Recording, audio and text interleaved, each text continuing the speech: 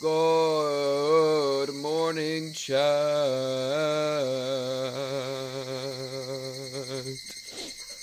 Thank you, Sif, for the, oh my goodness, 20-month streak. The 20-month subscription streak. That is actually insane. That is actually insane. I did not do Distortion Detective last night. I didn't do shit last night. I just went to sleep, bro. I'm not gonna lie. Today is the day, though, for moves to be made. For moves to be made.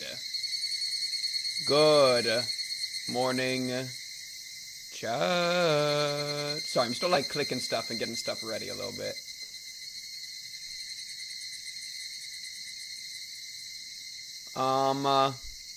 Yes! We're finally here. I watched all the VOD for this exact moment. Welcome aboard. Welcome aboard. Welcome aboard. Glad to have you. Chat, it's the first episode. What do I call this? The first segment of Chapter 8. We finally made it to the finale, bro. I've been saying, bro, first 5 seconds of this chapter better be everybody waking up and being like, we gotta kill Takano. And then they just go out and they make moves. That is personally what I am ready for. Alright? Oh, yeah. Tier list and bingo. Charu. Oh, yeah. Wait, I gotta find that. Let me see if that was already sent to me so I can open it. Here we go. Chapter 7 tier list. I don't know where the bingo is. One of y'all are gonna have to show me the thing. Send that to me. Because I don't have that. Okay. Oh, goodness. Yo, why is this so loud? I gotta, like, turn this down a little bit. These Higurashi are so loud. Not the tier list Sif, the other one. Yeah, the bingo. The first finale. Frick the Higurashi, we gotta make Takano cry. Exactly. When the Takano cries. Oh, no, wait. What was that guy's name? When the mountain dogs cry. Frickin' whatever his name. That guy was so weird.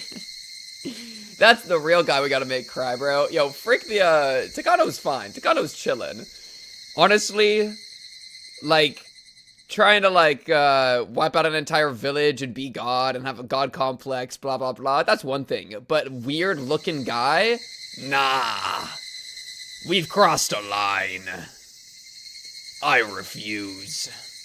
Man, when did I... You know what? It'll be a fun thing to look at in a second here. Let me look when the first note for Higurashi. Let's see. Higu... 11/25/25. Oh, no, that's probably the last time it was updated. Oh, wait, break. Okay, never mind. I don't know how to check. I could check later. When the Okanogi smiles. Final sword fight with Takano over Onigafuchi Swamp. It's true. Chat, we're finally gonna find the missing arm. That's the real point. Yeah, we found Tokyo. Oh my goodness, that's still the most crazy thing. That is still the craziest, like, coincidence I've ever done seen. Okay. We'll warm up with doing the tier list for last chapter, because I didn't do it last time, because it was, like, really long into the stream. I also don't know if this could be, like, a super long stream. It's probably gonna be, like, relatively short, but we'll still crunch through some stuff and have a good time. That's the objective.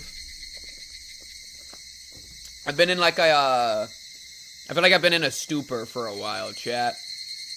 I feel like I'm in the stupor and I'm ready to get out of the stupor. You know what I mean?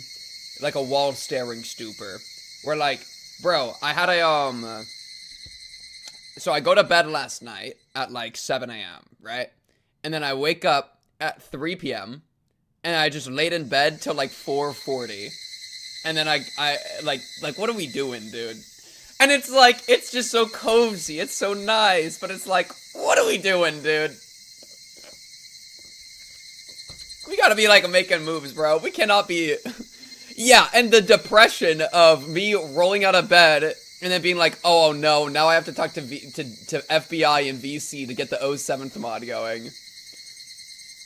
I started to what? Hi Zoe. I started to watch the Higu playlist just because I was bored. You were peak back then, but now ... eye roll. Are you really giving a you fell off for the Higurashi playthrough? Yo, bro. If anything, I feel like we started low and we just got higher as we went. Can we get much higher? So high. You know what I mean? Because like, yeah. Like, if people survive Chapter 2, Pink Cubed Higurashi playthrough, they can survive any part. You know? Oh, Pink would have watched Distortion. Oh, wait. Oh, Pink would have watched Distortion? You mean Red! You mean Red, Distortion Detective! Think about it. Think about it. Go back to hating me on. Let's be real, Old Pink wouldn't be streaming right now. I don't even know what Old Pink would be doing. Okay. So, what do we normally do? We do like, what have I done in the past? I used to do like a hell ranking. I don't think we need to do a hell ranking. Remember when I sent Mion to like the bottom of hell or something? Oh, where I like made like the 9 layers of hell and just started throwing. Oh man, I am not equipped for this, dude. Oh, Pink would be watching To Be Hero X. Chat, I started reading a webtoon last night. I couldn't stop reading the webtoon. It's actually good. It's what it, like, chat, you want to hear the webtoon I was reading? I'll pull up the name. It's one of those things where, like, it's like my slop consumption. I slop read webtoons, chat. It's one thing I do, alright? And there's some of them are actually good. Well, because I don't have to think. I could just sit here and like, pretty pictures. Oh, OP guy gets more OP. It's freaking just like easy, you know? And so like, well, I have like the actually good ones. Like surviving the game as a barbarian. Yo, that's actually good. All right. That actually is a good one. All right, I'm caught up. I'm weekly on that one. And then what else is good? Omniscient Reader's Viewpoint is obviously good. I feel like everybody knows that one. That one's awesome. I'm not caught up on that one. I give myself like binges for that. But the one that I binged like 60 episodes of like yesterday, 62, is, oh goodness, the title of this, y'all aren't ready. 66,666 years, Advent of the Dark Mage. Holy peak. Yo, chat, don't that sound like fire dough? And he's like, so he's just like, it's just like another OP reincarnation Andy story, you know? So it's like the very typical like power fantasy type thing, but it has some heart to it, you know? I like it. I was having a good time with it. I was like reading and I was like, wait, why do I actually care about this? Fell asleep reading Peak, woke up to read Peak. Talk about it. Should be 7,676 instead. I hate that made me chuckle. Reading that shit instead of Girls Last Tour manga? Dude. Oh, would you rather eat candy or eat like a freaking dehydrated steak? Okay, I don't know why I made Girls Last Tour a dehydrated steak. That doesn't really... I was trying to think like what's the most depressing but really delicious meal? You know? And I feel like depressing is dehydrated, delicious is the steak. Right? Right? Beef jerky. Oh. Yeah. Would you rather eat candy or eat cake on camera? I think that's a pretty good analogy. But it's like, it's less of eating cake on camera and more doing like a mukbang for cake on camera. Right? Kim Carnby? Just because we're on topic, let me see if does this work if I just type Kim Carby? I don't know if Webtoons works like this. Because I mostly just use the app. No, that didn't work. Oh, frick. I might just forget. That's just so unlucky. I tried to look up the name and it didn't give me any of the Webtoons. GG. Girls Last Tour is Belle Blue Ice Cream and your Webtoon is Hershey's. My Webtoon is like deep fried Hershey's. It's a Homestuck reference. Oh, I need to watch the pilot for Homestuck. Remember, like, the pilot was, like, a thing? I kind of thought that'd be all over the internet, but, like, I remember just hearing about that, and then, like, the other day, I asked somebody that I know is, like, a Homestuck fan. I was like, yeah, didn't the pilot come out? And they were like, yeah. I feel like nobody talked about that. I was very surprised. I thought there'd be, like, a reinvigoration in the community. But maybe there was, and it just didn't, like, extend it to my typical circles. Yeah. Is it only webtoons, or do you watch slop shows too? Only webtoons. Because I can just read it in bed or on the toilet or whatever, right? The pilot kind of sucks. Unlucky. That's probably why, actually, then. Think you overestimate people liking it? It is a cult community, dude. Like, I was thinking, like, if Homestuck had a decent adaptation, like, you're immediately tapping into a massive fan base, you know? Or at least committed, if not massive. Like, yeah. And then it could, like, get bigger off of it. You know, I kind of thought, like, it would... I was kind of expecting it to become a big thing. Shotgun Boy. I'm gonna look up Shotgun... Let me see if Shotgun Boy is on my app. W Shotgun Boy. Oh, okay. Okay, I subscribed to Shotgun Boy, so hopefully I'll read that later. I haven't read Homestuck and I barely understood the pilot. Fair enough. Are you still planning on checking out Fata Morgana? I'm gonna be real. I don't even know what those words mean. Is that a VN? I think people... I've said it before. After Higurashi, it's Umineko. After Umineko, I don't know. No commitment. I have not thought about it. I'm not planning to think about it until we're, like, way closer to that date. Because that's still, like, what, like a year away? Like, we're gonna be here forever, bro. I don't know. Alright. Let me start reading this. So, favorite chapter now?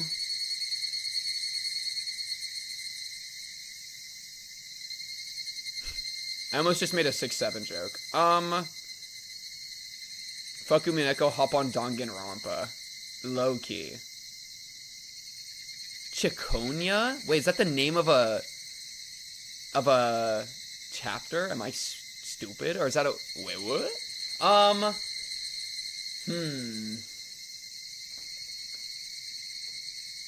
Oh, it's like something else. What happens inside the dungeon? Wait, HG, just DM me that so I don't have to look it up right now. And I can be reminded about it. I'm trying to think. Third VN by the author. Okay, heard. Yeah, maybe after I finish Umineko, it'll be in, like, a better spot.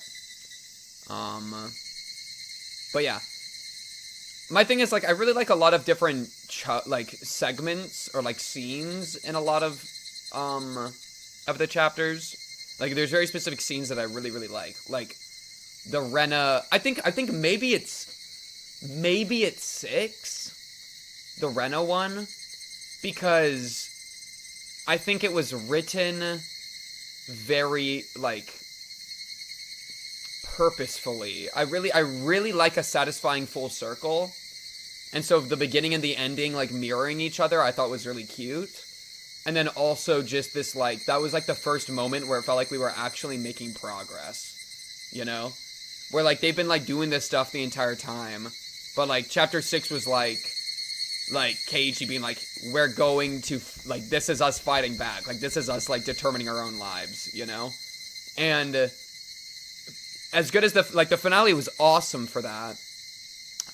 But because of it being, like, a full circle episode, and also, like, just Rena tweaking. Rena was fun to watch tweak. I feel like she was a fun character to get in her head while she was going crazy. Like, her, like, the image of her in the car just, like, tearing out her own throat, but, like, resisting and battling with that, I thought was really, like, interesting, too. So it's not even that just the finale was good, but I think it had, like, a lot of different parts that were interesting. Yeah. But especially, like, the full thing from beginning ending. I can watch you during class, right? Hell yeah, hell yeah.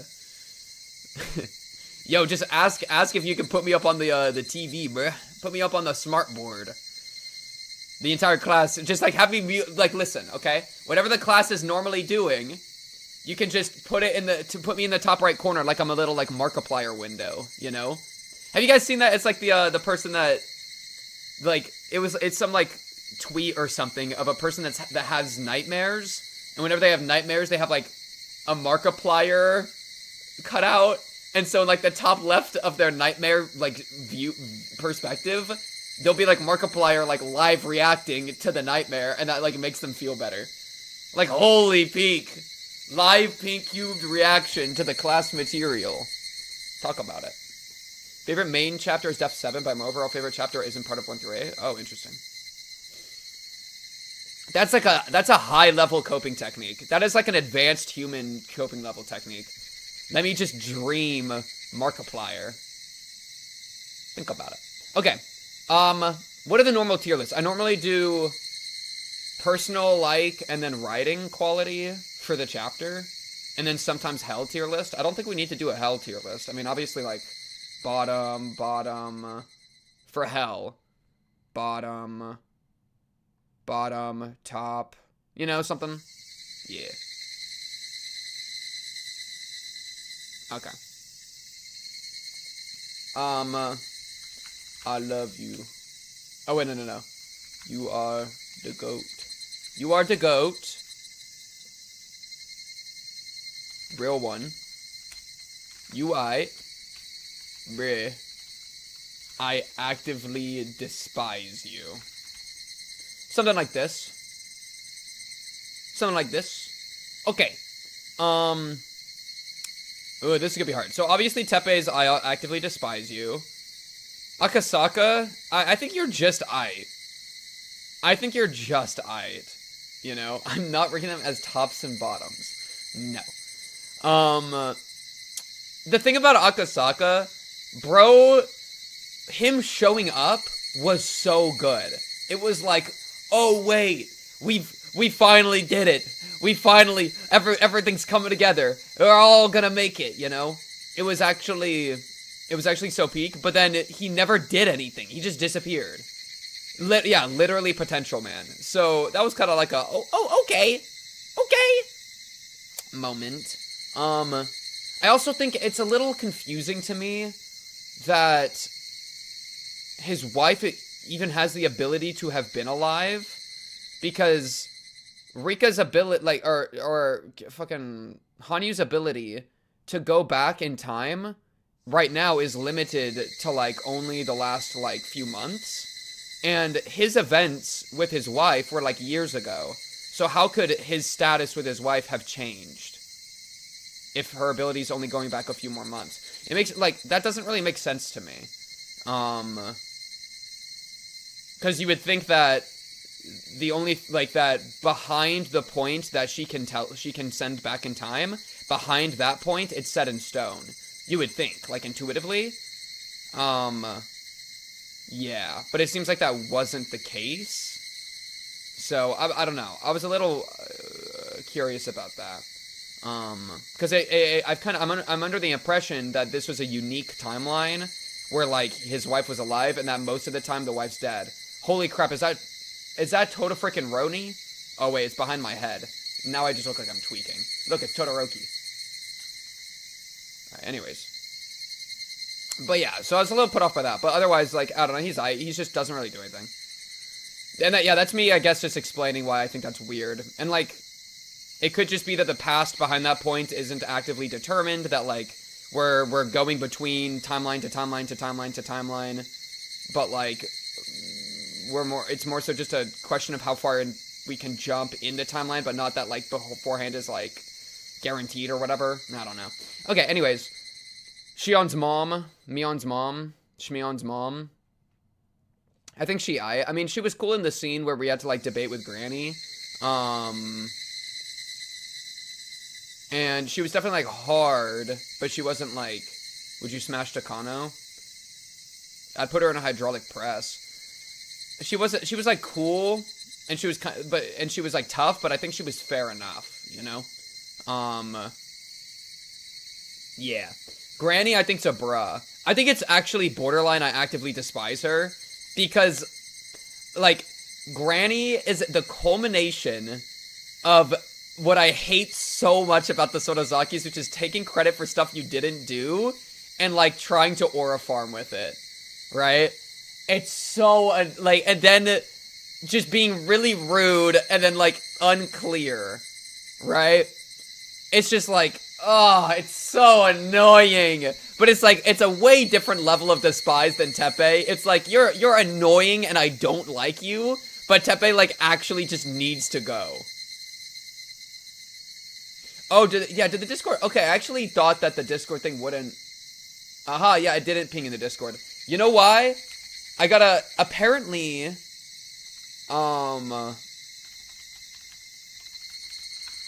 There you go, now I've pinged it. Apparently, I got an email last night that my subscription to ping cord stopped working. Because apparently I was giving money to ping cord to, like, do the pings. I don't know why I was paying for that. It was probably, like, really cheap. But, yeah, apparently my card declined. So, yeah, we kind of lost that. Chat, we might have lost ping cord. Listen, it is what it is. Okay, yeah. So I'll just put her in bruh, because I don't like I don't like who she is, but it's not nearly as bad as, like, Tepe. You know what I mean? Anyways, Keiichi's dad. Probably here. I liked watching him. Thank you, fool. Bye-bye. I liked watching Keiichi's dad, like, open up a bit to the group. I'll probably put him here, actually. Where, like, what am I trying to say? Like, him pulling up to the group, like, the auction group, the festival preparation group, and being, like, more part of the village. I thought that was, like, a cute thing, because we haven't seen that, like, the entire time. So, yeah, that was good. So, like, low Kirkuinly, Keiichi's dad do be kind of a schmovie. Unironic. Yeah, but also, it's a little bit, like, he just is kind of there. That's why I'm putting Akasaka above, because Akasaka actually, like, is relevant, I guess. Where Keiichi's dad is kind of just there a little bit. But that's fine, because he's just a guy. You know what I mean? Like, he's not part of this whole, like Giga Nazi Ultra plot. He's just a guy. You know what I mean? Unk. Grunk. Where do I put Grunk? Grunk was good. As soon as we got, like, I liked him helping convince Granny. He's probably, like, bottom of this. More of a character in the manga? That's fun. Maybe, like, right here. Grunk's okay. He is bald. I think that's probably what puts him below Keiichi's dad. Right? I think if he full commit to being bald and shave the rest, he'd be good, but, like, otherwise it's kind of tough. Yeah. Like, he came around whenever Keiichi started, like, speaking facts, which I appreciate. Which I think is why he's aight. But yeah. And then he was willing to, like, go to Granny about that and, like, break through that. But, like, you did have to have a 15-year-old boy come in and cook, you know? You had to have a 15-year-old boy come in and be like, hey, this kid's being abused. This is bad, right?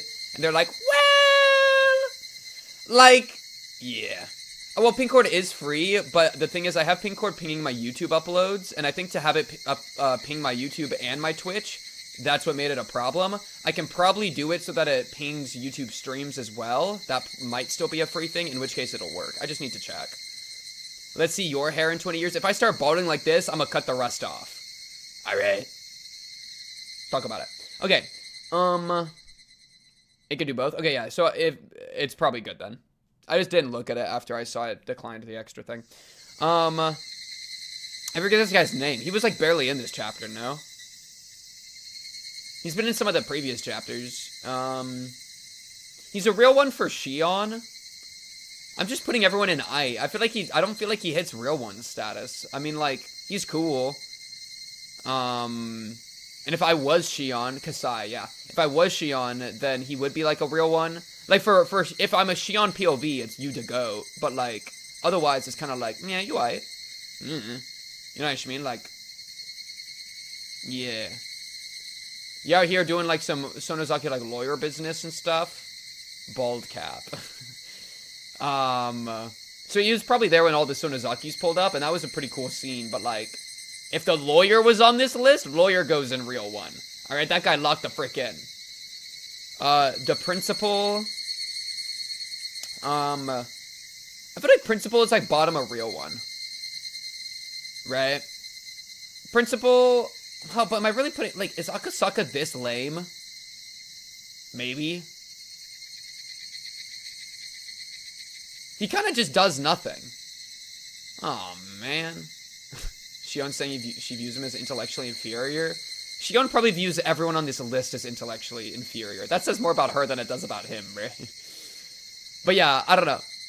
Yeah, these two both just kind of did nothing. Principal, I feel like, was nice and locked in with trying to help Satoko. So that kind of puts him in role 1 status, I think. Cosplay Okanogi. I hate you. Oh, let's put, like, the fun characters at the bottom. Yeah. Okay, Ch8, I think also. Ch8, honestly, is, like, was goated this chapter. Bro, Ch8 pulling up to help Satoko, like, 30 times, right? Pulling up to the house, despite Teppei being, like, kind of terrifying, especially because she's just, like, a kind of a rather small woman, you know? Holy peak.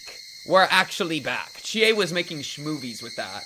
And, like, she was very much in it. Like, I think she's always wanted to help Satoko, but, like, she's kind of lacked a little bit of push.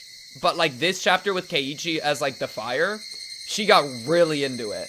And I feel like she was making, like, some of the most moves out of the entire, like, adult cast. And so she's definitely a real one for that. And I appreciate her. Irei. I'm gonna put you at the bottom. I'm gonna put you lower, because you're too interesting. Piss boy. Piss pervert. Piss bathroom pervert.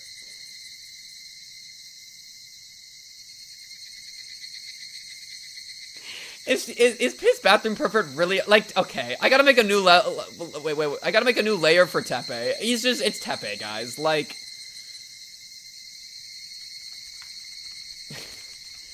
Like, you know what I mean? Like, it's really throwing me off. It's just really throwing me off. I think it's like this. Piss boy should be in hell. You know what? Yeah!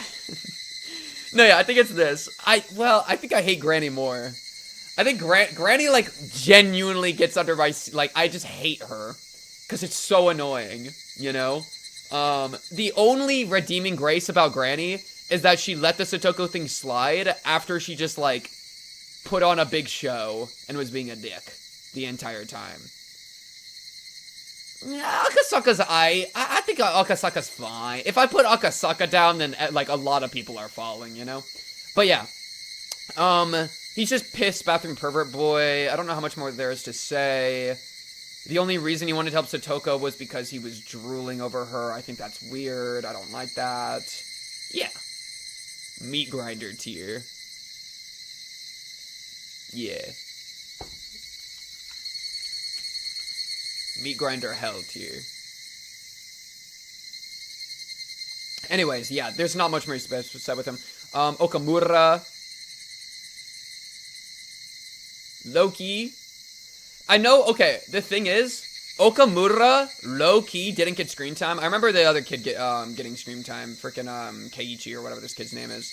Okamura, low-key didn't get screen time. But I know that both these kids were locking in and pulling up whenever Satoko was in trouble, right? They both pulled up and were passionate, even if Okamura got, like, low-key, off-screened for it. I know, Tomita, I know that they were both there and, like, were pulling up for their classmate. And as for being kids, I really respect that, you know? They're out here making moves. And like, especially Tomita's been, like, the spiritual successor to Keiichi. Also, which, by the way, obviously, Keiichi's to go. It's not even close. Single-handedly, basically, getting everybody to change fate. Yeah, it's Keiichi. Also, Shion is the GOAT. Also, Satoko's the GOAT. Also, Ren as the GOAT. Also, Mion.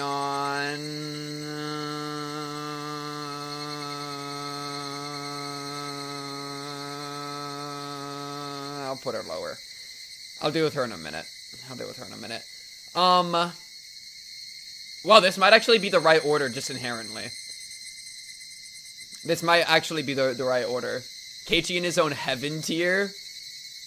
Honestly, I think this becomes heaven tier. They all gotta go there together. Oh, no. Wait, they all gotta go there together.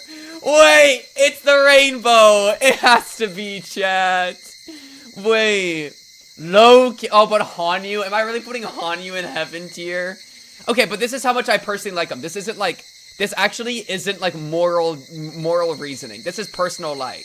This is personal like. For a personal like, no, I like my ow. I like ow. I like ow.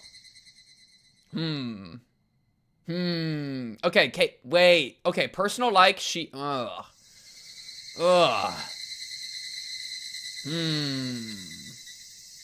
All dogs go to heaven. How about, like, blessed ones? I don't want it to be, like, I don't want it to be, like, too, like, morally. I want it to look more like how much I like them. They're my blessed ones. Of the main, okay, of this group, Mion's at the bottom. Rena versus Rika. I mean, Rika really got to own this chapter. I mean, it was like the Rika chapter. So I feel like it's unfair to put Rena above, because I'm doing like chapter 7 specifically, right? So yeah. I feel like Rika gets the win. Hanyu versus Rika.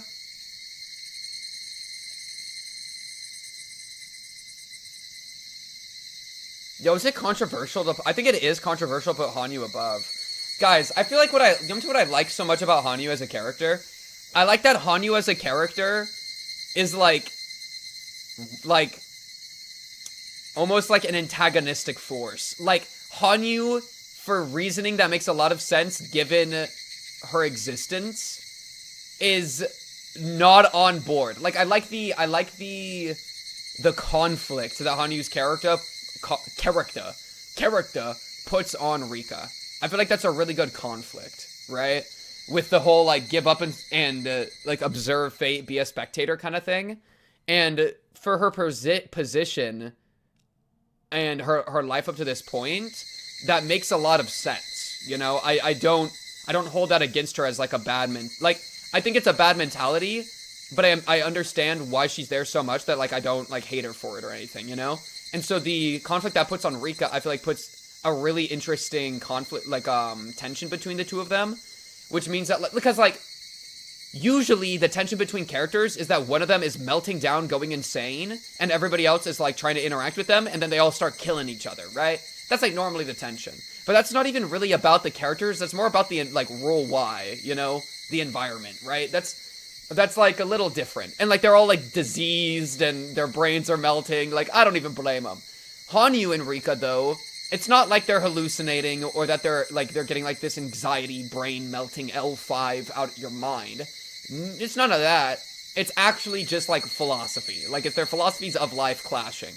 And I think that's a really cool conflict. And it made it so that every time they had a scene together, I felt really bad whenever Rika would be mean to Hanyu, and I felt really bad whenever Hanyu would tell Rika to give up, you know? Because I care about both of them, and I don't, even if I, like, think that Rika's perspective is right and better, because it's basically just Keiichi's perspective, and, like, it's, you know, I like the participatory stuff, even then, I don't want Rika to be mean to Hanyu, because Hanyu has a really bad and kind of shitty life, you know? She's stuck in a position that, like, I would not wish on somebody. It feels very, like, it feels very sad. And, like, the thing at the end where she started, like, kind of getting upset and being like, I don't even get to, like, interact with them, you know? Like, I'm stuck here, bro. That was like, really kind of sad and heartfelt to me. And so I think the conflict between characters, Rika and Hanyu gave, like, a new one, which was really cool, and I really liked that. Yeah, because honestly, after chapter 6, like, chapter 6 was, I think, the culmination of the, like, L5 mind is melting hallucination, friends killing each other thing, because after Rena and Keiichi, after Keiichi and basically fixed Rena, and, like, Rena was, like fixed, like good in turn, after they kind of, like, had that moment together, it's like, we can't really do the same thing where it's like, oh, somebody's hallucinating and is freaking out. Like, no, we can handle that now. We got that now, right? Even kind of, that was kind of the point with Satoko, like, where it was kind of like, we got that under control. But, like, the Hanyu Rika thing, it's not that simple. It's not about that anymore, right? It's not about whether, it's not about any of that. It's about, like, actually how do we approach, like, our life experience. And I think that was a really interesting conflict. that I was extremely sympathetic for both sides.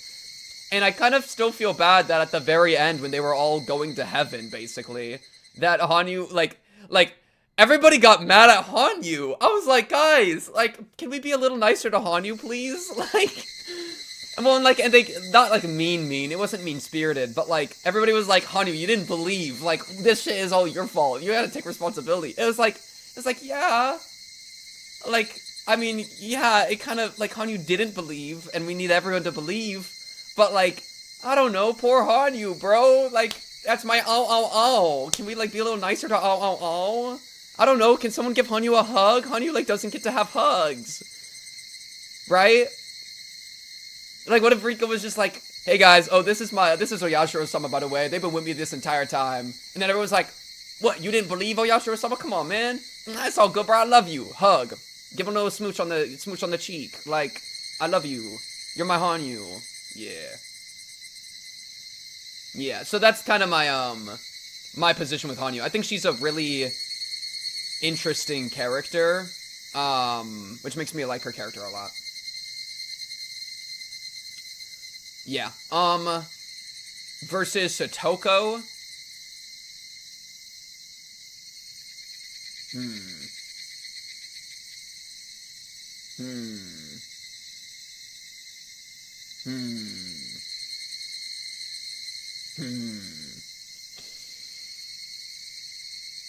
I'll wins? There's no way, right? There's no way that I'll wins, right? Who's my favorite character of the chapter? Is it really Ow? I feel like it's, like, low-key the most interesting part of the chapter. Like, low-key. Because, like, Ch8 at this point, like, Ch8 is so locked in that he's not, like, he like, lost a little bit of depth, which is fine. But, like, I don't even know if depth is the right word, but it's, like, it's lost, like, a complexity or something. Right? Unfollowing if Hanyu is in first. It's like what they bring to the story. Like, I like all these characters a lot. Like, these three have, like, kind of been my top three for, like, how much I personally like them. But Hanyu maybe I think for objective writing, it's something different. But for this, okay, I'll withhold for now. Because I don't think Hanyu's my favorite character. My favorite character is probably Shion, then Keiichi, then Satoko. Maybe Satoko, then Keiichi. It's probably like this. Actually, it's probably like this.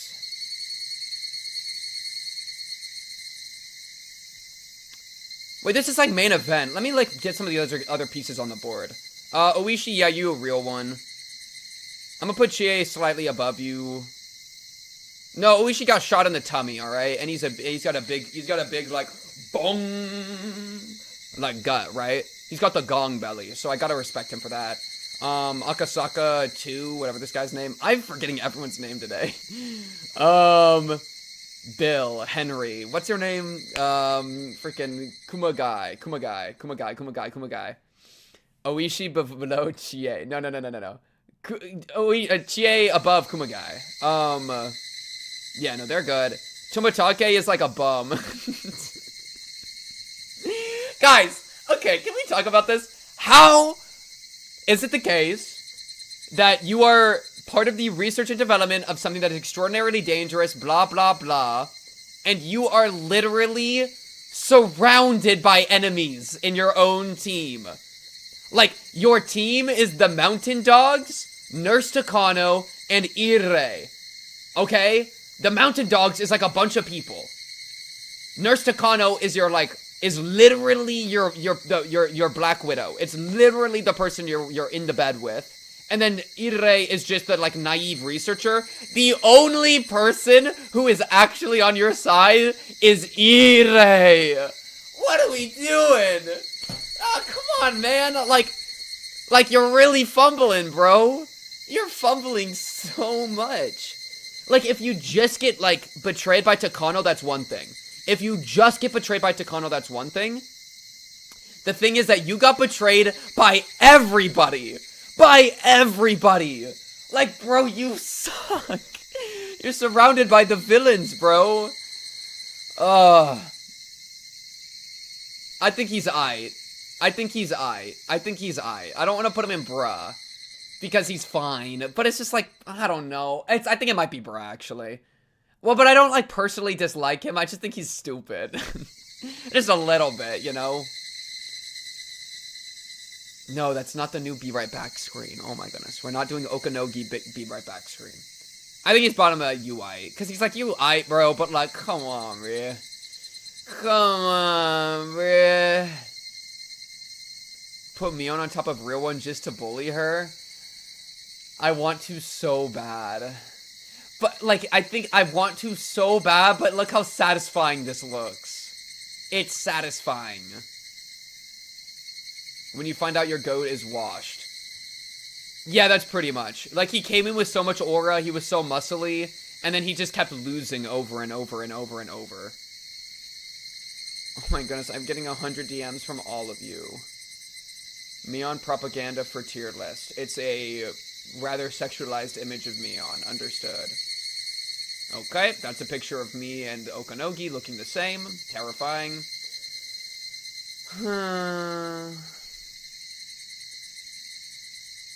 I don't even want to show y'all this. I don't even want to deal with this. I don't want to deal with any of this. Okay. I'm not letting Oishi into the children tier. It's also not the children tier. Yeah. Okay. Okanogi. If I ever see you, I'm running. Like, you're actually just evil. And, like, you're not even, like... I think you might be meat grinder hell. Like, you're scary evil. You're like a soldier that loves his job kind of thing, right?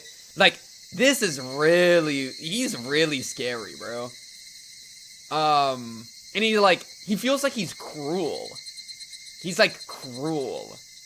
You know? I am not Okanogi. Chat, I'm not Okanogi.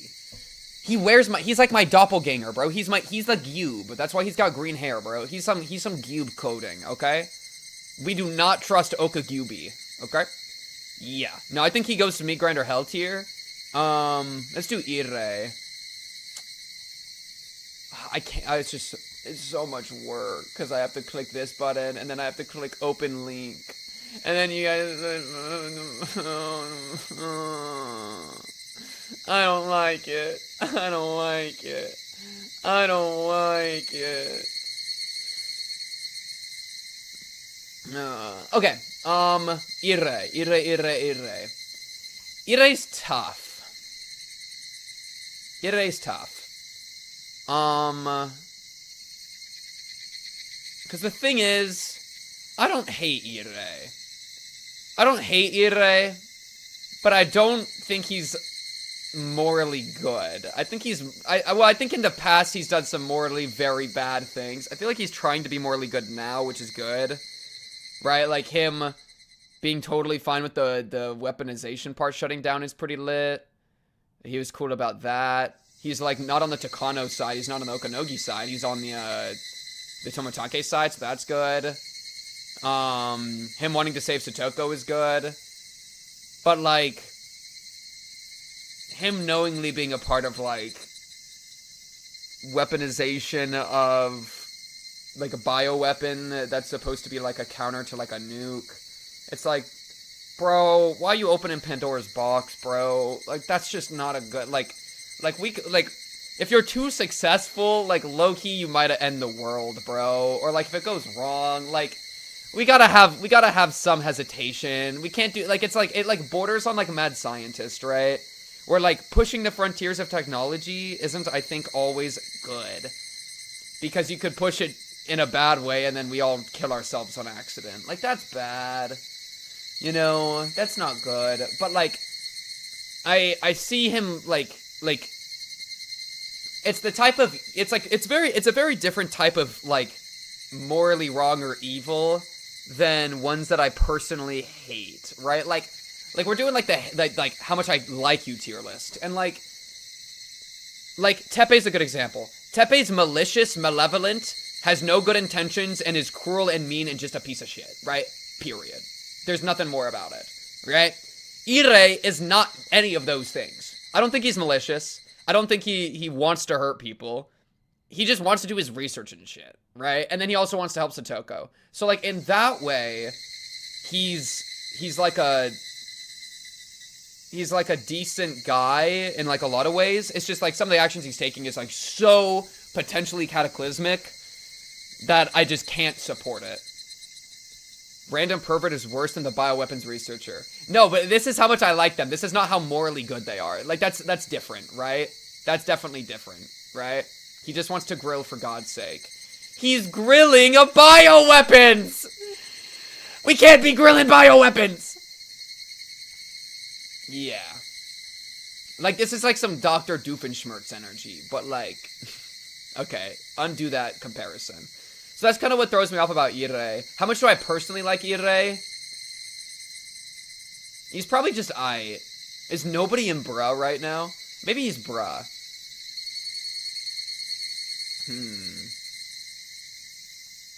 Do I like him? Okay, let's just like, no. Like, how much would I like hang out with you? No.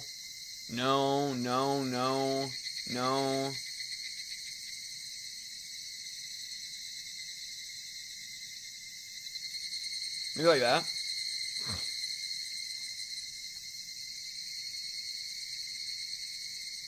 Something like this. You know what I mean? Like, yeah. It's just like, bleh. You had a guess, but like, it's complicated. It's complicated, bleh. Yeah, okay, Takano.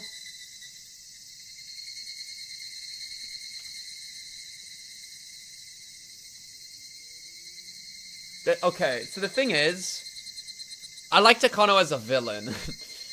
Like, Takano's obviously evil. Like, obviously evil. Like, as obviously evil. Yeah, she's straight up like Hitler maxing. It's pretty bad, right? Takano's a problem. You know? But I do kind of like the, like, God complex thing. You know? And she do be, like, girl bossing and gatekeeping. You know? And so I kind of freak with that energy. I like, Takano would be fun to hang out with. I like, you know what I mean? I would hate hanging out with these four people a lot. But Takano, it would be fun to hang out with, but I would also be like, well, you're evil and I gotta kill you. But, like, low-key, you're still fun to, like, you're still cool. You know what I mean? But it's like, obviously you're evil and I have to kill you, and there's nothing about that. No ifs, ands, or buts.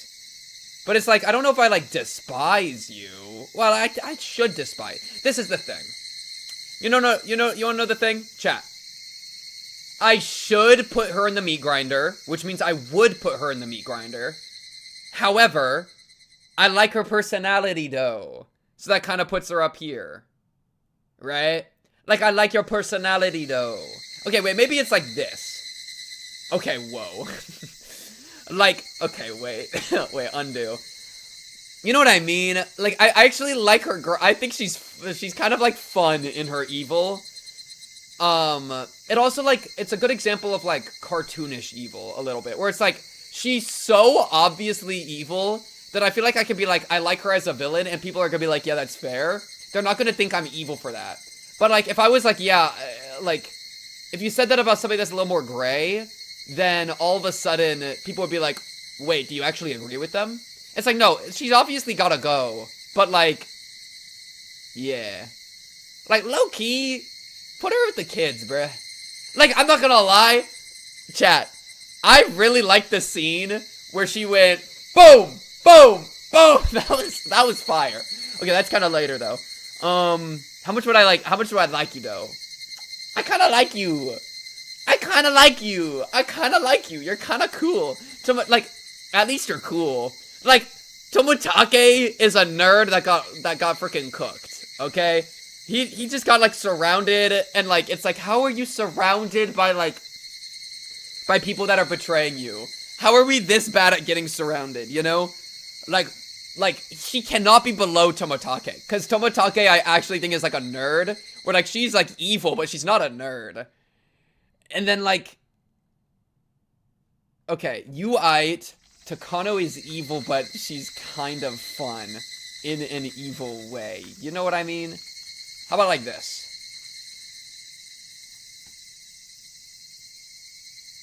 I like this. I think this is good.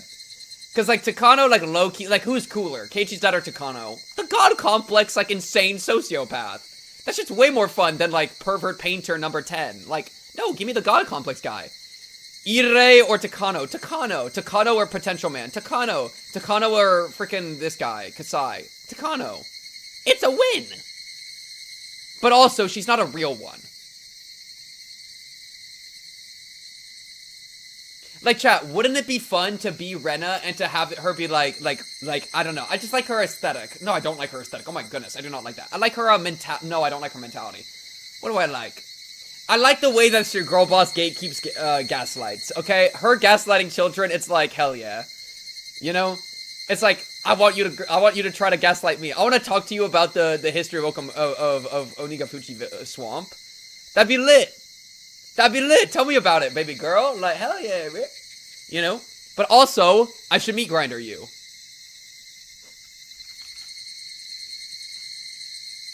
Yeah.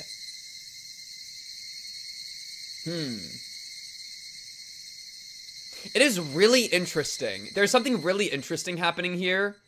This is some, like, aesthetics of morality shit, right?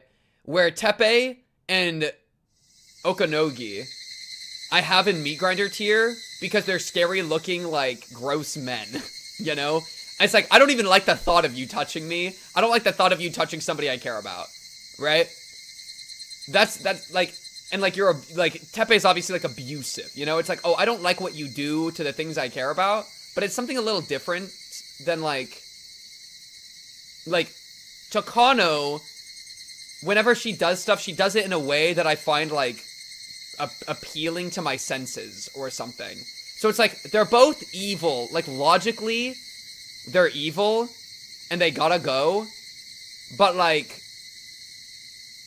it's interesting how I view them very differently, you know? How, like, despite her being so evil, she seems like I would chat, if she's in prison, and she's, like, handcuffed, I would love to talk to her. She would be fascinating to talk to, you know? And to, like, hear about her going off about, like, being God. That'd be an interesting conversation that I would enjoy. But if these two were in prison, and I was talking to them, I would hate it, right? There is nothing interesting about either of their lives, right? I don't find abusing children interesting. I don't find being, like, some scary, like, goon interesting. But, like, I think it would be interesting to talk to her. It's obviously evil. It's not interesting in the sense of, like, oh, I could be convinced. No, obviously not. But it's like, I want to see how you work. I want to see how your brain works. Because something has gone so wrong in your life that you have become somebody that's trying to become God. Like, what happened to you, dude? I think that's the difference, right? It's not like LMAO aura, but it's like there's something about the character that is so fascinating to me that I would be interested, that it makes them interesting to talk to and to think about, right? And I don't feel that way with these two. Granny's, like, maybe a little bit, but, like, I don't feel that way with, like, these three. It's just like, oh, you're kind of one note, like, blah, gross, get out of here, you know? Granny I just actively don't like. Tomotage is a bro moment, but, like, she's at least interesting. I'm gonna change this for interesting. Does that make sense, chat? Yeah. Evil flirting versus evil harassment. But yeah, that's kind of what I mean. It has been 1 hour. W. That's kind of what I mean about, why it's so interesting, where they're both evil, super evil, but one of them I don't have, like, I think there's a separation in what I morally condemn and what I personally think is interesting and, like, almost enjoyable, right? Yeah. I don't know. I don't plan exactly how long the stream's supposed to be. I just go until I don't want to anymore. That's usually how I go. And so I find her to be interesting, but she's still evil. Okay, something like that. Is Shion my favorite character? I really like her stuff with Satoko.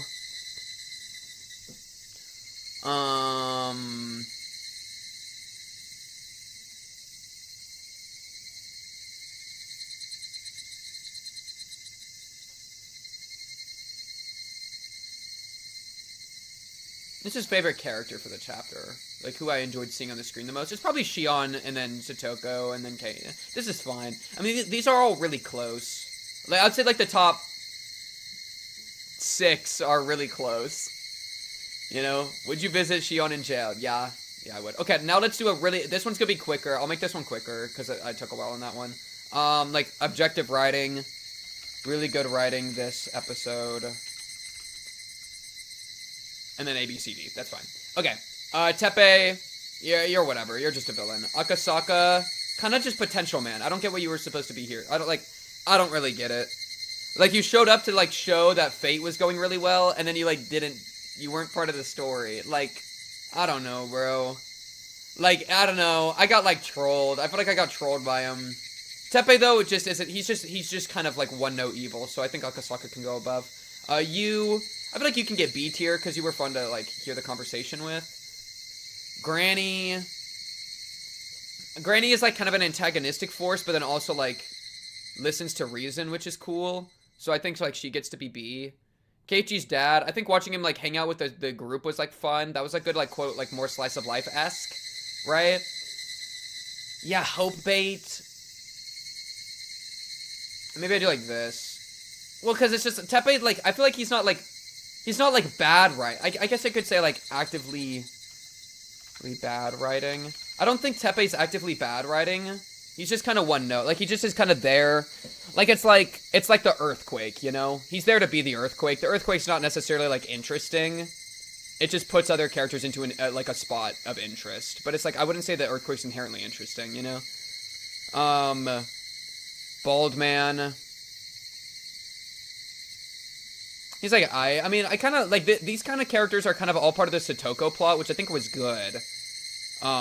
But we kind of did have two things. That plot device. He's kind of a plot device, yeah. Yeah, I think they're all, like, solid. And watching them, like, turn around on Satoko, I think was fun. Maybe they can be an A. Maybe like this. Because I feel like we're like curing the thing. We're curing the illness of the village, which was like a bunch of like deep-seated like stupid miscommunication and like hatred, you know. And so they were like the antagonists in that way, and like convincing them I think was fun. Kasai, I don't remember you in this chapter. I like you were in this chapter, like you were probably in it for like 2 seconds, telling Shion like, "Hi, Shion."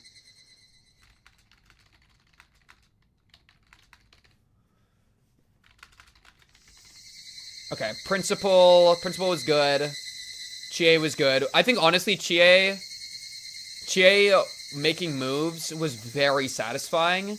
And, like, made her feel like she might actually be really good writing this episode. I feel like Ch8, of the adult cast, was the one that I liked the Satoko. Like, in the Satoko part of the story, I think Ch8 was my favorite of the adult cast. Because it felt like she, like, really took it upon herself to, like, take care of one of her students, and that felt really heartfelt and powerful, you know? Where, like, it felt like she always wanted to do that, and, like, now she was, like, had enough of, like, the momentum around her to, like, really do it. And that was, like, I felt, like, really cool to see, and it made her, to me, it elevated Ch8 from a normal, like, a kind of random side character into feeling like she was kind of main charactering a little bit, you know? Like, she got some, like, sauce, which I really liked. Ire, probably A tier. I think the thing with Ire is the extra intrigue on like his backstory of the bioweapon stuff is kind of the interesting thing. Like him helping Satoko wasn't exactly like interesting or new writing. Like that was just kind of like what we all expected. But him like getting betrayed and like being like a naive researcher. Like those elements of his character were new, and I think I liked those. And then the bioweapon stuff I think is interesting. Yeah. Though I think we could dive into, like, the morality of that more with him. Like, most of that, the intrigue of that for me is, like, stuff in the past that doesn't really get elaborated on a ton in, like, the current plot. Like, we're seeing, like, the consequences of his stuff, but he's not, like, really... I guess maybe him killing himself is an example of him dealing with the consequences of his, like, prior actions and, like, an element of, like, guilt or whatever. And that's cool. So I like that there was, like, new depth to his character through all that. I think Kameda is actively bad writing. Because I think it, like, kind of... For me, Kameda and the otakus, like, we were doing something really pure with Satoko. Of, like, trying to save her from an abuser. And it was, like, this weird, like, perversion of that, which I just didn't like. I think it, like... It kind of, like... because, especially because... As far as I believe, Satoko was not only physically abused, but also, like, sexually abused by Teppei, at least in Chapter 3. I've been under the idea that she was specifically sexually abused in Chapter 3, and so any level of, like, fan servicey, like, perversion reads tonally really weird for me because of that element specifically. Like, it's already bad enough with her being, like, a kid and, like, being in an abusive situation, but to add in, but for her to also have, I as far as I believe, been sexually abused. I say that because I feel like there was, like, a line or two in the last chapter that made me unsure, like, that she had been sexually abused or not. But at least in Chapter 3, I was fully under the impression she was sexually abused, so I'm gonna hold that. With that element also in, it just feels very strange to me, and I didn't like that.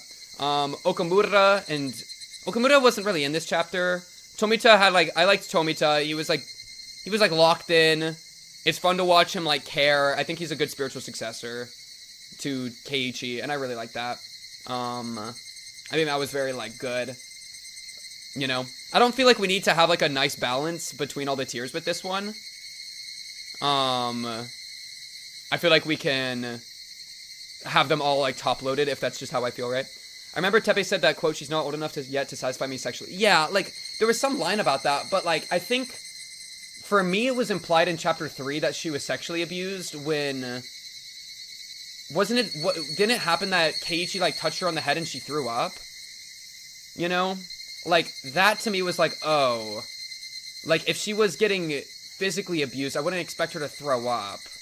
But if she was getting sexually abused, I think that makes a lot of sense. Like, because it's, like, trying to make herself, like, look less appealing. Like, subconsciously or whatever, right? Like, I feel like there was... That scene has, like, really stood out in my memory of, like, a really, like, horrifying scene.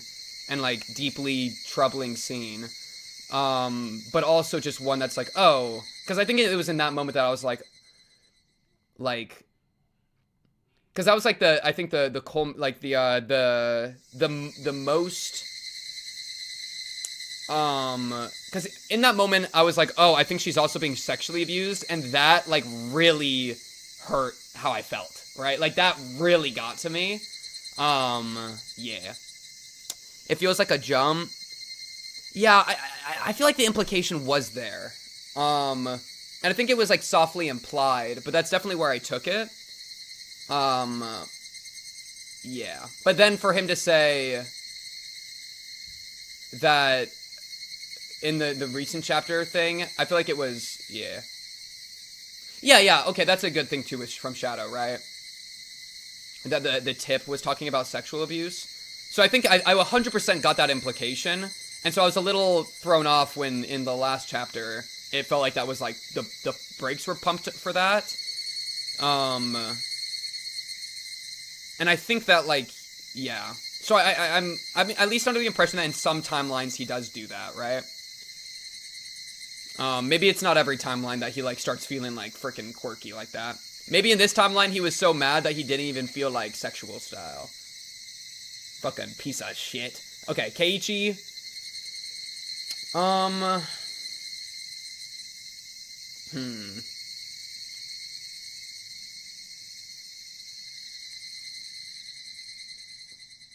Yeah. Anyways, Keiichi, what do I think about your writing? Maybe Ch8's too high. I really liked Ch8, but maybe she's too high.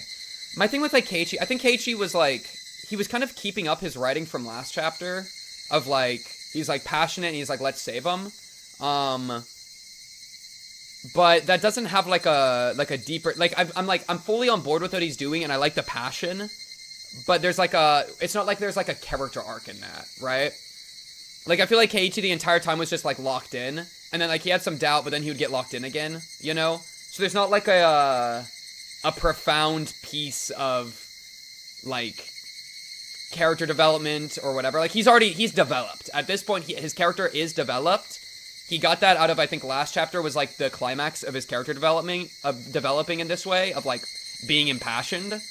And that's, like, what his character's really good at. And so he was continuing that energy, but since it wasn't, like, new, you know, I don't know.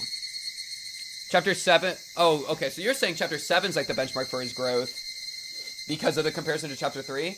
That's fair. I think that's a good comparison, too, because it does parallel Chapter 3, of course. I was kind of thinking, like, I was under no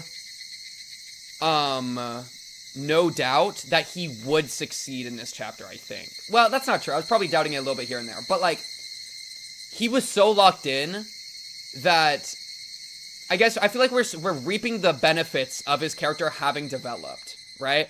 I feel like the end of Chapter 6 for me was, like, Keiichi is now, like, he's here. Like, he is here, he's locked in, he's pretty much only going to make the right plays going forward. Like, he's thematically resonating with everything. He's in it, you know? And so, from that point onward, he starts doing things correctly, like talking to his parents, saving Satoko in the right way, inspiring everybody around him, helping Rika through her development. But it all feels like this all started with the end of Chapter 6, so it's like a little funky in that way. Maybe I think I can put him in. I'm convinced. I think I'll put him in really good writing because of the ways that we got to see his developed character like interact to show that. Talking to his parents is a really, really good example. I think that was good writing because in like the introduction of Keiichi's dad to be more relevant and like hanging out in like the group, I think is really good. And it's all the results of Chapter 6. But it's, like, really satisfying to watch those. So I think I'm good at that. I think Shion, we can also put in really good writing. I think below Keiichi, probably. Because I really like the piece of writing of her treating Satoko like a little sister. And just getting to have her around, I think is really heartfelt and great. But that, like, there's not, like, another, like, deeper thing. Like, she has an element I really like that kind of is in her character, but she is kind of like more of a side character. She's not like doing like a big piece of development this chapter, so it's, you know, a little different. But to the degree that she was in the story, I think she was used well because we're getting to see her like fiery personality without her trying to kill people, so that's fun. And then Satoko and her, really good stuff. I feel like her and Rika had some really good conversations. So yeah, I think she was done really effectively as a side character. Satoko, the courage to stand up against your abuser. For me to even be able to say that sentence out loud feels like I gotta put her in really good writing. Yeah. It's I think I still have the slightest bit of reservation with her, like what that means for her, just because yeah, exactly, Peak, exactly. That was super satisfying. Yeah, her interactions with Shion immediately put her really high. And then I think that like what were they eating the squash or whatever? I'm flashing back to what that one chatter said. I'm literally getting one-manned like from like 7 months in the past. Holy shit. But it is what it is, alright? I'm like flashing back to that thing about like Satoko did something wrong about she was doing something wrong in getting abused, you know, that like she could have handled it differently. Like putting any sort of responsibility or blame on Satoko for me feels really, really bad.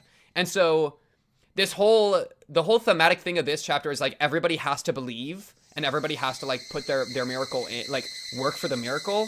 And so that almost, and they even blame Hanyu.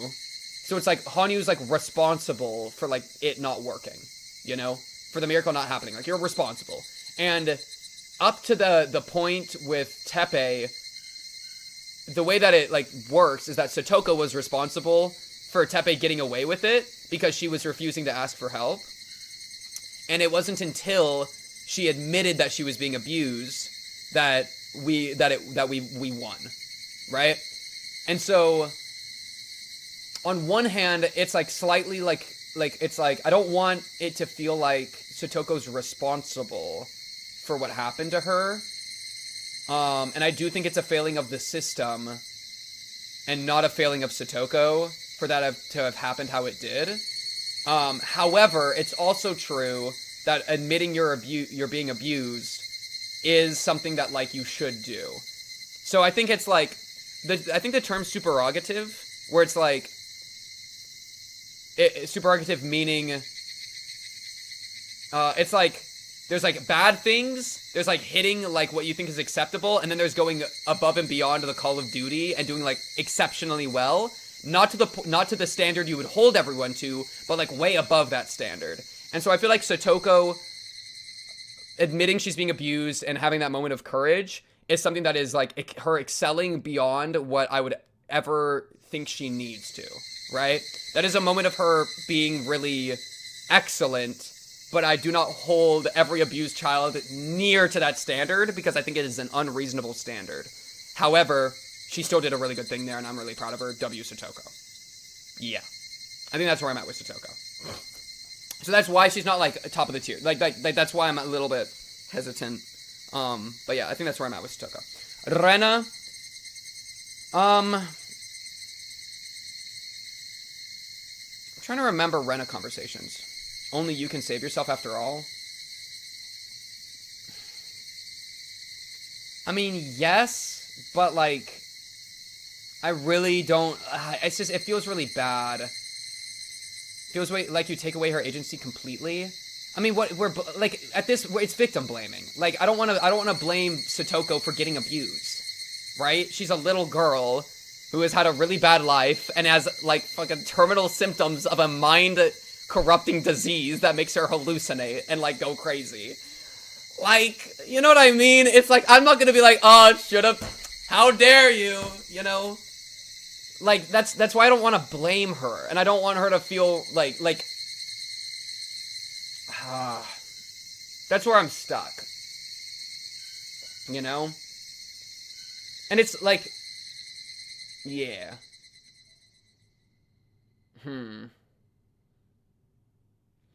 It's funny, because I'm mostly, I think I do believe the only you can save yourself thing. I think that's a really powerful message, because it gives a lot of, like, power to the individual, you know? And it puts the controls back in the individual's hands. But it feels wrong to leverage that onto somebody that I think doesn't have the control, you know? You can't be saved if you don't want to be saved. All you need to do is to say, help me. Yeah, and that's kind of true, Peak. The mind disease thing really does frick with it. Like, that's kind of the mix, right? Where it's like, you can't be saved if you don't want to be saved. That's, like, mostly true. But, like, even, like, it's, like, true in a sense. But I don't think it's true with Satoko, really. Like, because if Satoko never admitted it, but the child agency was like, yeah, she's clearly being abused, we'll jump in, and they pulled Satoko away from the situation despite Satoko never admitting it, that's still a good thing. That's still a good thing, right? And for Satoko to be in away from that abusive situation, even if she didn't, like, save herself from that situation, she can still be, like, in a better situation, right? And then, with, like, a little bit of therapy and a little bit of care, I think that Satoko could be helped out. Like, she could then learn to not blame, to, like, ask for help in the future, right? To, like, help that out. You know, so, like, you can rescue somebody that's unwilling to be rescued, and then teach them that they should have been willing to be rescued, right? And that sounds like an I can fix her or I can fix him mentality, but when it's against a child that's being abused, I'm okay with that. Yeah. Like, if she was like a grown adult, I wouldn't be saying this nearly as strongly, you know? Right? It's like, there comes a point where you can make your own decisions, but if you're a little girl who's been abused your whole life, like, for a significant part of your life, and has a brain disease, like, it's okay for a parent or guardian to step in. Like, that's exactly the thing, dude. Like, she legally, as a child, does not have free agency to do whatever she wants, you know? Like, she can't drive, right? Because she's a child. So if she can't drive, how do we expect her to stand up against her abuser alone? Like, we don't. Well, alone's not right, but like, that's kind of the thing, where it's that element of, you're a child, so I don't want to blame you for your shit. You know, I want to help you out. It is still, of course, in control. It's a weird back and forth. I just don't want to victim blame. It's a back and forth. I think there's like there's a happy middle ground somewhere in that I'm trying to like apprehend. Not doing anything and just letting it happen is bad too.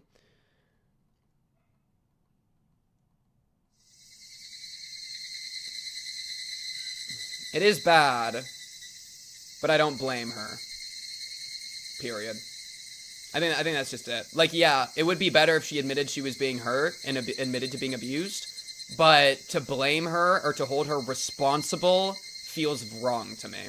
And so I think that I refuse. But to say that it would have been better if she didn't, agreed. And that's what I mean by the supererogative thing. If you don't want children to do the correct thing, how are they going to grow? No, I explicitly do think it's good that she did that. That's the nuance. The nuance is, it's excellent for her to have done this, but to expect that out of everyone and then to blame them for not doing that is putting it the right way. Yeah. And that's the only thing I'm like trying to do the thing. No one blamed Satoko for what she was doing. That one chatter in the past did, bro. But yeah. No, nobody here is doing that, which is good. Well, but no. Well, wait. Shadow, I'm gonna have you scroll up a little bit. If you don't place any blame on Stogo, it feels like you take away your agency completely. Like, right? Like, that's the thing. It's like, there is a connection between blame and responsibility. And so there's like a weird little thing where it's like, I don't want to hold her responsible because I don't want to blame her because I don't blame her. But at the same time, it would be great if she admitted it. So it's like, yeah. I think there's just a nuanced little spot where it's like, I don't blame it. I meant in the cast, not in chat. Lol. Fair enough. Yeah. But they blamed Hanyu, bro. They blamed Hanyu. They were like, Hanyu, you didn't believe, you should have made a miracle happen. Which thematically blames Satoko. Boom! That's what I mean. Like, everyone has to believe in a miracle to happen. It's Hanyu's fault that the miracle didn't happen. And so, when Satoko was the last person that needed to believe to make the miracle happen to save her. Right? And so it thematically puts the blame on Satoko up to that point, where it's like, literally we had everybody in the freaking world on Satoko's side. We had every person in the village, every cast member, but the group wasn't willing to do it. The Child Consultation Center wasn't willing to do it. Satoko was the one that wasn't doing it, which puts the blame on Satoko. And blame feels stronger when they do it later with Hanyu, and it's explicitly like, you're held responsible, Hanyu, for not believing. So Satoko is put under blame for her situation. You know? And that feels a little weird to me. It's just a little weird to me. I don't hate it. I don't think it's, like, even bad. I just want to... That's why I'm trying to be very explicit in my wording of, like... I don't expect Satoko to, like... I don't think it's a fair expectation to put on Satoko. Now, it is what it is, and she was the holdout. That's true. But, like, yeah.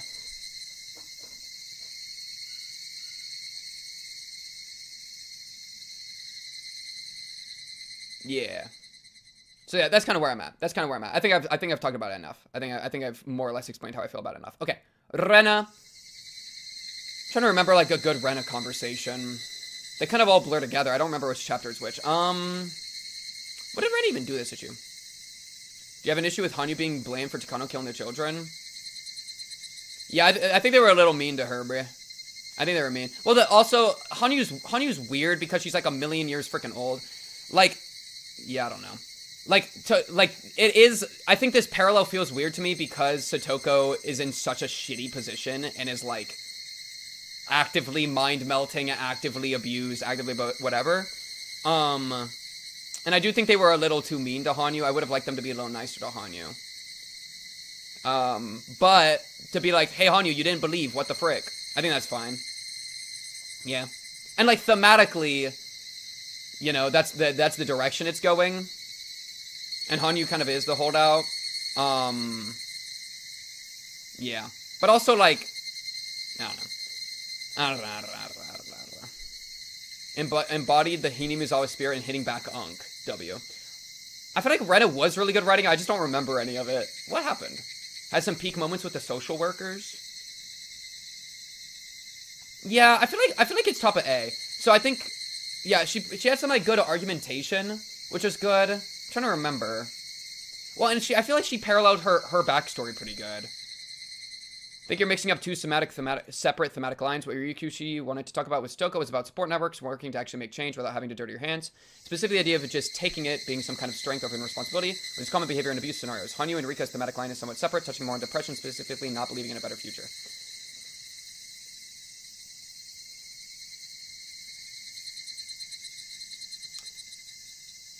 I don't think one necessarily weighs on the other, IMO. They just parallel so well. Like, I think you're right in what the intent was to talk about, and I do agree with what was being said about Satoko, where like taking it from her was not a form of strength, or like she was making a mistake there. I just don't like blaming her for it because that feels shitty to me. But yeah, like I agree with the statement, and like the idea. But I do think there's a parallel with everyone in the entire world. Yeah, exactly. And they're part of the same chapter. I do think they are kind of, and that's why it feels like a little strange to me. But even then, like, this is me getting really deep into like thematic, like shit, and like, you know, I almost feel like I'm being not very charitable by like getting hung up on it. So like, and I'm not even trying to get this hung up on it. I don't even think I am that hung up on it really. Yeah. It's genuinely coherent within the chapter. I just don't think Hanyu being blamed necessarily correlates to blaming Stoko because they're just talking about separate situations. Yeah. I think you can correlate it. I don't think you have to. I think it's not a stretch to correlate it though. But I don't really feel the need. I don't even think it's that big of a deal. That's just my only reservation with Satoko is the victim blaming way that you could interpret it. I don't think it's even a good interpretation necessarily. But yeah. I don't think it was like portrayed shitty. That's why, I mean, like, notice I'm saying all this shit about like Satoko and her arc, and I still have her in really good writing. Like, I still think it was really good. I'm just trying to like note that one like bit of reservation I have on it. Because I think that's like the nuanced part of the, that's like the stuff to keep chewing on, to keep thinking about, right? Like, is Satoko to blame? Blah, blah, blah, blah, blah. Yeah. I'm gonna do it like this, I think.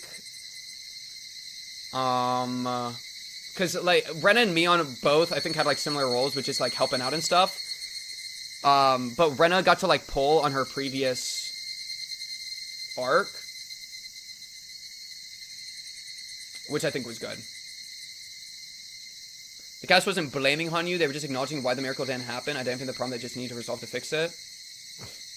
Yeah, I think that's kind of, well, yeah, kind of. Because Rena, they just came onto her kind of hard. But they were kind of just saying, like, hey, we need to lock in, like, you were the one not locked in. But it is pretty, it's like, it's your fault, Hanyu. Yeah. Rena and Mion were kind of the same this chapter. Yeah, that's kind of what I was about to say. Like, they're kind of the same, but the only difference is that Rena has, like, her previous arc with chapter 6. So, like, the stuff that she's saying, like, has a little bit more weight. And, like, the stuff about, like, oh, we should go kill him. And I feel like Rena had some good conversation in there about, like, killing people. And that actually lands because Rena in the previous world fragment did kill people.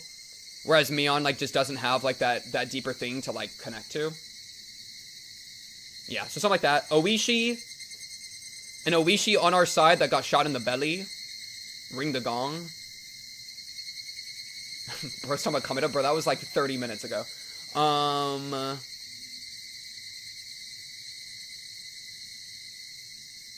Maybe like here. Or like here. Maybe like here. I think like here. Yeah. I don't even know if I have much to elaborate on Oishi. I just liked seeing Oishi on our side. And that was cool. And he made some fun moves. He made some good moves. But, like, yeah. It is interesting how Mion never went crazy. Yeah, Shion stole that from her. Shion stole everything from Mion, bro. That's so funny. Well, but it's all because Mion stole Mion from Shion. Talk about it, bro. Yeah, and like Shion, yeah, exactly. Like, Shion has the thing with Satoko and all that. Yeah. Kumagai. I don't know. Kumagai was just kind of there in a couple scenes. I don't really remember Kumagai doing anything like of note. Tomatake. He just gets freaking rolled and smoked. He's really like the punching bag.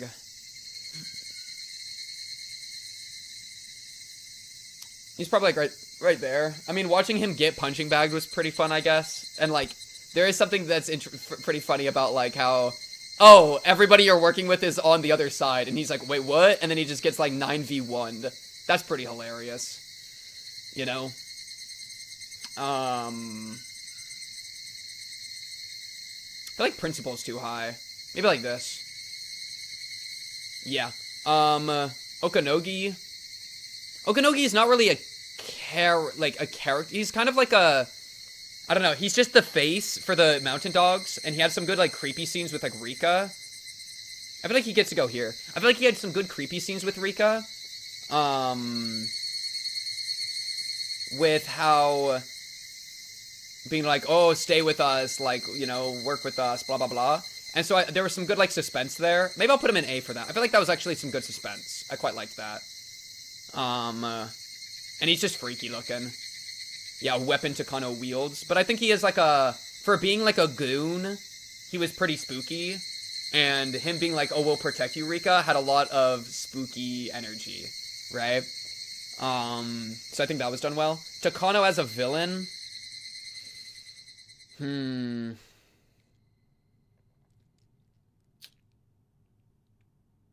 mean, low-key, she just on her god complex shit. I don't know how much there is to that. I just loved the scene where she shot all the kids in the head. I thought that was so crazy. I thought that was so crazy. See, the thing is, Takano, like, okay, it's a little bit like what I said about Teppei, like with the earthquake thing, where, like, Takano, as a character herself, I don't find to be that fascinating. I think she'd be interesting to talk to because I want to see what makes her click, but I feel like we don't get to see what makes her click. She's just kind of a freak, you know? Where, like Takano is a villain that I would love to see her backstory. I want to see what made Takano into Takano, right? So I feel like she could be a really interesting character in... Yeah, which is green, cauliflower or broccoli. Holy peak. You know? So, like, I would love to see what made Takano into Takano. And she's, like, sadistic in a way that I find to be more, like, just inherently interesting than you know, this guy, Teppei. And I kind of frick with that energy. The whole Nazi shit's kind of crazy. Well, how much is the Nazi? Okay, wait, chat. So the symbol she has on her, is that's German, but is it like, it's not Nazi, right? Or is it actually Nazi? Like, is the Nazi thing implied or straight up there? I just don't know, like, German hate symbols, you know? That sounds kind of lit, low-key, Jonathan. That's kind of crazy energy, bruh. Guys, I kind of took it as, like, kind of, but I just don't know the symbology, and I don't really want to look up a bunch of, like, I don't know, Iron Cross stuff or whatever. She gassed a village? Well, I know, but, like, I'm curious if that part of her design is meant to be, like, it's very heavily associated with the SS, but it's been used by Germany since long before. Yeah, she's definitely a spiritual successor. Don't get me wrong. She's definitely a spiritual successor to, like, Hitler, okay? She out here gassing a village. I get it. I was just curious if she, in her own character, is like, trying to embody that. Or if she was just kind of doing it on her own, you know? Like, to what degree she was connecting it with the history.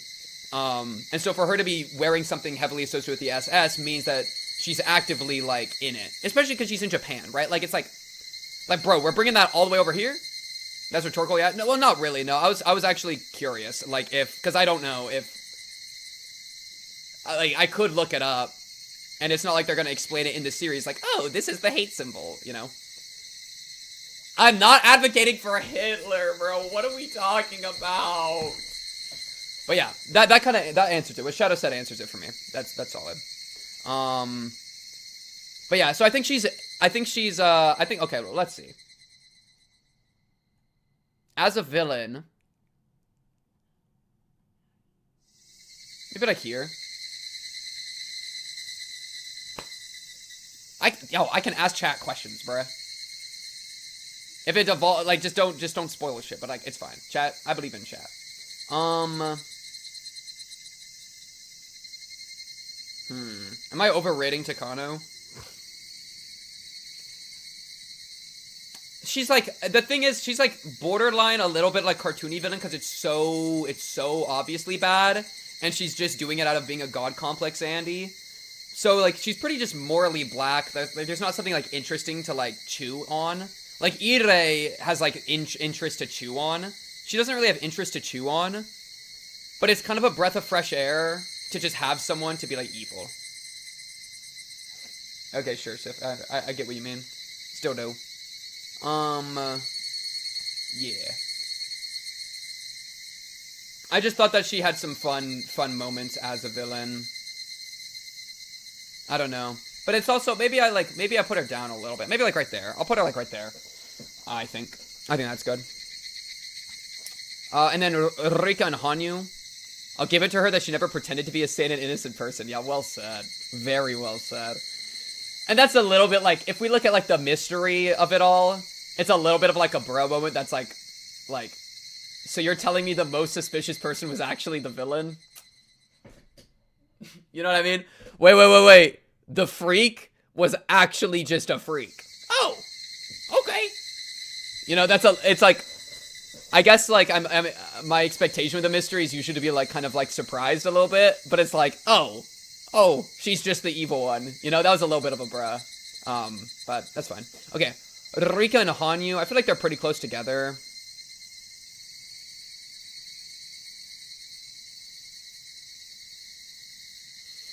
I mean, they're both in really good writing. Rika learning the power to fight fate. I mean, it's probably just like this, right? I think it's this for me. 12-year-old me was more sus of Takano than you. Well, yeah, I thought it was a red herring. I wrote her off because I thought she was a red herring, because that's like the usual trope. But then she just was, yeah, she was just evil, bro. I think, no, I like the chat. Low-key, it's a Hanyu pivot. Low-key, it's a Hanyu pivot. You know? Yeah. Because what I really like about Hanyu is I like the life philosophy stuff. I think it's a really good, like, antagonist for Rika. I like watching her go, ow, ow, ow. I think that's fun. And I feel really bad for her.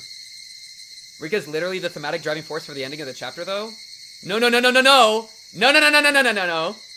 Listen, Rika defying fate with the support of Ch8 is one thing, but like, one of the main messages of this chapter was that a miracle needs everybody in order for it to happen. And the entire point is that first Satoko wasn't willing to let the miracle happen, then Rika wasn't willing to let the miracle happen, then Hanyu wasn't willing to let the miracle happen, right? Hanyu was the culmination of the entire chapter. And they directly were saying that, right? Rika was saying, like, I need to do what I told Satoko to do. I need to believe in the miracle. And then, when she applied that to herself, the courage to fight fate, right? The courage to fight. And then it got applied, like, in ultimate to Hanyu, who also needed to learn the courage to fight. So, it kind of just builds up the entire time. Like, Keiichi's the fire behind it all. He's what's impassioning everybody to fight against fate. But first Satoko, then Rika, then Hanyu. And then on top of that element, Hanyu has her own thing of, like, I like her history. I like her as, like, the ultimate, like, the thing that Rika's wrestling against, you know? That's why these two are, like, a coupling. But I think, like, yeah. Especially for Hanyu being, like, a new character. I think she was written well as a new character. Like, that's hard to write. So, yeah. I think it's something like this. W. Okay, we're finally done with the tier list. Wait, why is it? Huh? Why isn't it full screen? Full screen. There we go. W tier list, chat. W tier list. Look, it's a moon. Isn't that a cool background? Oh, the bingo. Yeah, let me look at this. Bingobaker.com. Generate. Oh, this is cool. You used like an actual bingo site. Oh. Oh. Let's check this out. Higurashi, Chapter 7 bingo. Let's see if I get bingo. Pink sides with Keiichi when Shion suggests killing Teppei. I don't remember if I did. I probably did, but also didn't. I probably was like pretty fence city on that. Well, I was probably like, yeah! Yeah, murder! But I was also like, well... But I was also like, yeah. I don't remember. I was probably an X, right? I don't know. Pink does not predict that it's going to be a Rika's POV before he clicks start. I think I did predict that. Pink suggests killing Oreo. Pretty sure I did that. Pink calls / implies that Takano's hot in her nurse outfit and her military outfit. I'm just going to assume I did that. Pink says he will maybe play Mahjong. I don't think I said that. Pink chooses to believe in Keiichi, doing nothing for the first choice. That wasn't a real choice.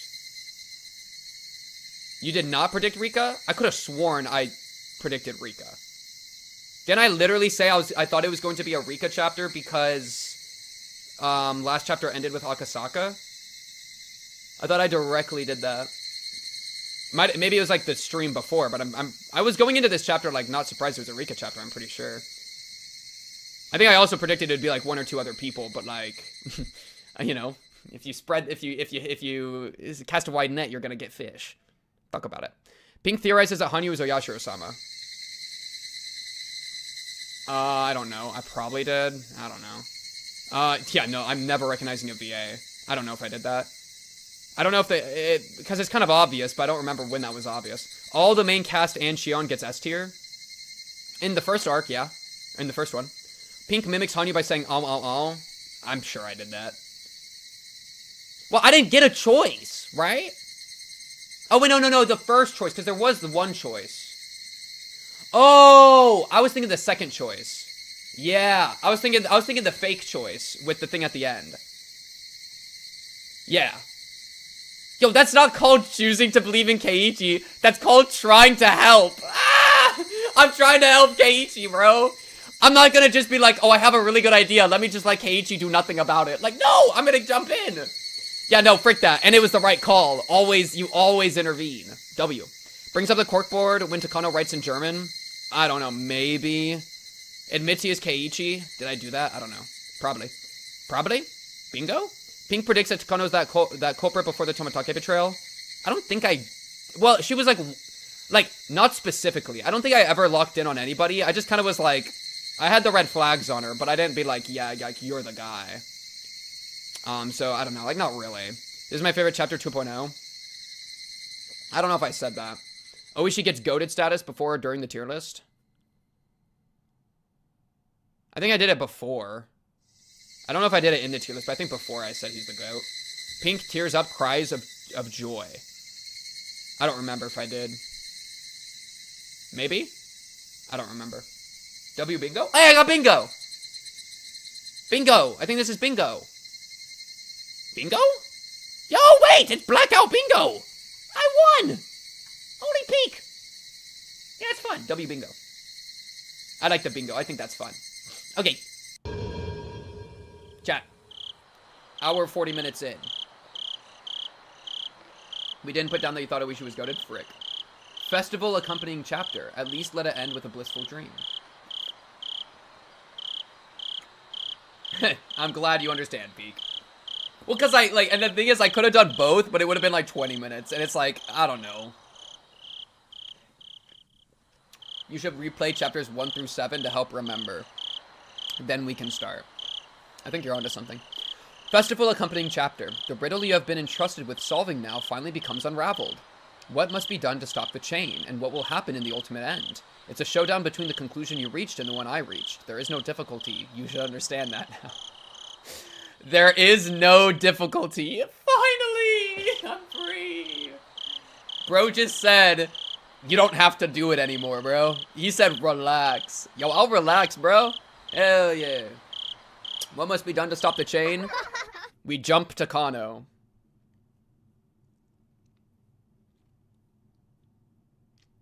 Everyone is entitled to happiness. The difficult part is accepting that. Everyone is entitled to happiness. The difficult part is fulfilling that. I, too, am entitled to happiness. The difficult part is working out a compromise. That was from also in last chapter. And I really like it. I think it's a really good poem.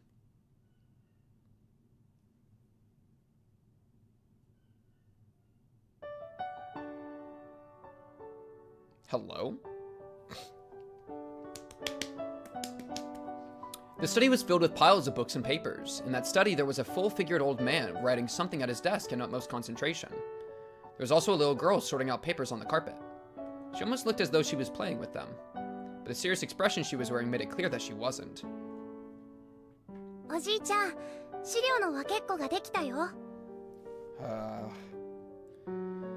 Find in note, M-I-Y-O-K-O. I feel like I've seen this name before, but I feel like I didn't write it down.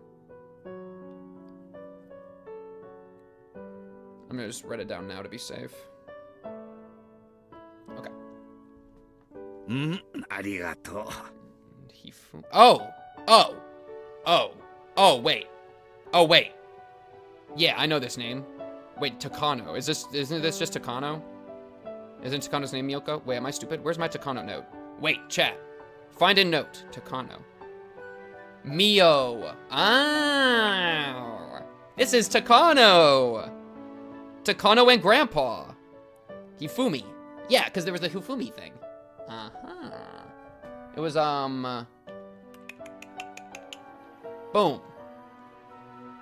Wasn't it like grandparent? Yeah, he said Grandpa? Grandpa. Yeah. Wait, cool. Takano backstory. W? Grandpa to Takano. W Nazi? Okay. No, not W. Not W. No. Wait. L Nazi. Sorry. L Nazi. Sorry. Wait, chat. I'm sorry. L Nazi. Nazis are bad, chat. L Nazi. Bat. Loud incorrect buzzer. Loud incorrect buzzer. L Nazi. Sorry. Alright. さてさて、どういう結果になったかな？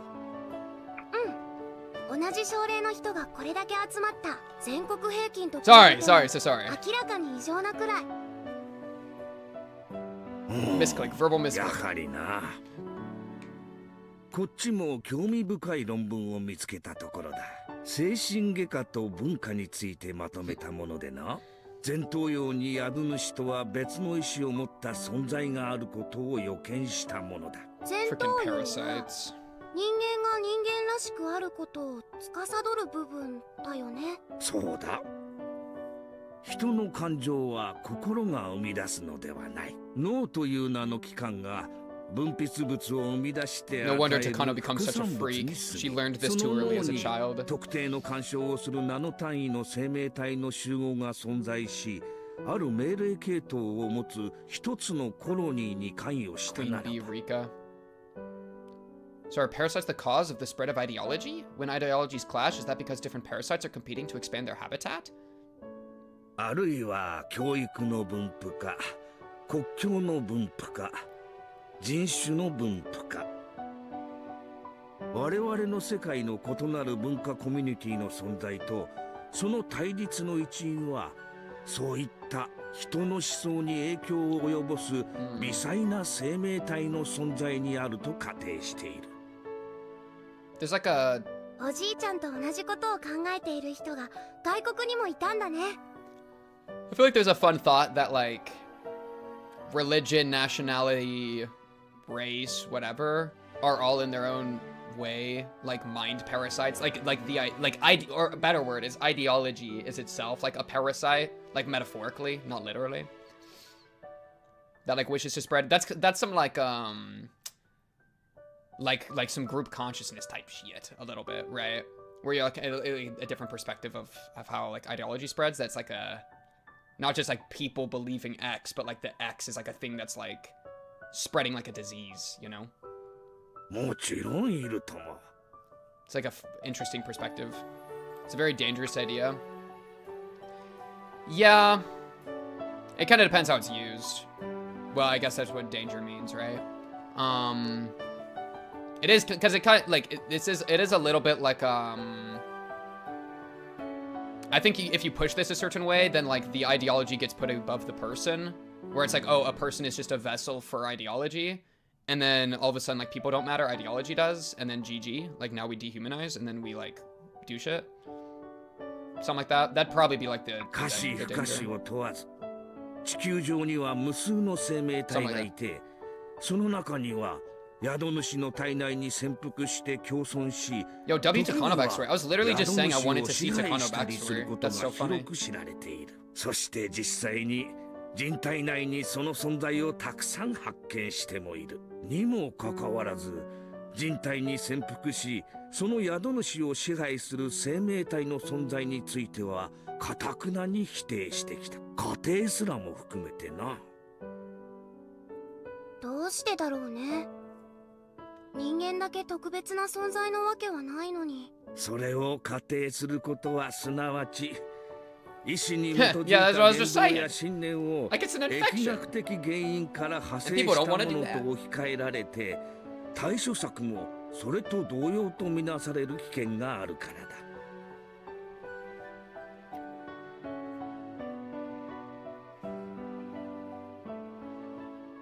Yeah. Okay, wait, should I be reading these? I thought maybe like, okay. If conflicts in ideology can be resolved through debate, then they're peaceful, but if those conflicts occur epidemically, they become frightening, and if one were to treat bad thoughts or the spread of culture as an epidemic, then there would be a cure. 中世の歴史に登場するペストなどを想像しなさい。 Yeah, I think that's the scary thing, is like now all of a sudden like it's like thought plague, and now you like cure the thoughts, you know? And what do you do when you have like quarantine, which is like censorship, you know? I feel like, yeah, that comparison gets really 悪 scary. い伝染病が大流行する。 And yeah, infection connotates vile, bad, negative, and so calling ideology infectious is like, oh, it depends well, of course it's a negative label, その but 患者を強制的に入院させ、 Yeah. 完治するまで退院させない。完治できず、そのまま病院で死んでしまうこともある。すると、その死体は焦燥となる。さらに、患者が触れたものまで衛生のため、すべて没収して焼き捨てる。身近の家族にも感染の疑いがあるから、強制的に入院させねばならん。Okay. Oh yeah, wait, that's a really actually true. Woke mind virus is the modern application of this exact idea. Wow, wait, that's a good connection. True. Wait, that's actually wait, that's funny. Yeah. Huh. Higurashi predicted the woke mind virus, or at least the description of that ideology as a virus was predicted by Higurashi. Like, you know, it's like talked about. That's really interesting. Huh.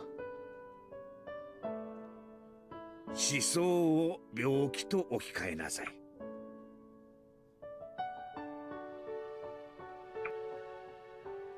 The rest is the same. 完治するまで退院させない。 The force femme 触れたも virus. のは感染の疑いがあるから全て焼き捨てる。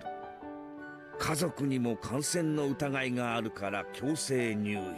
でも思想なんて個人の自由なんでしょ。テストとは違う。 Oh no, Miyoko. Oh no. Oh no, there was hope. Wait, Miyoko was a proponent of free will. Or like the freedom of the will to think or whatever, free thought. Oh no, she got corrupted. That's so sad. See, this is what I mean. Now we get this is what turned her into what she was, which makes her more interesting. This is why I was intrigued in her character. If an idea was created by parasites, it would be exactly the same as a plague. つまり思想は治療不可能な伝染病と置き換えられるわけだ。 And he was just talking about like burning it all. So you mean anyone with a different idea is treated like they have a disease? そういうことだ。この考えを延長すると無差別、そして無秩序な大量虐殺が起こる。そうすると人類は大規模な Hey, at least you 死生 said を it. 肯定 Wait, してしまう okay? 現象になりかねん。だから脳内で宿主を支配する生命体を語ることは Right. 今の時代ではタブーになっているのだ。 Right. タブーって？触れてはならない、考えてもならないということだな。だから誰も研究せん。いや、それどころか脳内に侵入し影響を及ぼす存在がいると考えることすら忘れられている。parasites 万物の長たる霊長類を支配する未知の生命体などいるはずがないと頭から決めつけている。なんだかお粗末な話。いないことの証明なんて悪魔の証明。絶対に不可能なのに。その通り。悪魔がいることを証明することはたやすい。悪魔を連れてくればいいのだからな。Yo, show it to me, だが bro. いないことを Oh, 証 sure. 明 Okay, す I る get こ your とは statement. でき、 Yeah, yeah. いないを連れてくることなどできんのだからな。Yeah. なんだか脳を支配する生命体が自分たちの存在を秘密にするためにその宿主の人間たちを操ってい You る know what's みたい。 really funny? Like, what's really funny is that, like, low-key in-world with Higurashi, like, Rika is literally a queen bee that the rest of the village, like, inherently likes because of her status as queen bee. Like, she literally has a buff because of, like, a village disease that makes this statement into, like, partial reality. You know, in Higurashi. Like, so, it's not even, like, Hinamizawa makes this actually somewhat real. And Rika is literally, like, the head host. That's crazy. Me and my grandfather shared a happy laugh together. No wonder she's so infatuated with it. Also, Hanyu 人 exists. 間 That's も also 自然 true. 界の生き物の一つに過ぎ、 W Hanyu. 食物連鎖の頂点にいるだけで、それをもって神格化された存在であると思い込むなど愚か My しい sweet こ little と ow なん ow. だ。人とてあらゆる微生物やウイルスに支配されうるのだ。その存在が今日まで発見されていないからといってそれをもって存在しないという証拠にはならん。絶対に存在する。 No, no, no, no, no, you're wrong. 必ず存在するのだ。 Okay, unless you have evidence. But that's the thing, like, absence of evidence doesn't prove that it doesn't exist. Right? I use like a quadruple freaking giga negative. Statement meaning that, like, this first part is true, hasn't proven that, doesn't mean they don't exist, true. But that also doesn't prove that they do exist, you know? And so, like, what's your evidence? What do you got? What do you got? Throw it out, man. ずっと未来にそれが証明されたものがあるんだもんね。そうだ。それらの過程をした科学者が全て生きているうちに評価を受けられたわけではない。世まいごとだと呆れられ、その正しさを証明できなかった科学者も It's also funny that they're playing this, like, peaceful music, and it's like a おじいちゃ conversation んが between 生きているうちに証 grandpa 明され and るといいね。じゃなかったら granddaughter. おじ So い it's ちゃ like ん kind が of like かわいそう。大丈夫だ posited よ。 in like a cute way. It's like, oh, it's just a discussion with granddad, but it's like, oh, we're talking about some crazy stuff. Though. 神様は努力するものを見捨てたり I は feel し like ない。 that's cool. How they do 努 it. 力は必ずいつか結実するのだ。いつかってそれはいつ？神がいつ降臨されるのかは誰も知らない。それは例えるなら泥棒がいつ訪れるのかわからないように。だから予期せずしてその時を迎えて不信心であったことに歯ぎしりすることがないよう常に目を覚ましていなさい。 That was something that my grandfather said all the time. Nobody knows when efforts will bear fruit, but it will happen one day. That's why you must always work hard so you have no regrets when the time comes. Your efforts will bear fruit someday. That's what he meant. でもおじいちゃんが生きているうちに絶対に努力が実る？生きてるうちに認められなかった科学者がたくさんいるのに？ That was such a cruel thing to say, but I didn't mean to be cruel. I had seen how hard my grandfather had been working, and I also knew he wouldn't live forever. I just wanted his work to gain recognition before he died.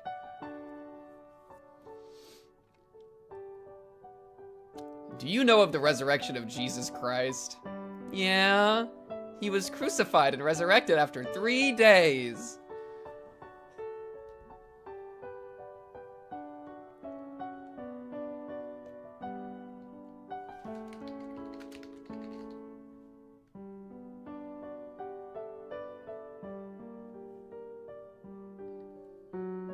gonna draw a little cross.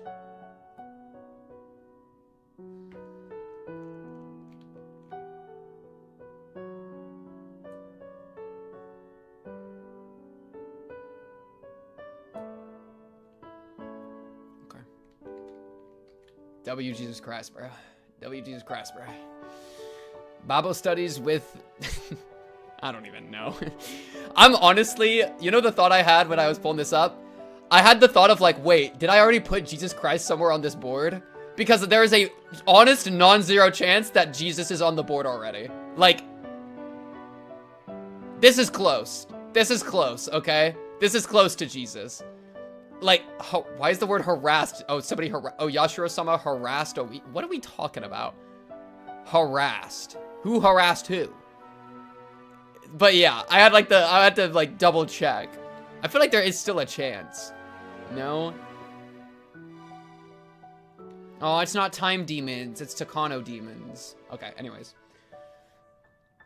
You told me about it. How do you think Jesus was resurrected? Didn't he just get up as if he was waking up in the morning? He was buried after his execution, so his body was in the ground. Did he break open the tombstone and crawl out like a zombie? No. That wouldn't be called a resurrection. The sinners who killed Jesus imagined exactly the same thing. Jesus predicted, just before he was executed, that he would come back to life after 3 days. The sinners buried Jesus, sealed his tomb, and posted guards to watch over it. But what Jesus meant wasn't that he would resurrect physically. He meant his teachings would be resurrected. After 3 days, Jesus' teachings were resurrected, and people regained their belief. The hearts of those who wanted to be shown the proper way revived his teachings. That's what the resurrection of Jesus is all about. He came back to life in the hearts of his believers. Jesus doesn't exist physically on this earth, but he exists in people's hearts. In other words, that's when Jesus became an existence superior to humans. Wait, I thought he like, I thought the story went that like bro actually like came out and like actually like resurrected. This is like a reading of it, right? But like, isn't the actual like Jesus thing that like he did resurrect? Wait, what actually happened at wait, yo, my Bible knowledge is not showing right now. What happened to Jesus after the resurrection?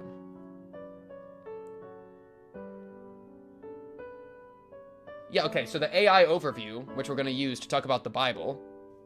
This is the atheist reading? Okay. Yeah, and that's fair. But yeah, the typical reading. After the resurrection, Jesus appeared to his disciples and others for 40 days, teaching, strengthening their faith, and giving them the Great Commission to spread his message, or whatever, before ascending to heaven from the Mount of Olives, promising his return. Okay, so yeah. He basically, because yeah, this is a certain reading of it. That he pulls back up, says, yo, what's good with y'all? It's your boy, Jesus. Check this shit out. Check this shit out. Check this shit out. Let me tell you all about some stuff, and then he heads to heaven. Using AI overview for Bible research during Higu stream. That might be the first time that sentence has ever been not only written, but even thought. Yo, chat, would you stick your finger in the okay. In other words, that's when Jesus became an existence superior to humans. In this reading. That's interesting. Interesting reading.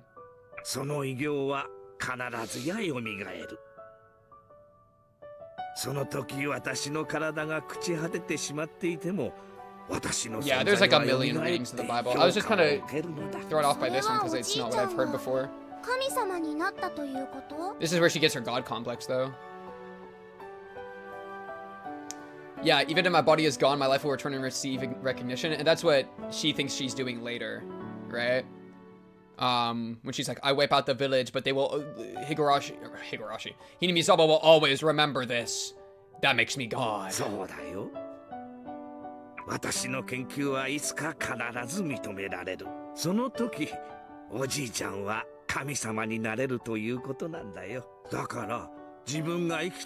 Bro, by this logic, like, everybody a god. Anybody that's dead and is still thought about is a god. Like, what are we talking about? Takano is Jesus theory. Holy Pete. その日は必ず訪れる。だからその日の訪れを疑うことなく、ひたすらに努力を続けなくてはならない。 Like, we really opening the gates of divinity for anybody, bro. It was very sad to hear my grandfather say that his life would end one day. He wasn't ill and he didn't only have a few years left to live. But, set next to the average lifespan, his remaining years didn't look like much. Weak-ass transcendence. Exactly what I was saying. Yes, exactly. The only person left in my life was my grandfather, so I didn't even want to consider what it would be like with him gone.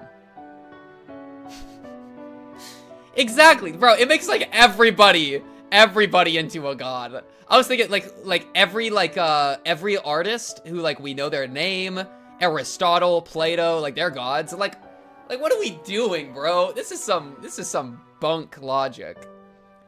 Grandfather must have remembered that I didn't like to talk about that subject. With a tender smile, he gently patted my も head. ちろんおじいちゃんも自分が生きているうちに研究を認めてもらいたい。 Also, her only caretaker is her grandfather, 精一杯頑 who's 張るよ。 trying to push this research. That's crazy.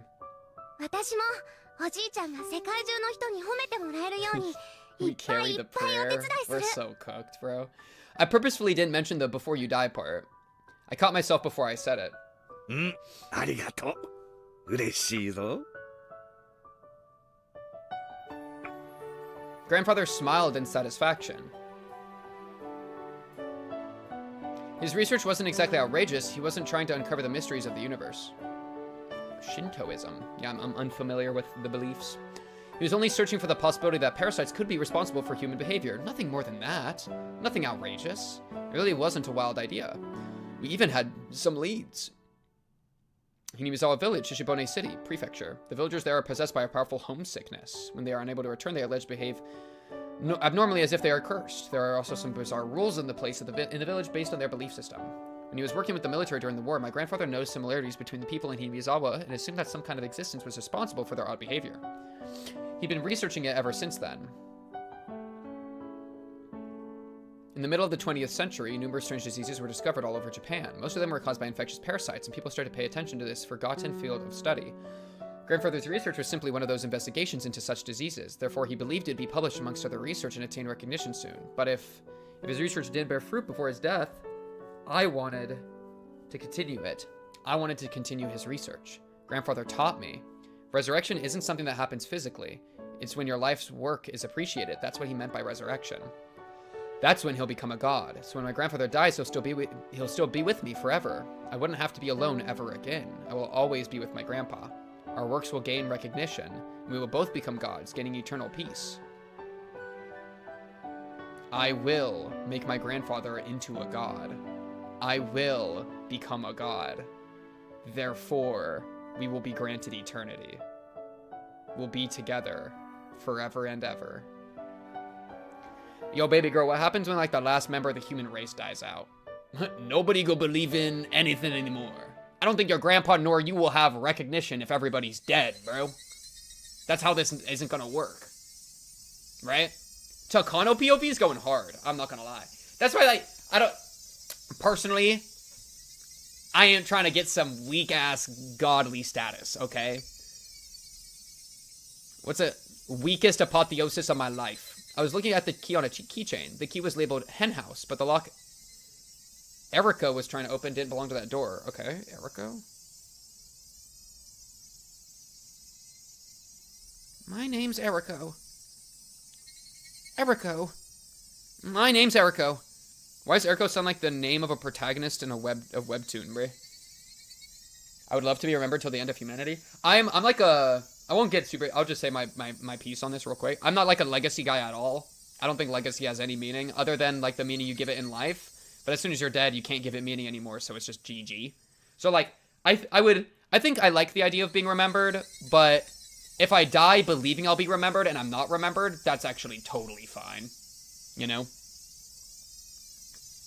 It'd be cool to be remembered, but like, you know, once I'm dead, I'm dead. Like, it's not like whatever happens with my memory is something I care about anymore. Like, I'm not gonna be around for it, so do whatever you want, bro. The key was labeled henhouse, but the lock Eriko was trying to open didn't belong to the door. Why is my nose so itchy? It should have opened effortlessly. At least that's what was supposed to happen. But it didn't open. I noticed beads of sweat forming on Eriko's forehead. She was the one who came up with this idea. Eriko started to panic. The rest of us started to panic too. This only opens the hen house. Let's stop. Let's go back. Shush! We were supposed to be cleaning out the hen house. If they found us back here, if they found out why we were here and why we were trying to open up the lock to the back door, then all 4 of us were sure to be sentenced to Splayed Piggy.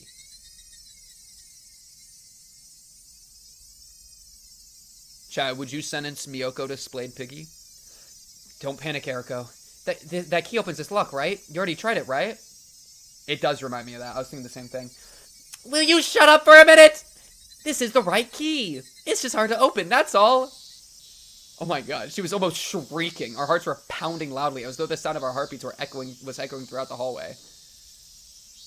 What's up, Lamb? And at this point, we heard footsteps that didn't belong to a child. Shh! Somebody is coming. The 3 of us held our breath, but Eriko didn't hear it. She kept fussing with the lock and the key, as if everything would be okay if she could just open the lock. Eriko, somebody is coming, be quiet. I know this is the right key. I'm not dreaming. I already tried and it opened. Come on, why isn't this working? When this lock is open, we can be happy and we can say goodbye to this hell. Eriko, someone's coming. Yo, these guys are about to get splayed piggied. They're about to get splayed piggied. What is that, like a Giga orphanage? Where are we? Hello? My father and mother died. I don't know exactly how old they were. I was too young to remember.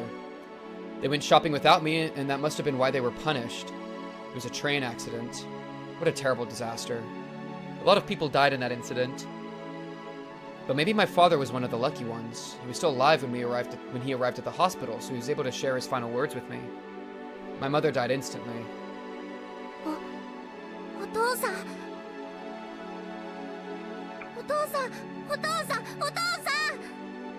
I didn't want to admit that this person I could hardly recognize was my father. As I called out to him, I hoped that it was someone else instead. But, unfortunately, it was my father. Maybe I shouldn't have woken him. Because when I woke him up, he was reminded of the miserable agony that he had forgotten.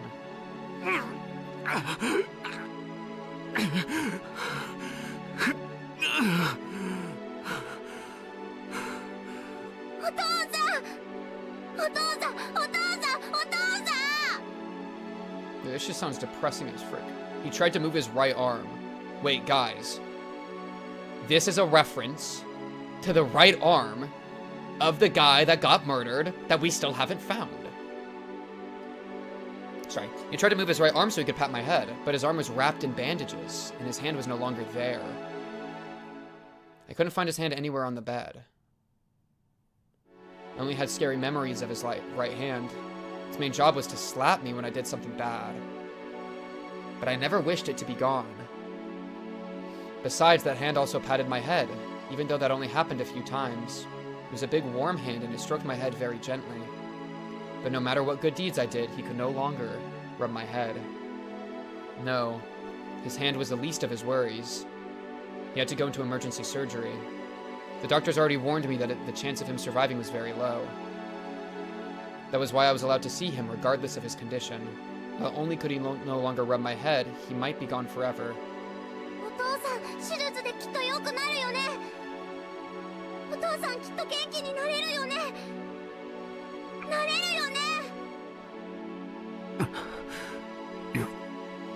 Yoく聞きなさい。お父さん、ダメかもしれない。もしもお父さんが死んでも、お前はしっかり生きるんだよ。嫌だ嫌だ、お父さんは元気になるよ。お医者様がちゃんと手術してくれるもん。だから死んだりなんかしないんだよ。He was a stubborn and old-fashioned father. He believed endurance was a virtue and he never complained about anything. That was why I couldn't believe he actually said he might not make it. I tried desperately to deny his words, but even that wish wouldn't prolong his life. My father, knowing his time was limited, tried to tell me some important things, but I interrupted his efforts by crying like a baby. I just wanted him to slap me, just like he used to do every time I cried like a baby. But he would never slap me again. よく聞きなさい。お父さんもお母さんも親類というものがいない。だからお父さんが死んだらお前 Oh の my 世話をしてくれる人は誰もいない。 Yo, thanks for reminding me. He didn't need to tell me that. Yeah, exactly. My parents used to tell me that all the time, so I was aware of that fact. In other words, my father was the only relative I had left in this entire world. もしもな、お父さんが死んだら高野先生を頼りなさい。高野ひふみ先生だよ。言ってみなさい。高野ひふみ。そうだ、高野ひふみ先生だよ。高野先生はお父さんの恩師なんだ。きっとお前を助け。お父さん。 So, like, Grandpa in a sense. お父さん。 Many doctors came into the room in a hurry. He wanted to tell me something else, but the doctor stopped him from talking, so I wasn't able to hear him. I was kicked out of the room. I didn't know what to do. Nobody told me how my father was doing or when the surgery was going to start. And nobody told me that was going to be the last conversation I ever had with my father.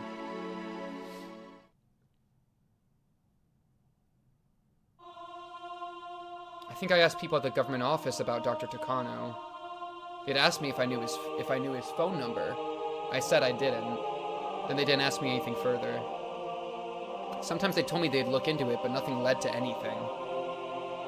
They couldn't find me a guardian, so I ended up going to an orphanage. Yo, this life sucks. At that time, there were plenty of orphans from the war, so although there were many orphanages around, they were all full. There were also some orphanages run by civilians. I was sent to one of those civilian orphanages. There was no profit to be had in taking in an orphan in the first place. So I thought those civilians who were running orphanages must have been very good people. Uh-oh. I was sure that they hoped that the children would grow in this loving environment and enter into society with a sense of gratitude.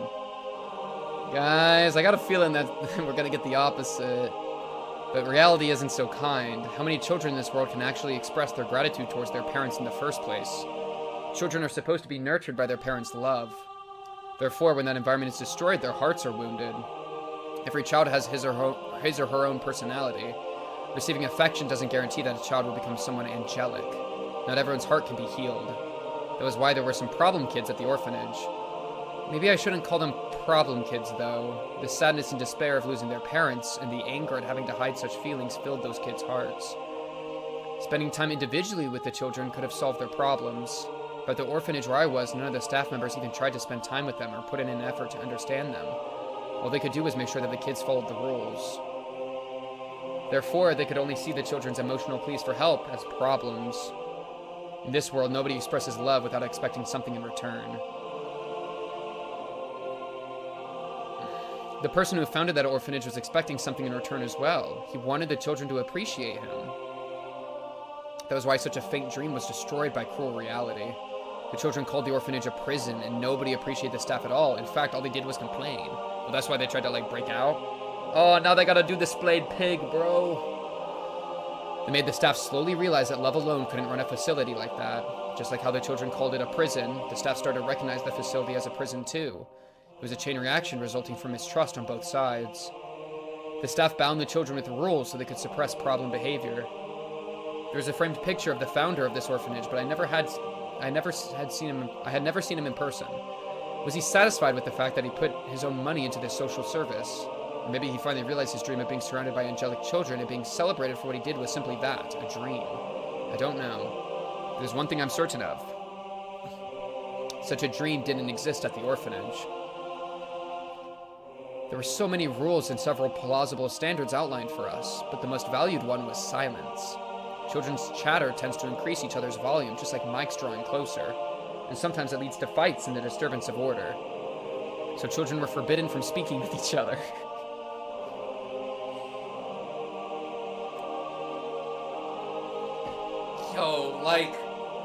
Yo, what's the plan? Yeah, all of my dead silent children. Like, are we stupid? Are we for real, bro? Okay. With those disallowed, they must have thought things would go smoothly. Yeah, these children Yeah, these children are really problematic. Let's repress them even more. Like... However, I think I always heard people's voices at the orphanage. There were two kinds of voices. One was the staff yelling, the other was the children crying. We were not allowed to walk around inside of the orphanage freely, so we never knew who it was that was crying. One time, along with the crying and the yelling, we heard the noise of metallic things being smashed against each other. We knew it was some kind of punishment, but there was no way for us to even imagine what it was. We trembled, pretended we didn't hear anything, and kept working on our assignments. Bro, this is like... For them to be, like, punished makes me, like, think, like, oh, this makes a lot of sense that Takano ends up really infatuated with the torture implementations of Hinamizawa, like the past, the history of it, because like that's probably a way for her to feel like some sense of like control or something positive in reply to like the idea of punishment, you know? I feel like that's an easy connection to make. One of my roommates told me that it was the casket punishment. Dude, they got the casket. No wonder she loves like Iron Maidens and shit. But she didn't have to tell me any further, and I didn't want to know either. But one day, even if we behaved exactly the same way as yesterday, if the staff were in a bad mood, they might pick on us. So even if I didn't want to know, I might finally find out what the casket punishment is one day. The footsteps of a staff member were getting closer. We noticed them, so we straightened our backs and pretended we were studying hard. It was more important that the staff saw us doing so than us actually getting any work done. I noticed the girl next to me was falling asleep, so I poked her with my elbow. She noticed my signal and straightened her back like the other children. It was almost evening. This was the hardest time for us to keep ourselves awake, and the most dangerous time. The door to our room opened, and a mean-looking man showed up. Then he looked around to make sure none of us were falling asleep. Even if we were actually studying hard, if he thought we were asleep, we were out. That's why we had to make sure we appeared to be studying very hard. The man walked around our desks. I hoped he would just walk by me. That was what we all prayed as we kept working on our homework. The more we pretended to study hard, the more we could hear the sound of metal objects. The sound of metal objects crashing into each other, along with screams. We couldn't even imagine what the poor subject of that punishment was going through. Maybe there was something even worse than the casket punishment. This shit is a prison. Yo, I can't believe people used to live like this. And like Loki still do in certain parts of the world. Like, this sucks, dude. Man, I'm so blessed. Holy. Like, my problem is that I like to sleep. And I don't like doing stuff. My problem's not being the casket punishment. What the fuck is the casket punishment, dude? Like, oh damn. Like, jeez, I don't know, man. To erase such fears, we try to concentrate even harder on our work. We kept working, as the metal sounds and the screams went on forever.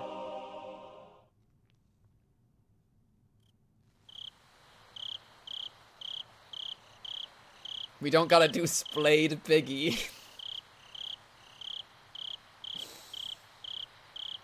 Oh, why do they call it splayed piggy?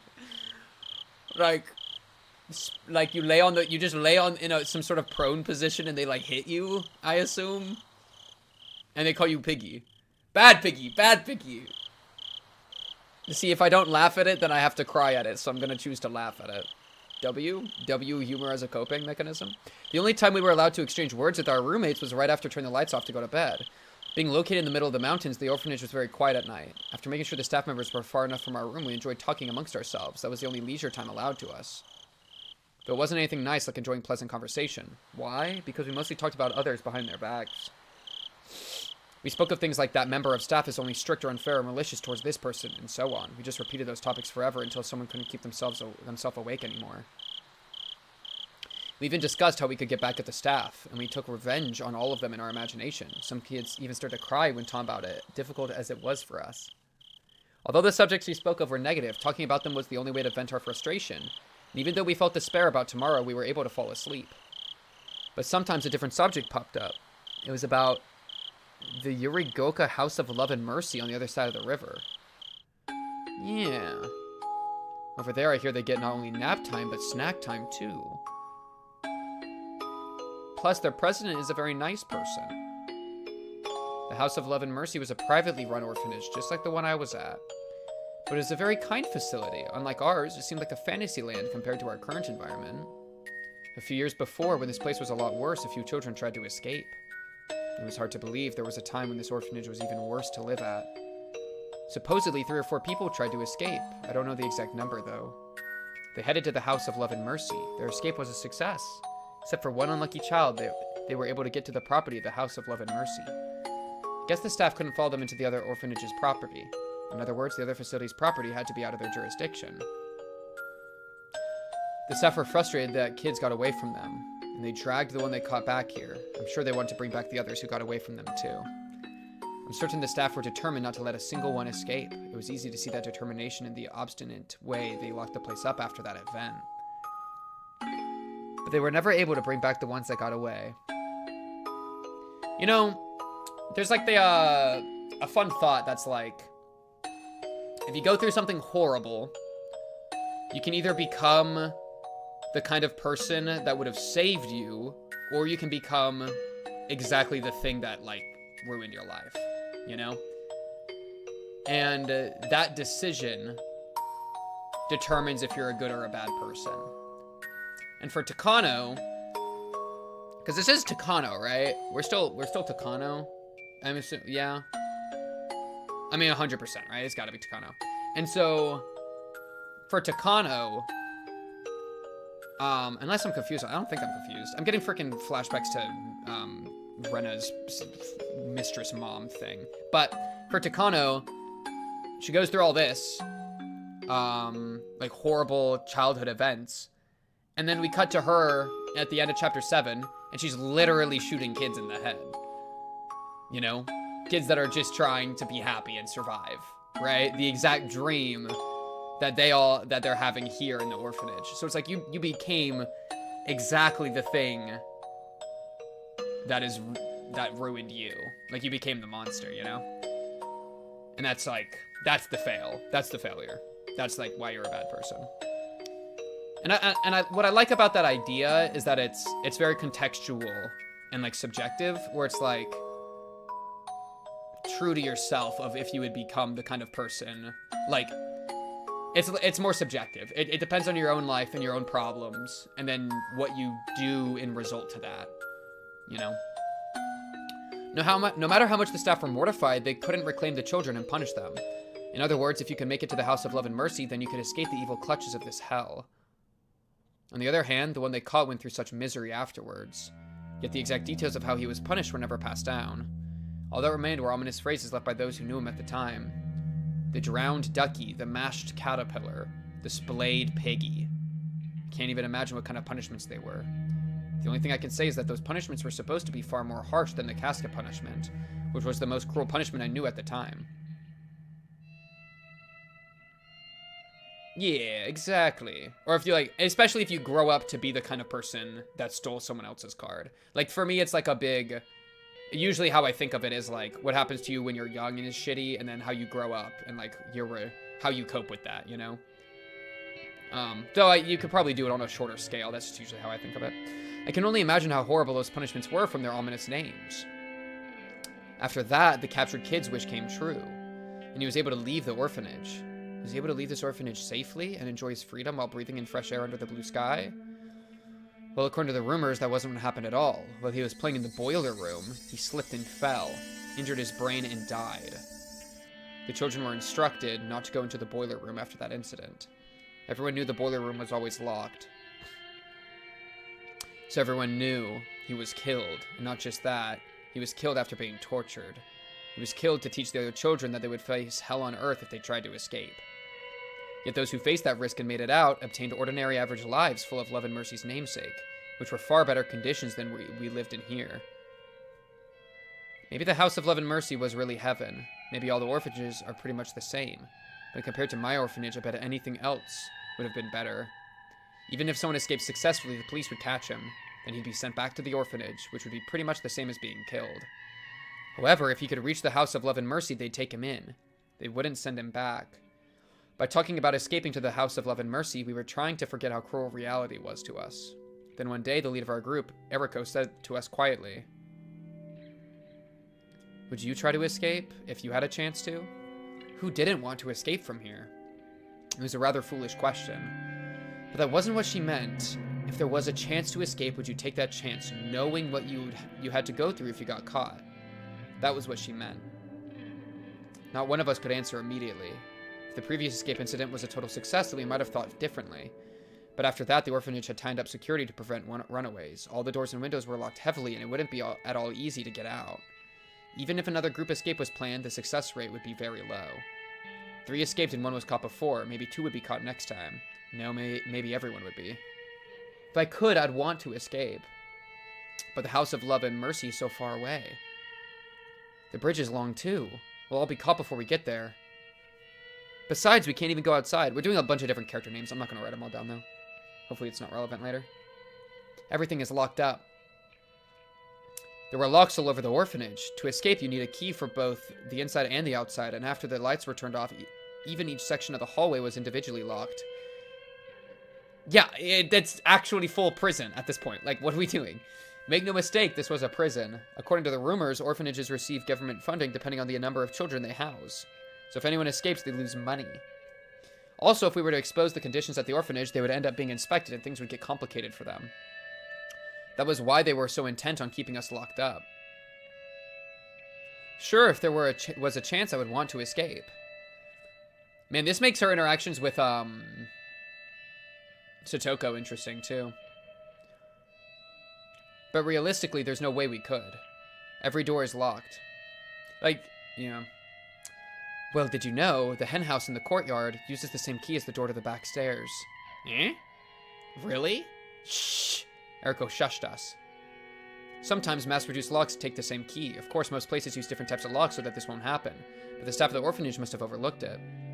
So there were 2 locks that used the same key at the orphanage. However, most of us never had a chance to even touch the keys. But there were a few exceptions. One of those was the hen house. Each room group took turns taking care of different chores. If your group was assigned to clean the hen house, you'd have to get the key to it from the teacher's office. You were supposed to return the key immediately after you were done. But while taking care of the hen house, the key was in the children's hands. While the staff would occasionally come around to check, they couldn't keep an eye on us forever. Eriko-chan, you aren't thinking about using that key, are you? Let's not. It's too dangerous. Of course it's dangerous if there's only one of us, but it's different if we're in a group. Wait, why? Do you know why only 1 kid was caught the last time they tried to escape? They were desperate, and so to escape as a group, they did something to increase the chance of success. That was why only 1 of them was caught. What did they do? They scattered as they ran. They dashed in different directions. They waited until the day there were only a few people working at the orphanage and ran this way and that. And so, although it all depended on luck, it would increase the chance of success for sure. On your own, you'd probably have no hope, but if the staff were to chase after other children, then your own chance of escaping successfully would increase. In other words, Eriko was inviting us to escape with her. The more children joined, the more each of our chances would increase. But among us, there were children who tattled to the staff for their own benefit, so she had to be very careful about who she talked to. Eriko must have trusted us a lot. Eriko, me, Tomoni, and Kikuko. 4 children. Do any of you want to stay here a day longer? The 3 of us shook our heads, but at the same time, we couldn't agree to escape with her either. Of course, we don't want to stay here a day longer or even an hour longer. Even if we did exactly the same thing as we did yesterday, we might get yelled at tomorrow. I can't stand this anymore. I can't stand living in fear of what to do and what not to do so I won't be yelled at. We all feel the same way. We could endure strict rules, but it was almost impossible to endure vague ones. It wasn't too much of a stretch to say that the rules depended on the mood of the staff. Pink Cube Discord? Sorry. Wait, that was crazy. That was me. That was a self-burn. That was a self-burn.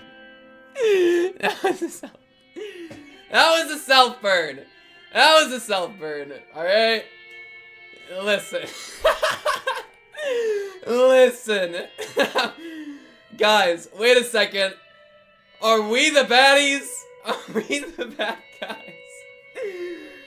Wait a second. Are we the bad... But like, bro, that's how they do it in the House of Love and Mercy too, bro. How else do you do this shit, bro? Holy peak. Ain't no way. Ain't no way. Oh my god. Such borderline rules change daily. And if we were to say anything about that, we get treated horribly for it. Okay, but that part's not true. Alright? I will escape even if I have to do it alone. Holy shit. How do we make the Pink Cube Discord into a prison, bro? All the chatters are trapped there. The cage, bro. The cage is the casket punishment. We're gonna get people doing the splayed piggy in the cage. Holy. Pink is every character plus orphanage owner. Cinema. Orphanage owner equal Keiichi. By like X equals Y equals Z like 30 times. I will escape even if I have to do it alone. Like I said, the more people that join, the better our chance. Think about it. Think about it.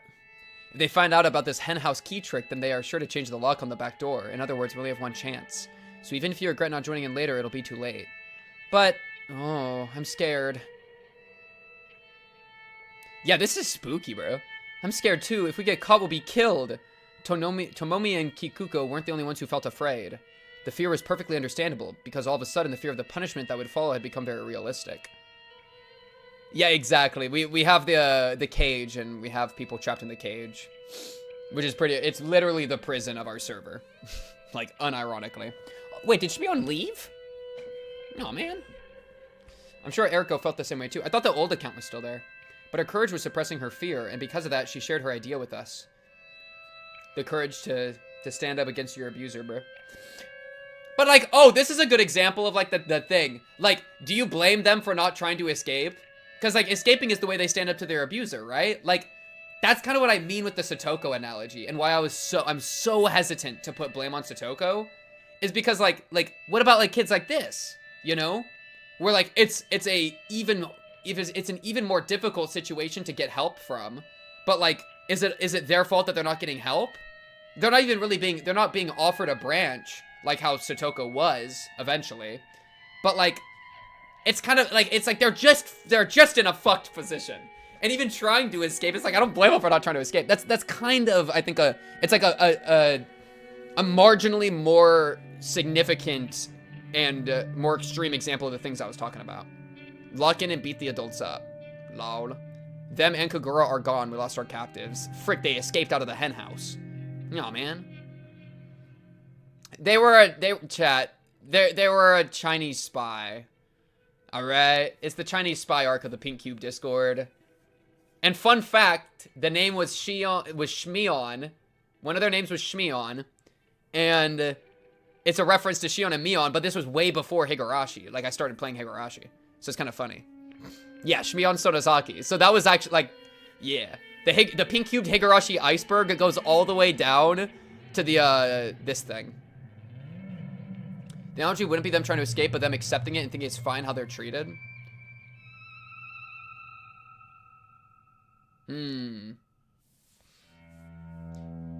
Yeah, so you're saying that Satoko's accepted it and is fine with how she's treated?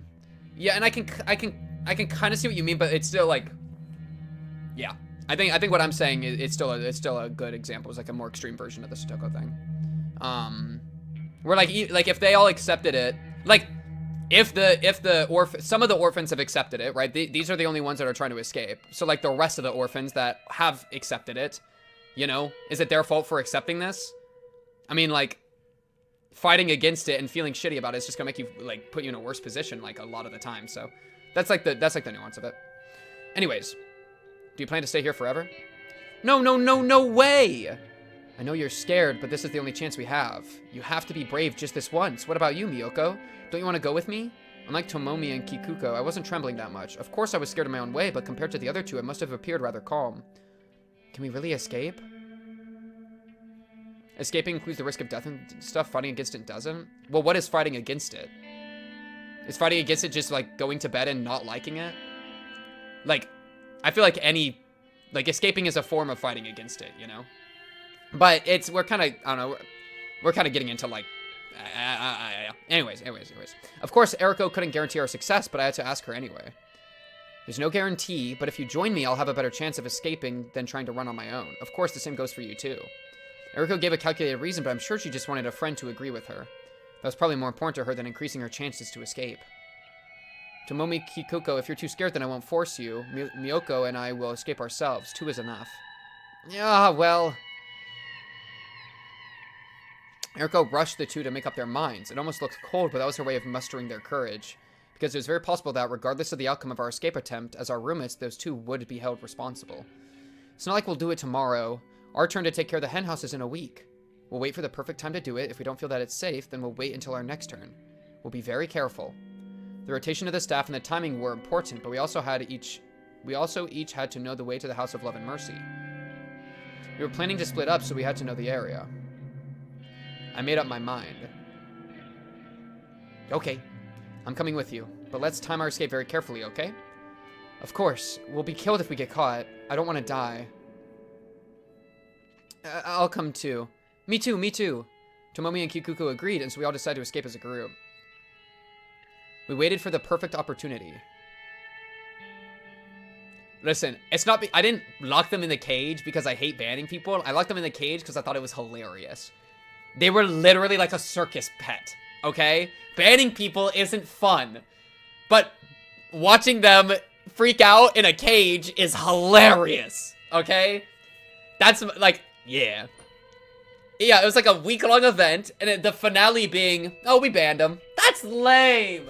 The finale being, we trapped them in the cage is peak. Alright? It's all about getting peak fiction out of it. We waited for the day where only a few staff members were at the orphanage.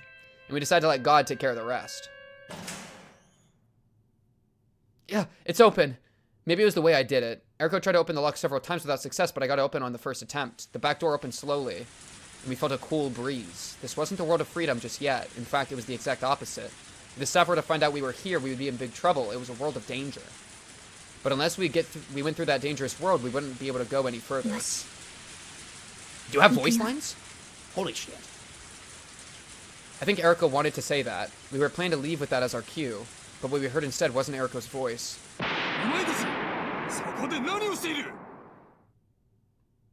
We started to run. It was raining. We all got soaked immediately, and our clothes stuck to our skin. While that would normally be very uncomfortable, we couldn't even stop to think about that. We could only keep running in the rain. We were dashing on gravel, but it felt more like trudging through a muddy rice field. My feet kept sinking and I couldn't pull them up.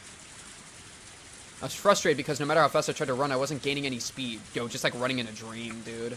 This is so fucked. I felt a sense of urgency. I heard someone yelling escape behind me, and all I could do was run like crazy.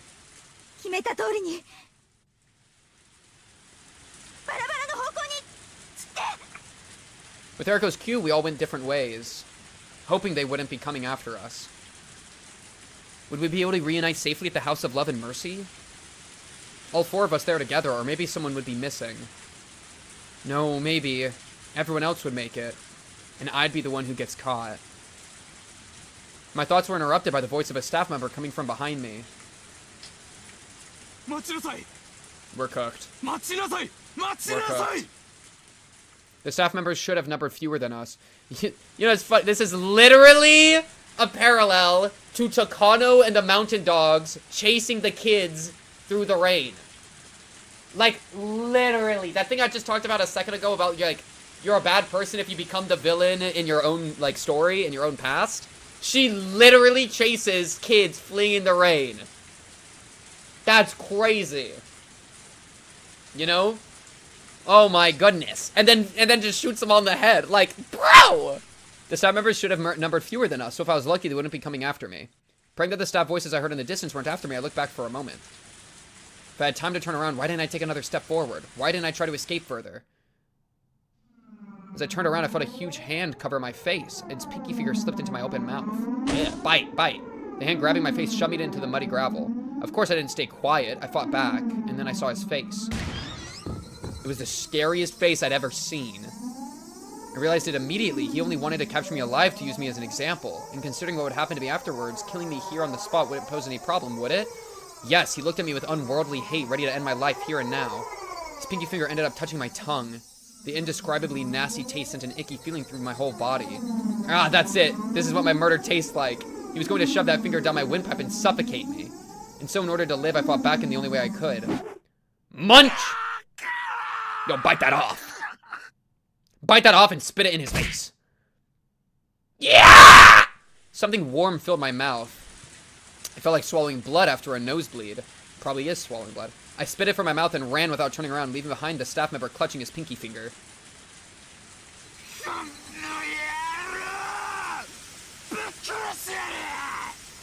And to think that this guy used to be someone being like, yeah, I'll work at an orphanage. Holy. I heard his roars echoing behind me. It wasn't a man that was after me, it was a beast. He had no interest in capturing me. His only goal was to see me dead. My shoes had slipped off. They weren't sneakers, so they came off easily while I was running like mad. My bare feet struck the gravel over and over. It was painful, but I didn't care. Because if I stopped, I knew what would happen to me.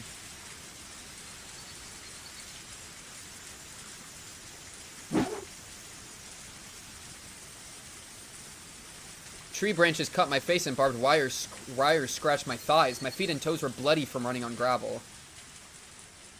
The blood from the staff member's pinky finger dripped down from my mouth, staining my chin and chest. I was running for my life with scratches and cuts all over my body. If I were to get caught, I would be killed. If my pursuer had any sense, then I would be killed after being tortured. But if he didn't, I would be killed on the spot. Literally, Rika, dude. I don't want to be killed. I don't want to be killed. My lungs and heart were about to explode. My mind was blank from fear and lack of oxygen. I was about to lose consciousness. I might have given in if I didn't hear the voice of the staff member coming after me. My knees were shaking.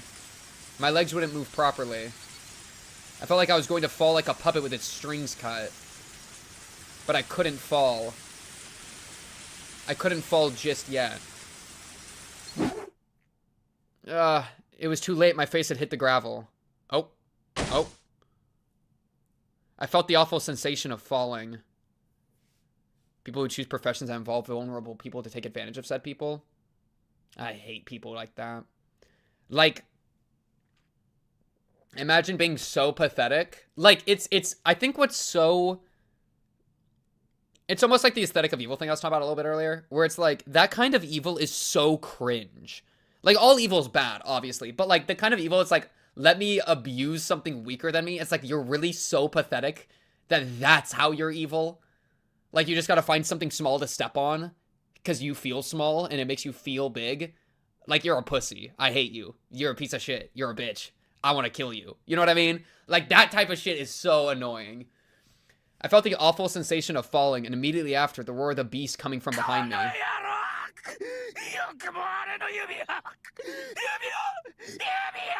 Like disabled puppies. I like petting and loving disabled puppies.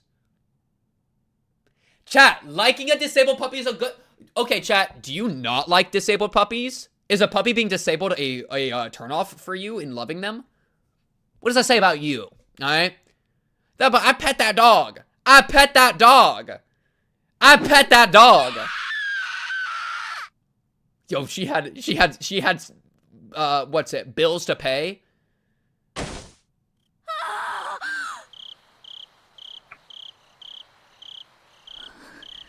Was that a nightmare? Yo, you know what would be the craziest thing? There is no way. There is, like, no way. But what if... I mean, we are getting a sympathetic backstory for Takano. And, like, we have fixed every evil character has been going evil because of the virus, and they've ended up getting, like, fixed. Not all of them. Teppei didn't. But, like, I wonder if there's ever a world that you try to redeem Takano in the writing. That'd be a really hard redemption to do, but that's an interesting idea. I must have hit my thigh against the steering wheel when I jumped. I can feel the throbbing pain delayed slightly. I'm sweating all over. I wiped the sweat on my forehead and put my hand on my chest, only then realizing how fast my heart was beating. I rubbed my thigh. I rubbed it in a straight line.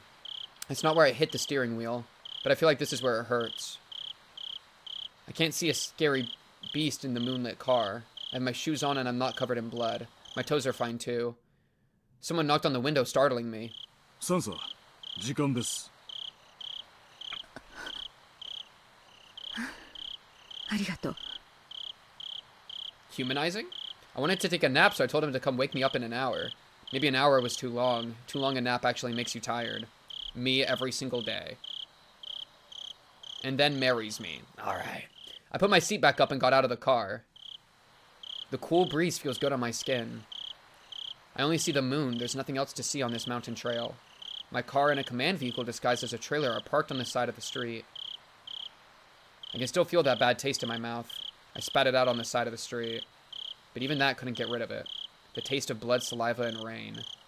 Sweat from my forehead and raindrops got into my mouth, but I couldn't swallow, so I ended up drooling. The sensation around my lips brought back memories, and I tried to wipe my mouth. Yo, I frick with the Takano POV. This is lit. This is like what I liked about the Shion POV. It's like tapping that same thing that I like. Maybe I'm nervous. That's why I had such a bad dream. Ooh, I like this background thing. I think there's a coffee machine in the command vehicle. An unpleasant cup of coffee will wake me up. どう？何か動きは？いえ、何も。先ほど Yeah, literally dreaming about this is crazy. 問題なしとのことです。そう。ねえ、どなたかコーヒーを入れてくださらない？はい。ミルクと砂糖は？ミルクだけ。あ、やっぱり砂糖も入れてくださる。I still have a bad taste in my mouth. The feeling of biting and crushing his little finger and his filthy blood filling my mouth. I'm sure a sweeter cup of coffee will wash down that bad taste and also wake me up from my nightmare completely.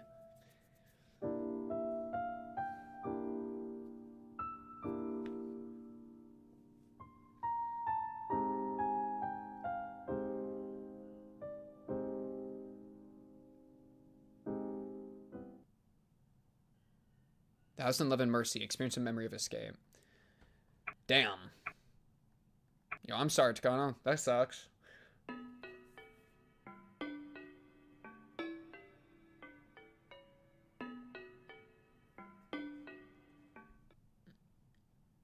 Sorry that I wanted a tip. My fault. Just sorry I wanted a tip. Like, is that on me? スピーチあと一人で乾杯に入ります。準 Oh, 備で where き are て we るね。 now? Hotel? 候補 OK です。 Why are we in a hotel? 内部全然聞こえないんで、スピーチが終わるタイミングでコールをお願いします。いい No か more い。 tips? 各宅にビ I ールは can't 10本 survive ずつだ without よ the。tip, bro. I need the tip. ちゃんと自分の縄張りにスムーズに運んでね。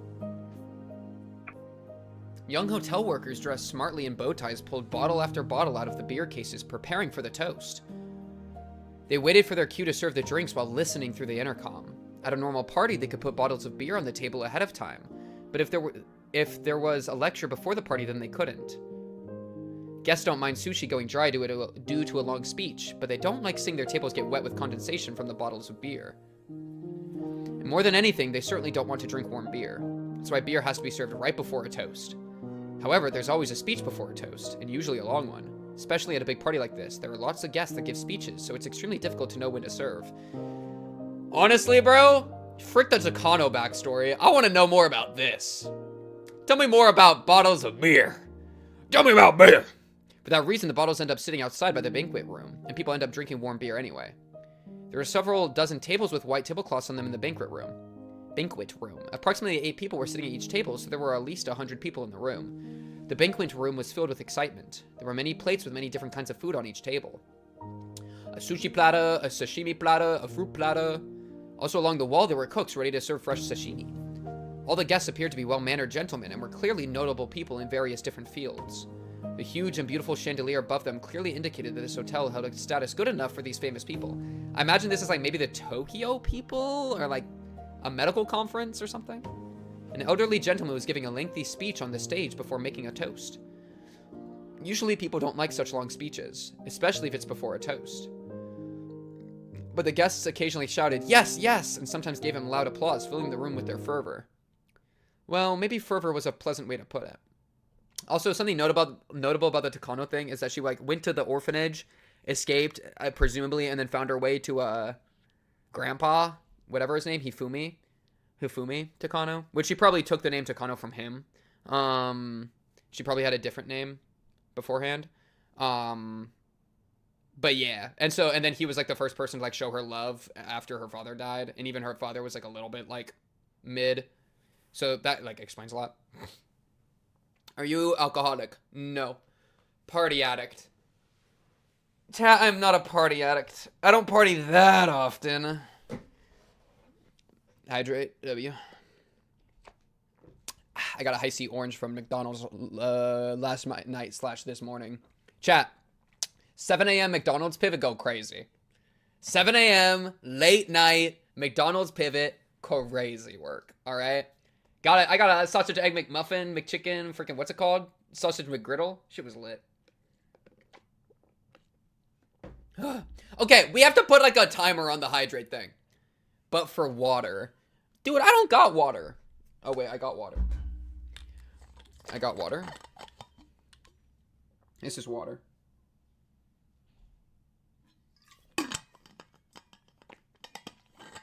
There we go. Now I'm healthier. W healthy. Okay. Maybe fervor was a pleasant way to put it. It was probably more accurate to say their excitement was bizarre.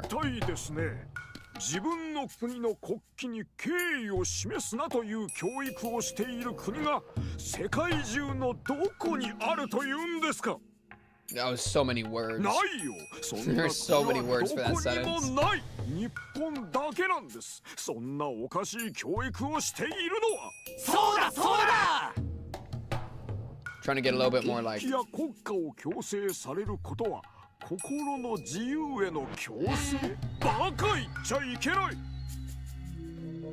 いいですか国旗や国家を愛するというのはですね I'm not much of a nationality guy. Nationalism. That's too strong a term.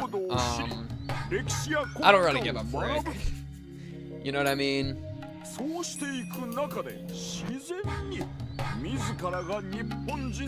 But I get it. Some people are like really into it, and I don't think I'm against that. Yeah, I'm not patriotic at all, and I don't like think I'm not much of like if somebody tried to push being patriotic on me, I would get mad. I think.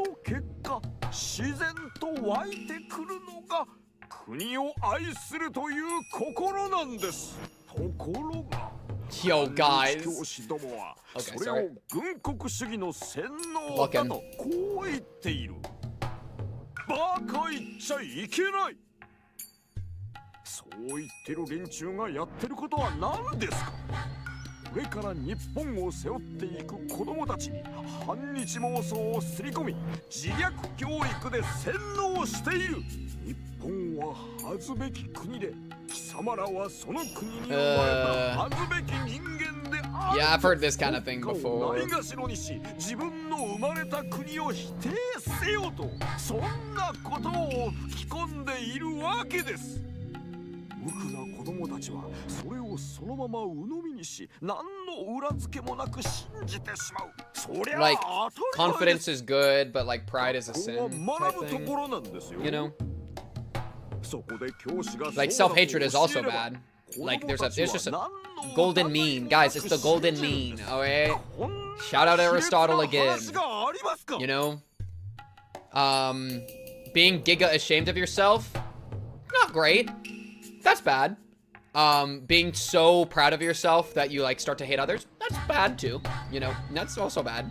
Pride is bad, you know. There's a good middle ground where you're nice and healthy. Nice and well, I don't know, whatever. You're chilling. GG. Something woke my virus. Talk about it. The sound of applause filled the banquet room. All the gentlemen agreed and expressed that they felt the same way by cheering him on. No way. After that, a gentleman wearing a cloth sash approached the stage. The hall welcomed him onto the stage with another round of thunderous applause. A rousing theme from a popular drama series played as he took the stage, but it was entirely unnecessary before the overwhelming applause. The man's sash carried his name written in large letters, along with the name of the prefecture he was running for office in. I would not like to become a politician. There's like, I think I would actually be an okay, like, I could get into that all, like, I don't know, but I just think I would hate it, the entire thing. It just, I'm not a huge conflict guy. I don't like conflict that much. I'm trying to, as a person, become more comfortable with conflict, but like, ugh, you know what I mean? And like, it just, yeah, I don't like the game. I don't like the game you kind of, I feel like would have to play. 長年前知事の下で知事室長を務め、その懐刀として長いこと県政を支え Pink てま cute い for ります。 president as こ pink の度 cute. That's 前 what's 知 on the 事 ballot. が高齢により優待を決意され、 Think about it. その後任と Think して about 指 it. 名されたのがここにいる丸山くんなのであります。私の件にも実に悔しいことに反日 We gotta get rid of him. もおります。教育の自由 Play with Kyla and debate a certain stupid game popularity. I am not gonna try to. I'm not getting into debate with Destiny, bro. I'm not doing that shit, bro. No thanks. I'm good. I know. I don't want to be a political guy. It's too alright. Well, like I don't know. It's like complicated because like everything, like you could get into the thing of like everything's political. Like obviously we were talking about we were unironically talking about the woke mind virus as a concept earlier in this episode, this chapter, and it wasn't out of like context. It wasn't like, it was relevant. It was literally relevant. I mean, you do not stand to lose. You know, like I like if I, that's the thing. Like I think there is a world that I shift my brain in such a way that I'm like down to like go into like politics and stuff. And then I think I could be like, that would be a reasonable good way to get like a lot of like, I don't know, what's the word, publicity or whatever. I just don't really want to that much right now. It's just like vibey weird. But the thing is, I do inherently, by engaging with media, run into politics frequently. I mean, we were talking about it earlier with this calling ideology an infection is literally what like happens in current politics.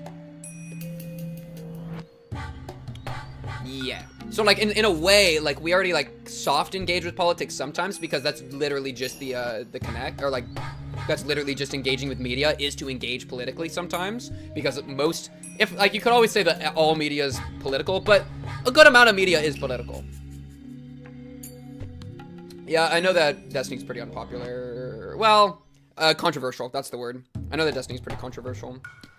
Oh, I'm well aware, chat, more than you probably understand. Yeah. Lock in and use your connections now. Chad, don't worry about it. I'm figuring it out. Don't worry. It's also, there's a very important thing with my, the friendships I have with people that are content creators to like, I try to very intentionally never use them as content creators because I value my friendship with them so much, right? And so I have that with like a good, like, I would say like I'm actual friends with a good amount of people that are reasonably large. Like some, and they could like, if I really pressured them, I could maybe like get like a lot out of them. But like, that's so cringe. Like they're my friends, you know? You want them to know your friends, not part of your network. Exactly. And like sometimes there's like places where like they can intersect nicely. And so like if there's ever like offers or whatever, like I always like am like very amenable to those. But overall, I try to be as like genuine in my friendship as possible. I won't leak your one for president in 20 years. W, thank you. I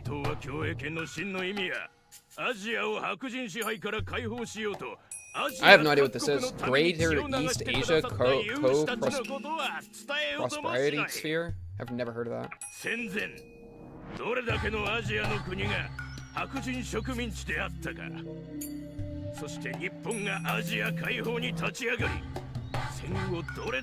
Well, yeah, I mean, the thing is, I don't have as much to give as I would have to take with most of the people I'm around.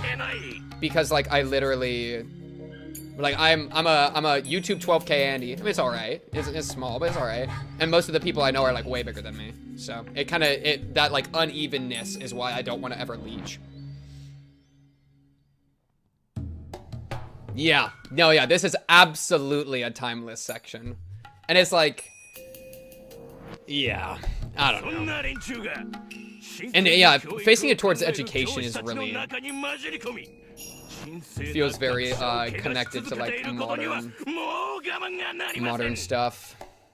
And like the, like, I don't know. I'm just thinking of like college being like a liberal scheme or whatever, like that type messaging.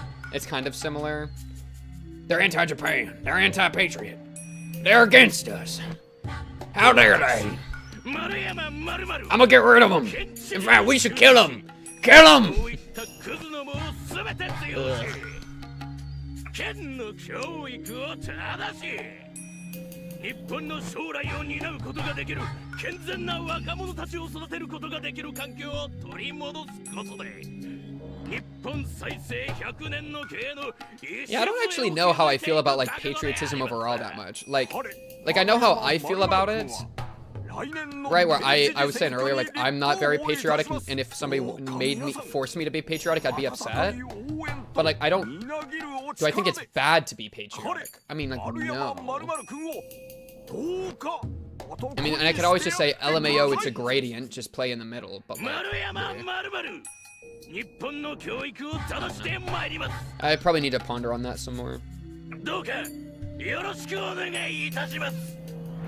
Again, the banquet room filled with applause.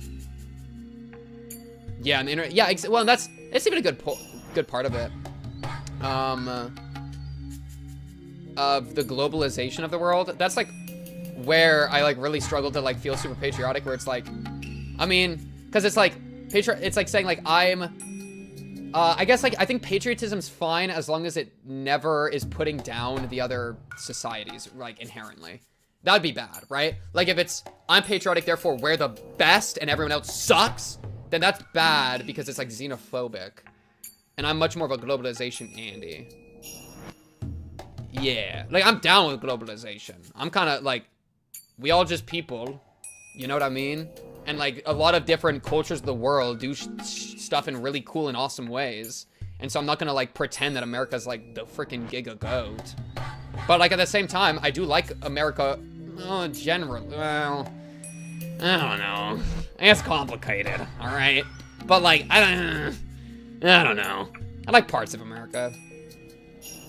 I mean that's the thing. Like I think it's good to like stay nuanced. Like and patriotism seems to be kind of anti-nuance a lot of the time.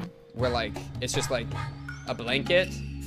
And like I think the problem is when it starts to like connect to your self-concept too much. Because if it's like, I'm patriotic and I'm an American, then all of a sudden, if you don't like America, then you don't like yourself, right? Yeah, you're absolutely right, Peak. And that's why I think it's okay as long as it doesn't become xenophobic. I think that's a big part of it. But I think would temper the, like, the connection of, because that's even what they're saying here, right? Like, let's see. There was a line, or maybe I skipped it here. Like they hate being Japanese or something. I don't know if they said that.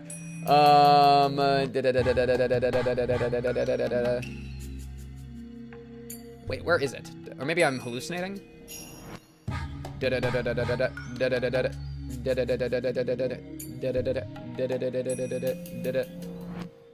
Oh, maybe it's over here.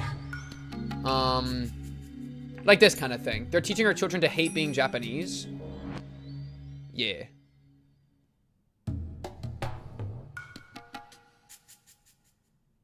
Yeah, I mean, you are pretty right, Ice. And I do have, like, I also, like, try not to be very vocal about the stuff I'm trying to do. Because, like, I do have some stuff I'm, like, kind of doing. But, like, yeah. I'm, like, I don't want to, like, be like, hey, everybody, check this shit out. This is gonna come soon. I'd rather just, like, drop something, you know? But, yeah. No, it's definitely something, and it's something I've been, like... I've been making some good connections and stuff, and it's been good.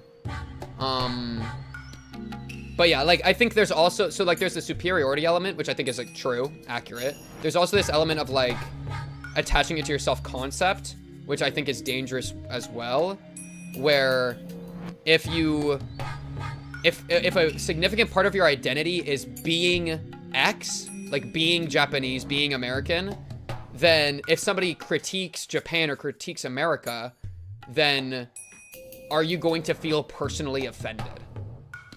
I think that's bad. Right? I think that's bad. Do I think that's bad? Is it bad to feel personally offended? I personally would never do that. I think that's crazy. I don't know how bad I think that is universally, though. Well, because it's just like, I don't know. I just think it's a weird thing to put into your self-concept. Yeah. I would advise people against it. I don't know if I would like morally condemn it, but I think for their own health, I would advise them against it. I think it'd be like more of a health thing for me than like a moral thing, where I think people would just be happier if they build their self-concept on stuff that isn't like identity, like these identity labels, you know? Like build it out of like the things you love, like, and well, oh, but I love America. Like, what am I trying to say? Wait, no, I just countered myself a little too well. I mean, I guess if you genuinely love it, I think that's the difference, is like, do you genuinely love it or are you just like told to love it, right? But then you get into like, what's the difference? The problem is with that is that a country's too big. If there's a game you worked on or something, feeling personally attacked is more understandable. Yeah, I agree with that.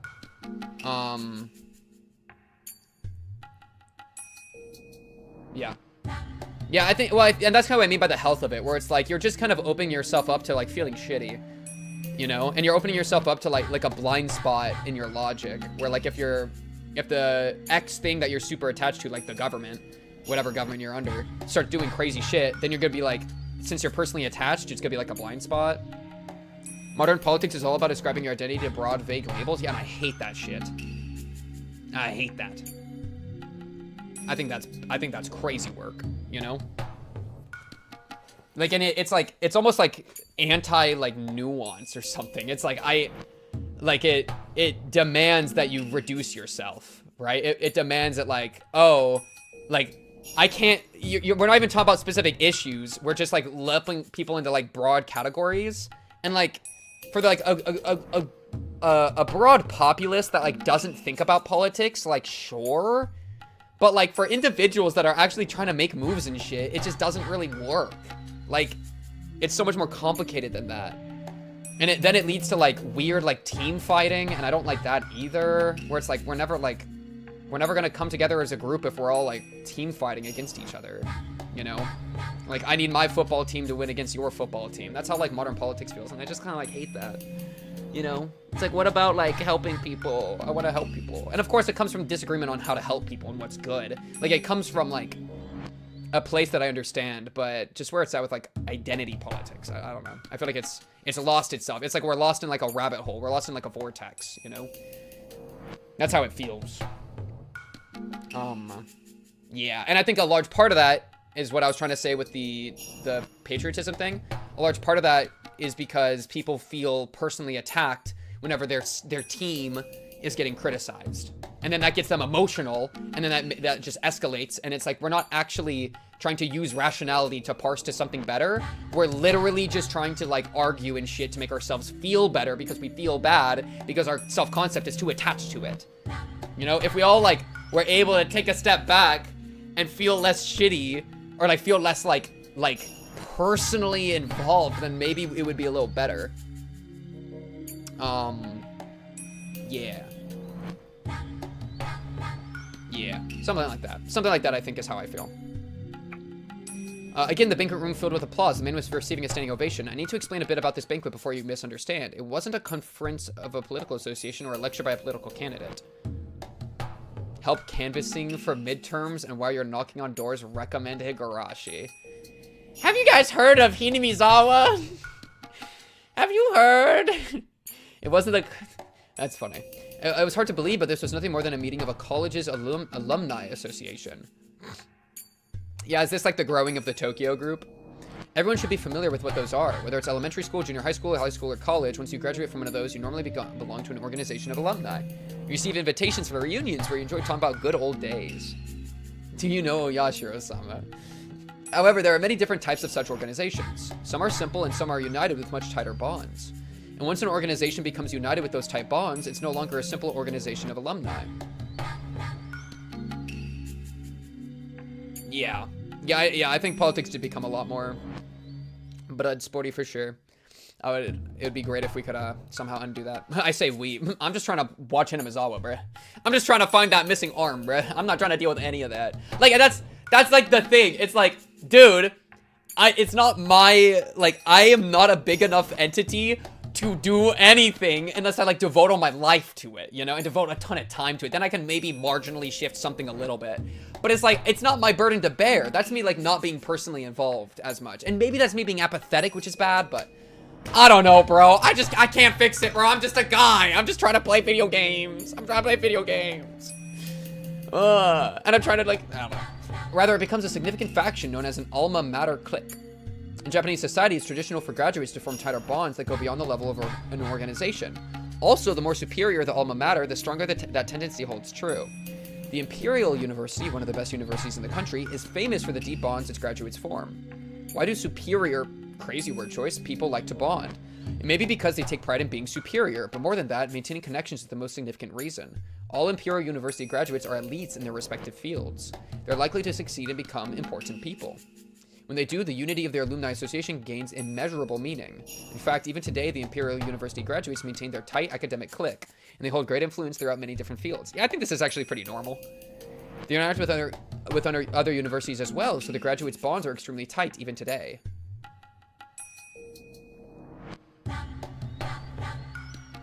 Yeah.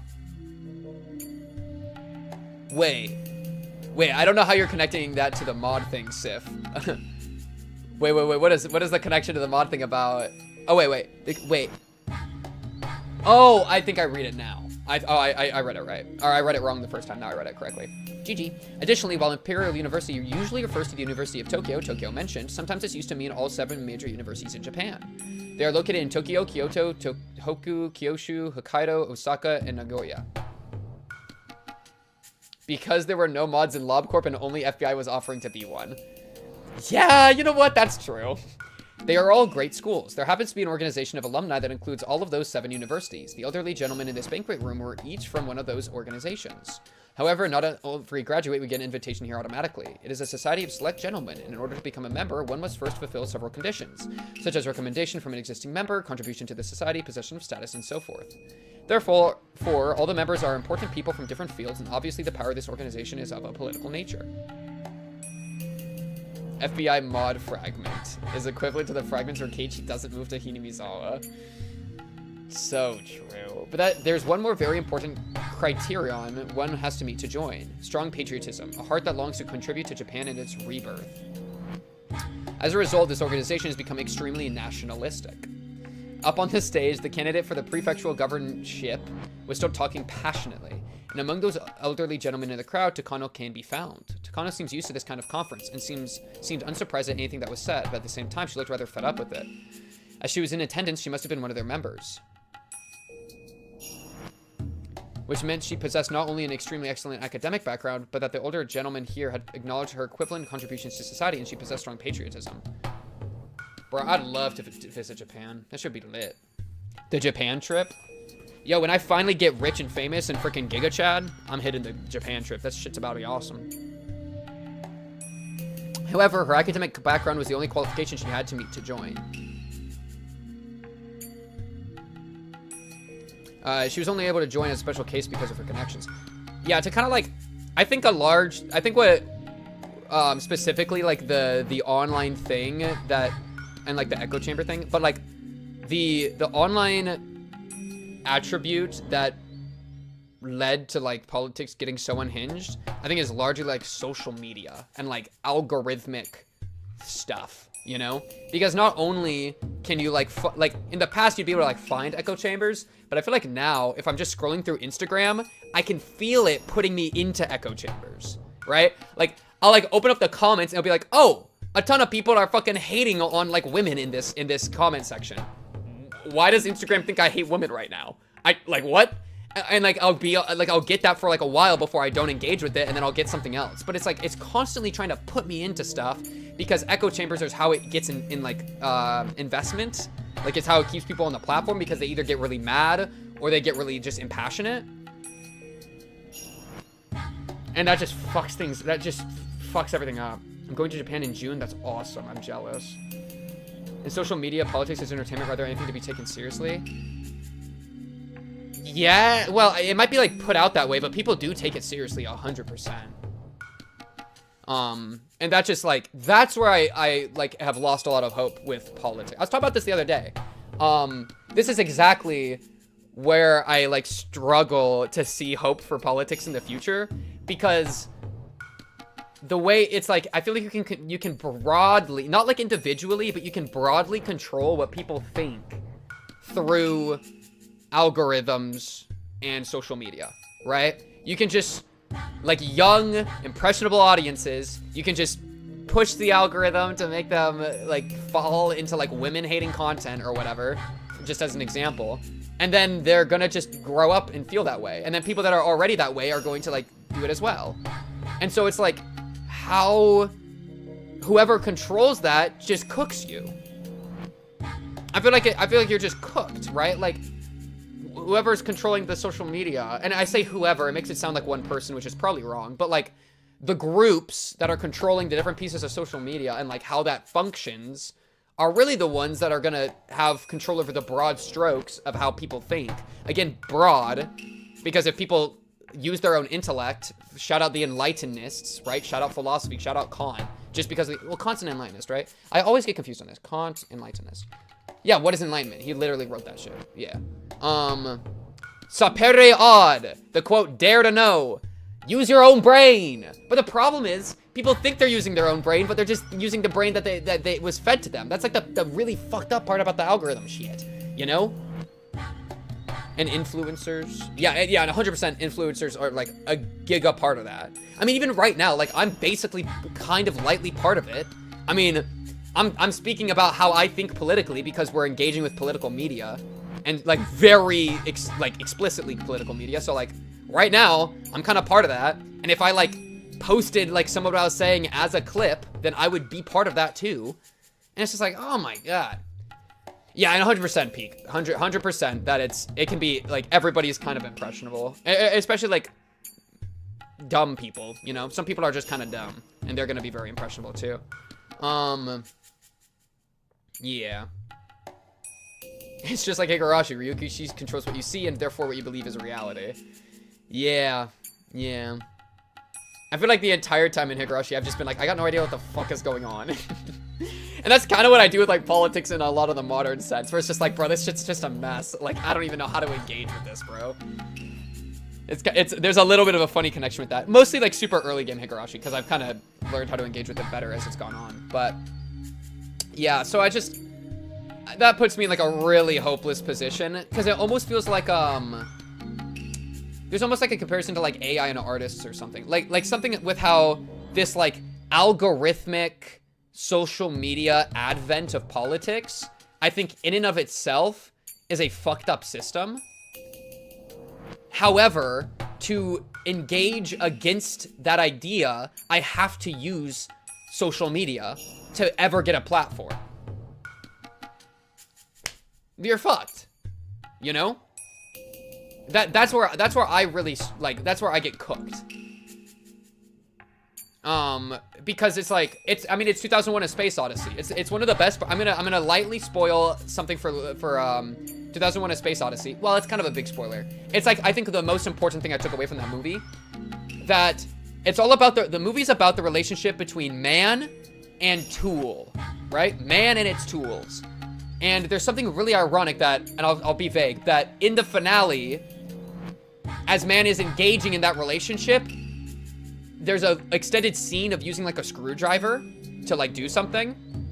And so even in that climax, man is still using a tool in order to engage with another tool. And so it's still stuck. It's still stuck in that idea of not using itself, but using some other thing, the tool. And so that's kind of how it feels with like social media and politics, where it's like, to fight against this like system that I think is really kind of fucked, I would have to use the system, that system itself.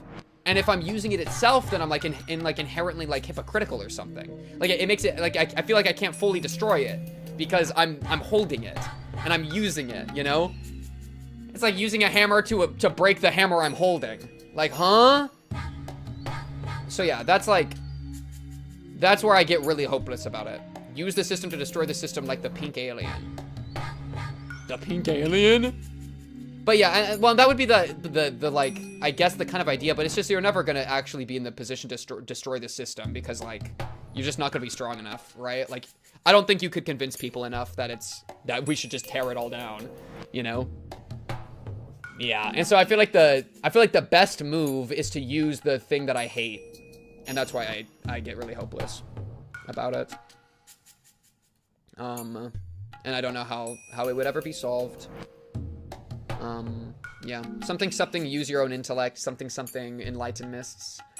At the same time, though, a lot of people claim they're doing that and then fall into, like, insane conspiratorial, like, rabbit holes. But in that case, then I'm just mad at them that they're using their own intellect in a way I don't like. So it's kind of like, well, they're doing what I said, so let them cook, I guess. I don't freaking know. She was only able to join as a special case because of her connections. She didn't even hold prejudiced ideas like the other members did. Yeah. So why was she here today? Probably because of the same reason as the man giving a speech up on stage. The man on the stage didn't actually have prejudiced ideas, much like Takano.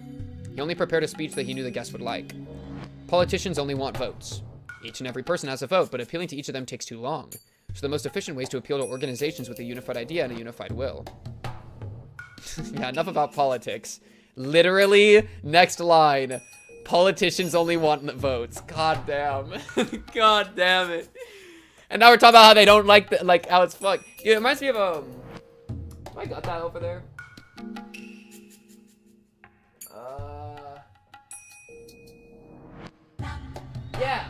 Yeah, wait, chat.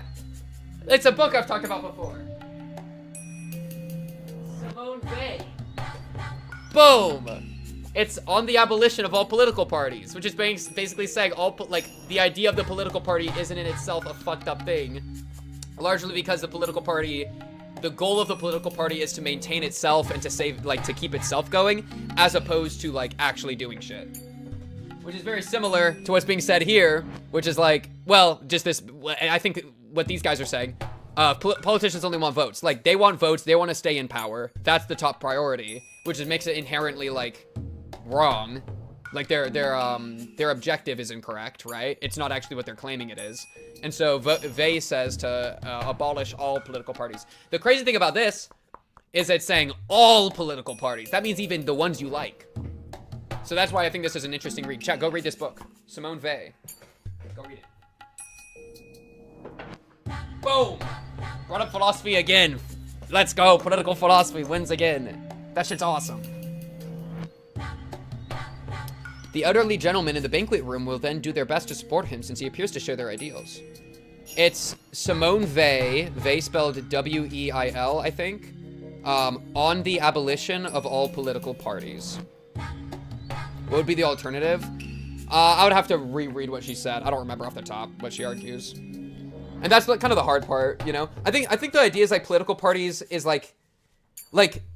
it's exactly, my intuition to answer that would be that, this thing right here. The most efficient way is to appeal to organizations with a unified idea and a unified will. That's basically the political party, right? Is the unified idea and unified will.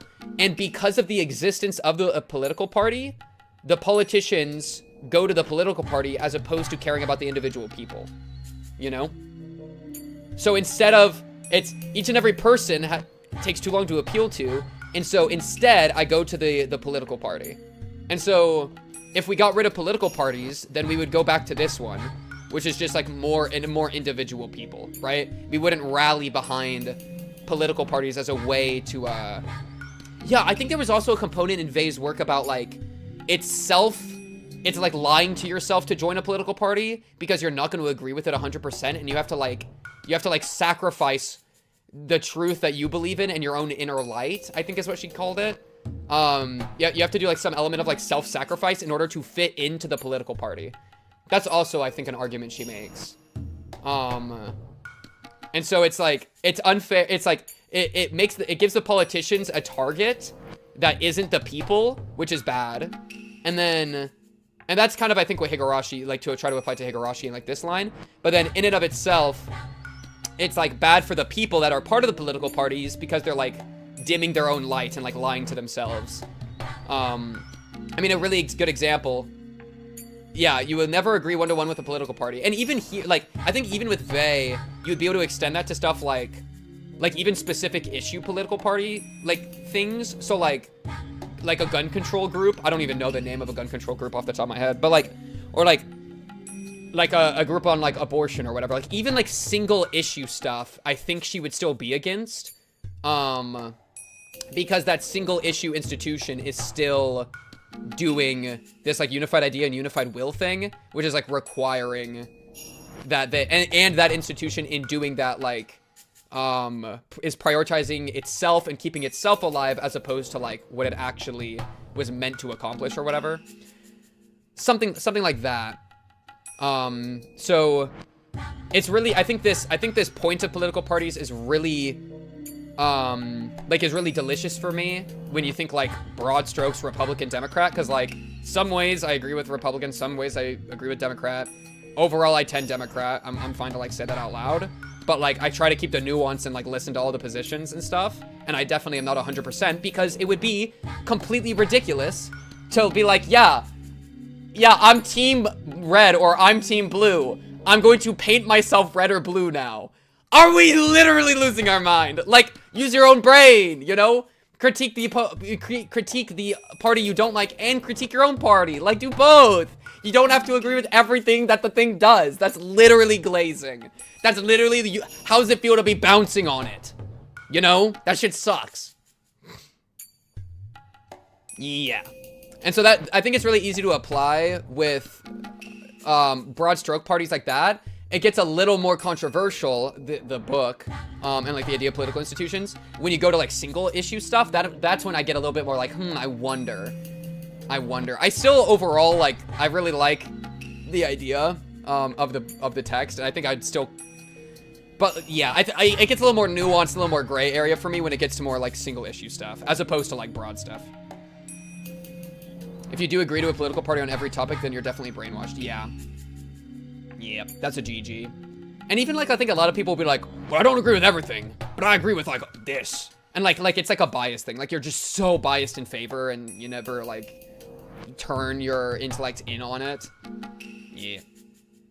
Yeah, exactly, sports teams. That, yeah, I was saying earlier, I tried to say like a football team, like analogy. Exactly. You know? Yeah. Yeah.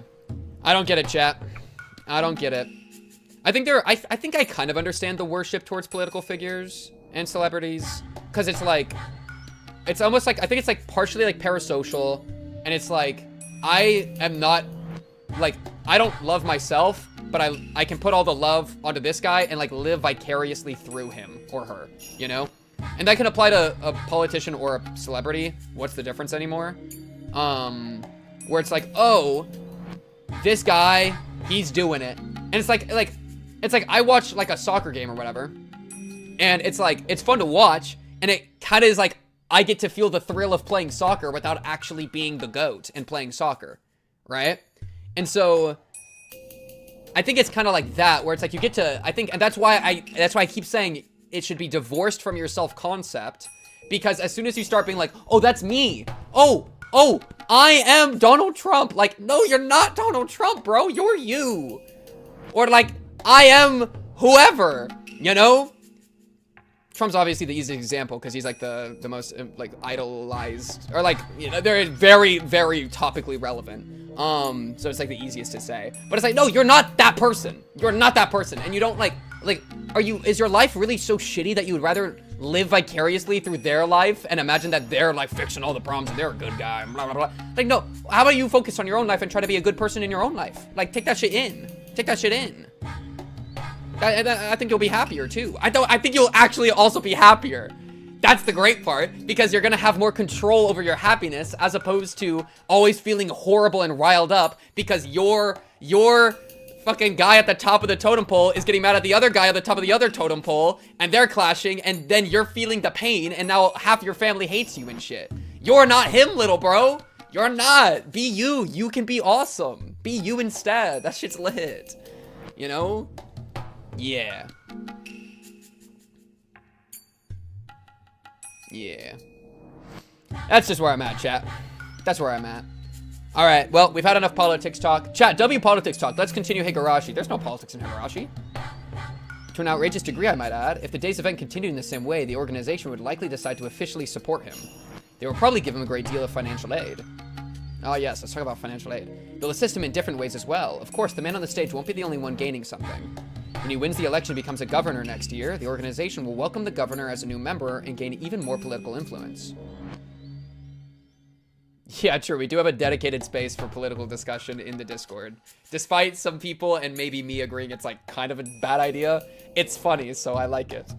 I like it, chat. I like watching people fight.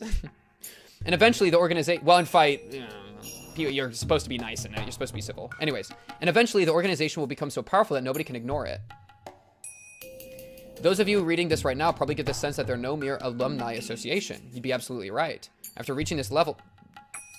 Those of you reading this right now? Okay, the fourth wall is broken.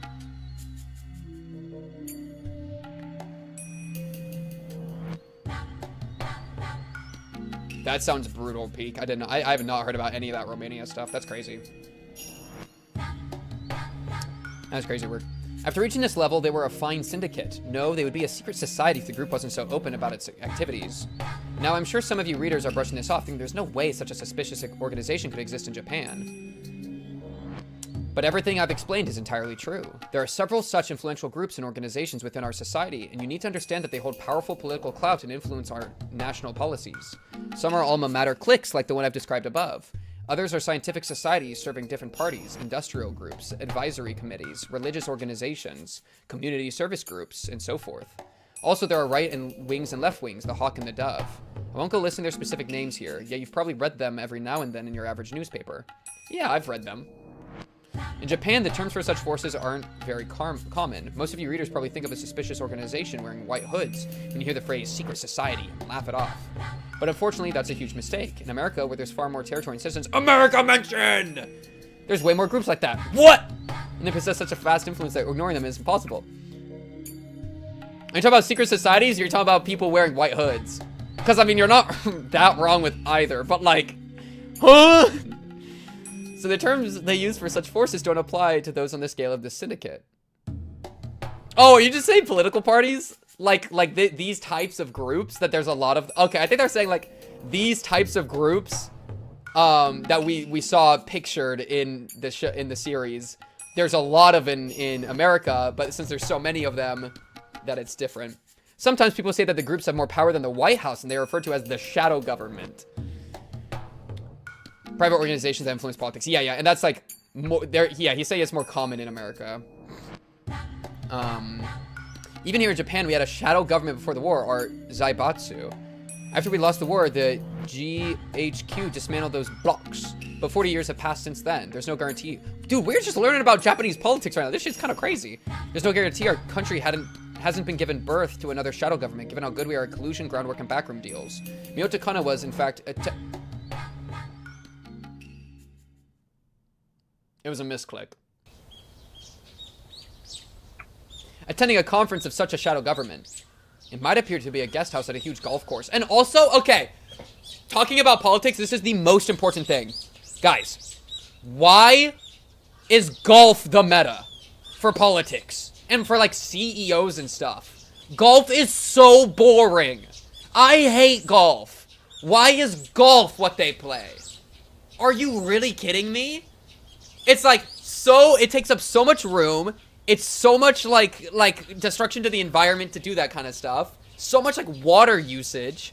And the game itself sucks. Like, please, man. Play at least, like, I don't know, Fortnite. Dude, if all the politicians and CEOs and stuff played, like, Fortnite instead of golf, I unironically would support them, like, 5% more. Alright? It would probably do it for me. I'd admit to being convinced by that. Because at least you'd be humanized. Only lizards play golf. If you play golf, I hate you, by the way. Personally. Mini golf's awesome. Don't throw the baby out with the bathwater. Mini golf is awesome. I love mini golf. Fortnite dance on the port. Yeah, and I think you're actually right about that. That it's like about being rich, you know? It's like that thing where like, yeah. There's a lot of free time easier for old people. Yeah. Yeah, I hate golf, personally. And it's not even that, like, I don't even hate golf that much. It's just, like, the worst sport. It's like a bottom tier sport. Yeah. Anyways, it might appear, and yeah, I guess you are right that there is, like, the time to socialize and stuff, and it's, like, slow. That's true, and that's why they use it for, like, networking, yeah. But like, play Fortnite. Like, we on comms during all of Fortnite, bruh. Like, play like peak. Play like, like, imagine politicians playing freaking, what's that game called? The company one? Spooky Company? Spooky Scary Company? Spooky Company? Rust? What's it called? Spooky Company. Spooky Company? Rust? Spooky Company? Limbus. Not Limbus. Lobotomy. Not lobotomy. Spooky Company. Spooky Company.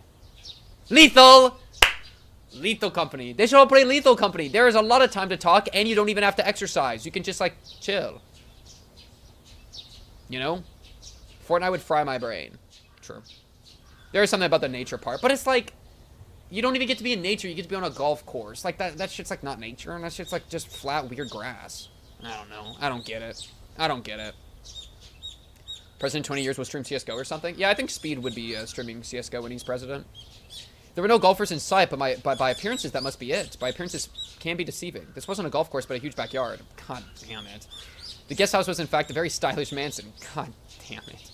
Normal people would be surprised to learn that this was a private residence. The interior of the building was as lavish as the exterior. There were beautiful carpets on every floor, expensive-looking decorations on the wall, and expensive-looking bottles of alcohol on the shelves. That's the kind of room Takano was in. There was a knock at the door, and an old man in a wheelchair and a young woman pushing it entered. This man's gonna suck. As Takano stood up to bow, the old man stopped at her by raising his right hand. I'm like... I don't know. Let me chill. The old man sat down on the sofa with assistance from the woman. He was very old, his face was covered in wrinkles, and he could hardly do anything on his own. Even so, he still held a great deal of power and influence.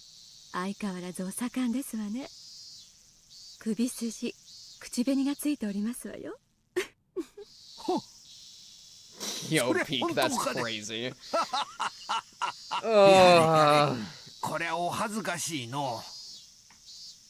There was no lipstick on his neck. The woman who was helping him with his wheelchair was too beautiful to be a mere helper, so Takano had suspected something. As it turned out, her guess was correct. Although he was so old that he could die the next day, he wanted to stay sexually active until the very end. Even the Grim Reaper would think that's just absurd. This guy's just trying to bang people, right?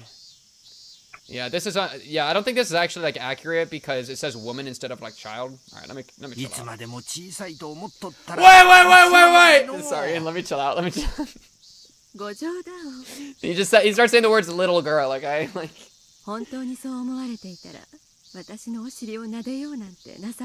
Yeah.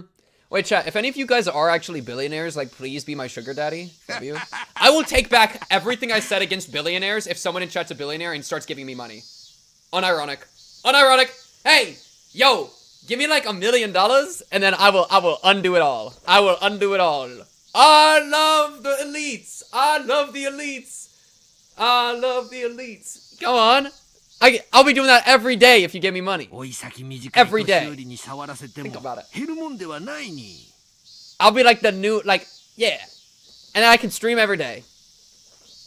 And then I'll just stream every day, and I'll just like react to political slop, and I'll just take your opinion, and I'll be like the young hip guy that is your voice piece for your political ideology. You know? You just have to give me enough money. Chat, do you think, wait, chat.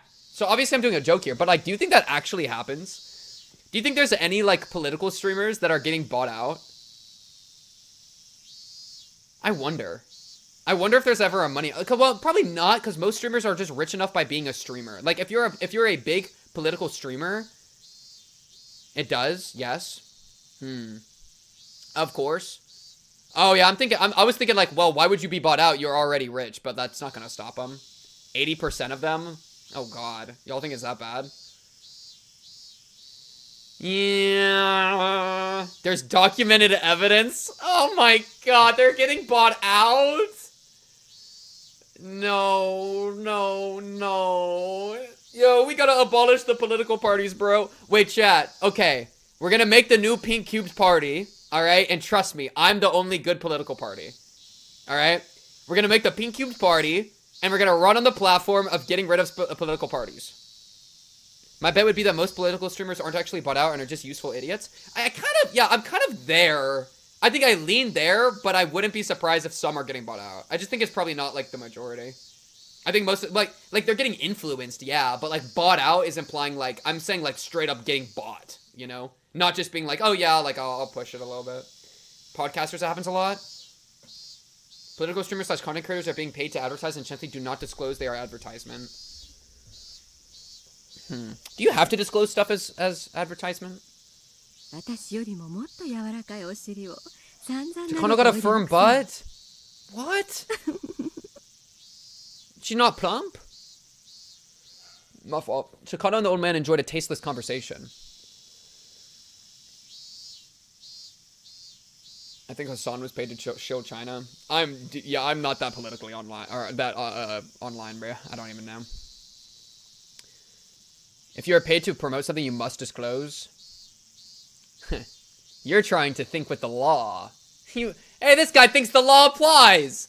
No, these people are rich. The law don't apply. Are you stupid? No.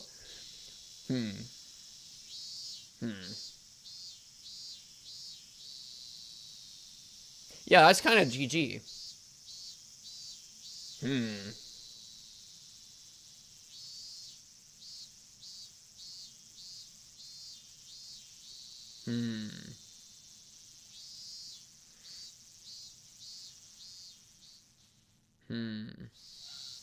I'm like, what I'm thinking about right now is like, it's just it's like a necessary evil argument with like the tool thing from earlier of like, I think the system is bad, but it feels like you have to use the system to beat the system, in which case it's like, well, but at the same time, nobody's trying to fix the system. They're all just trying to do their own thing and like push their own ends. So it's kind of like tough. Anyways, they had clearly known each other a long time and were very close. The young woman came back to serve tea. After she left, the old man started to speak. Then it's a race to the bottom and we all lose. Well, we might be racing to the bottom.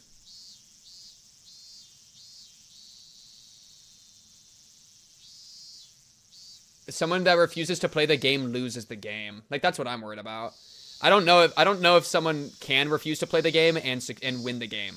Because refusing, they need to win. And like, just refusing, like, you're just out of the game.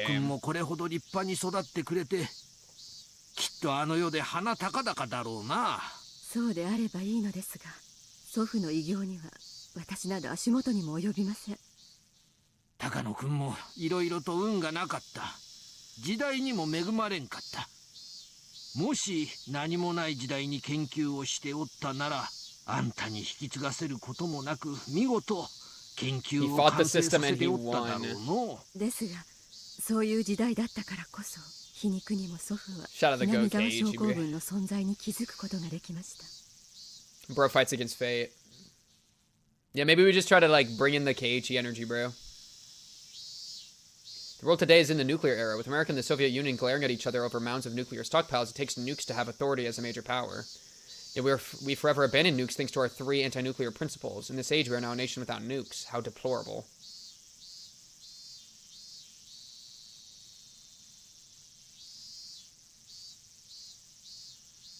Yeah, they're organized communal action rather than anything else. Keiichi did low-key cook with that.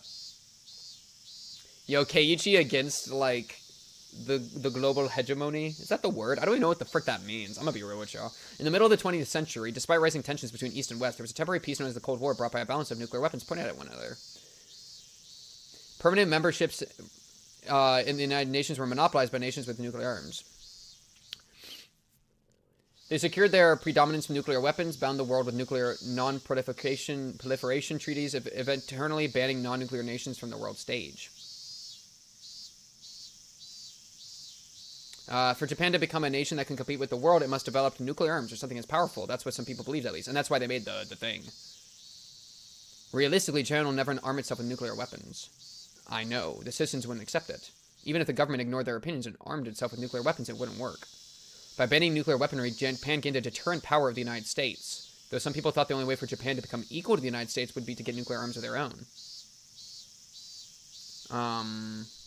But realistically, that was impossible. Even if Japan armed itself with nuclear weapons, that wouldn't automatically let Japan join the great powers.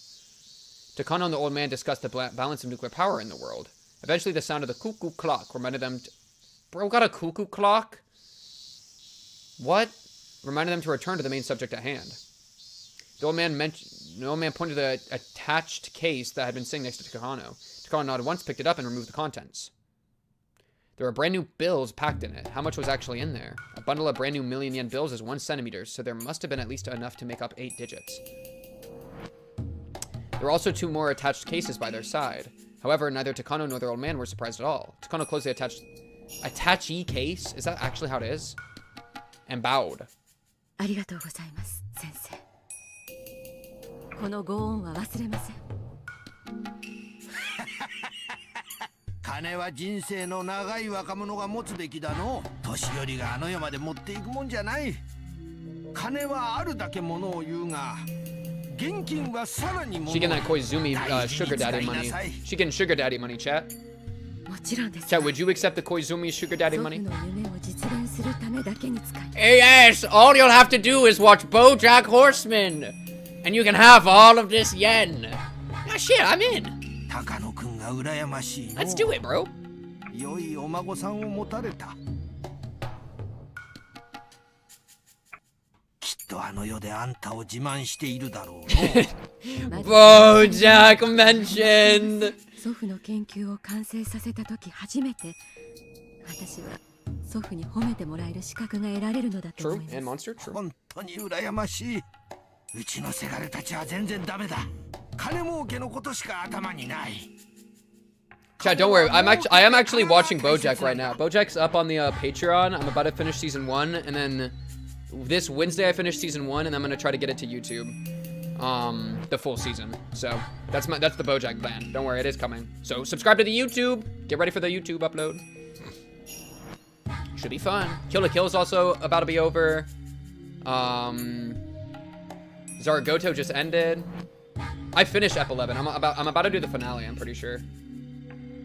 For BoJack. So.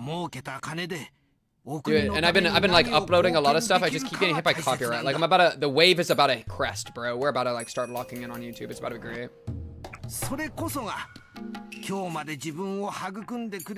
That's fake. That's made up. I don't care. F it. Frick it.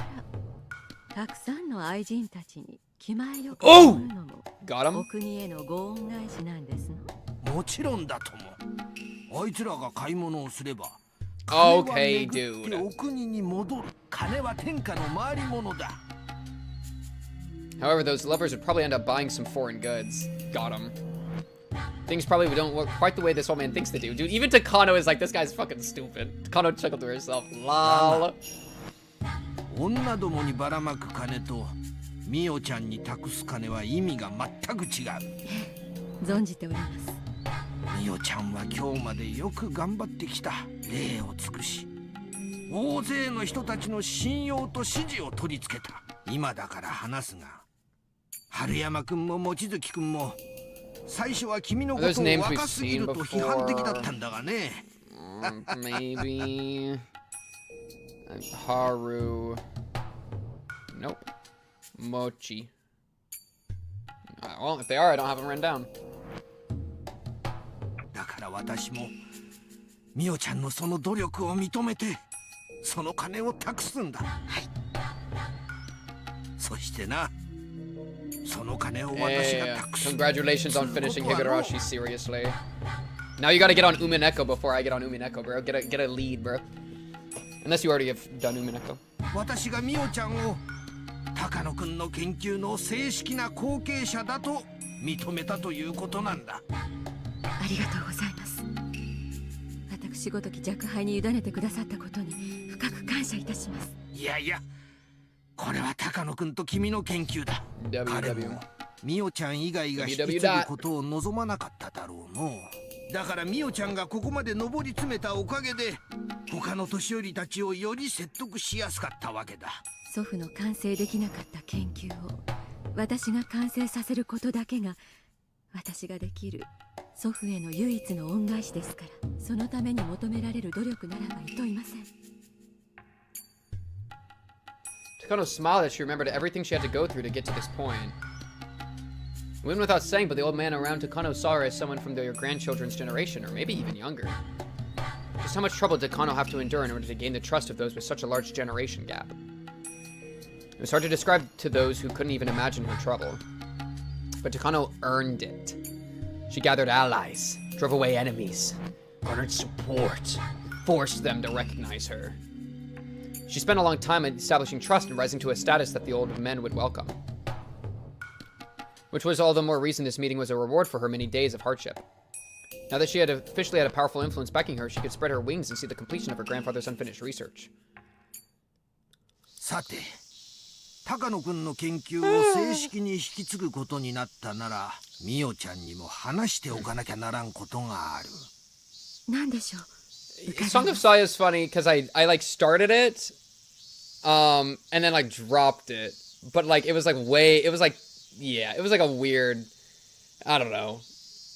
There is a world that I do give it a genuine try, on stream. There is a world for that for sure. The old man, because I have heard it's good. A couple people in the Discord were saying it's good. Waldo comes to mind. The old man paused and pulled an expensive cigarette from the cigarette holder on the table. Takano lit it up for him. She didn't smoke herself, but knowing that the old man did, she kept a lighter in her pocket. The constant buildup of little gestures like that were how she gained the trust she held today. Takano-kun noticed the Hinamizawa syndrome in Manchuria, not Japan. According to my grandfather's journal, around 1940, he learned that many soldiers sent from Hinamizawa to the Kuteng army expressed terminal symptoms, which led to him to surmise that an unknown infectious parasite dwelled in Hinamizawa. Under the harsh conditions of war, people sometimes lost their mind. In those conditions, those who were sent to a far-off battlefield from Hinamizawa spent their days under duress, and occasionally they exhibited terminal symptoms, hallucinated, and caused twisted incidents. Yet that all occurred in the extensive chaos of the battlefield. Every incident was handled separately. The amount of times that I've heard of incidents being held separately in this series, at this point, this is literally just talking about the curse, bro. Like, at this point, talk about it. And no one suspected there was an underlying cause. 当時高野くんは軍医少佐として海外に派兵されていて、現地のそんな中で偶然いくつかの錯乱事件が全て同じ出身地の兵士によって起こされていることを知った。高野くんはHinamizawa出身者に特有の症状ではないかと仮定し、個人的にこの研究を始めたのだ。そしてHinamizawa出身の兵士を研究所勤務にして集め、いろいろと調査した。そしてHinamizawa独特のお社様信仰の存在を知り、得意な性質を持つ未知の疾病の存在を確信したのだ。Ah, yes. Some may wonder how he could be so certain that these symptoms were caused by unusual parasites.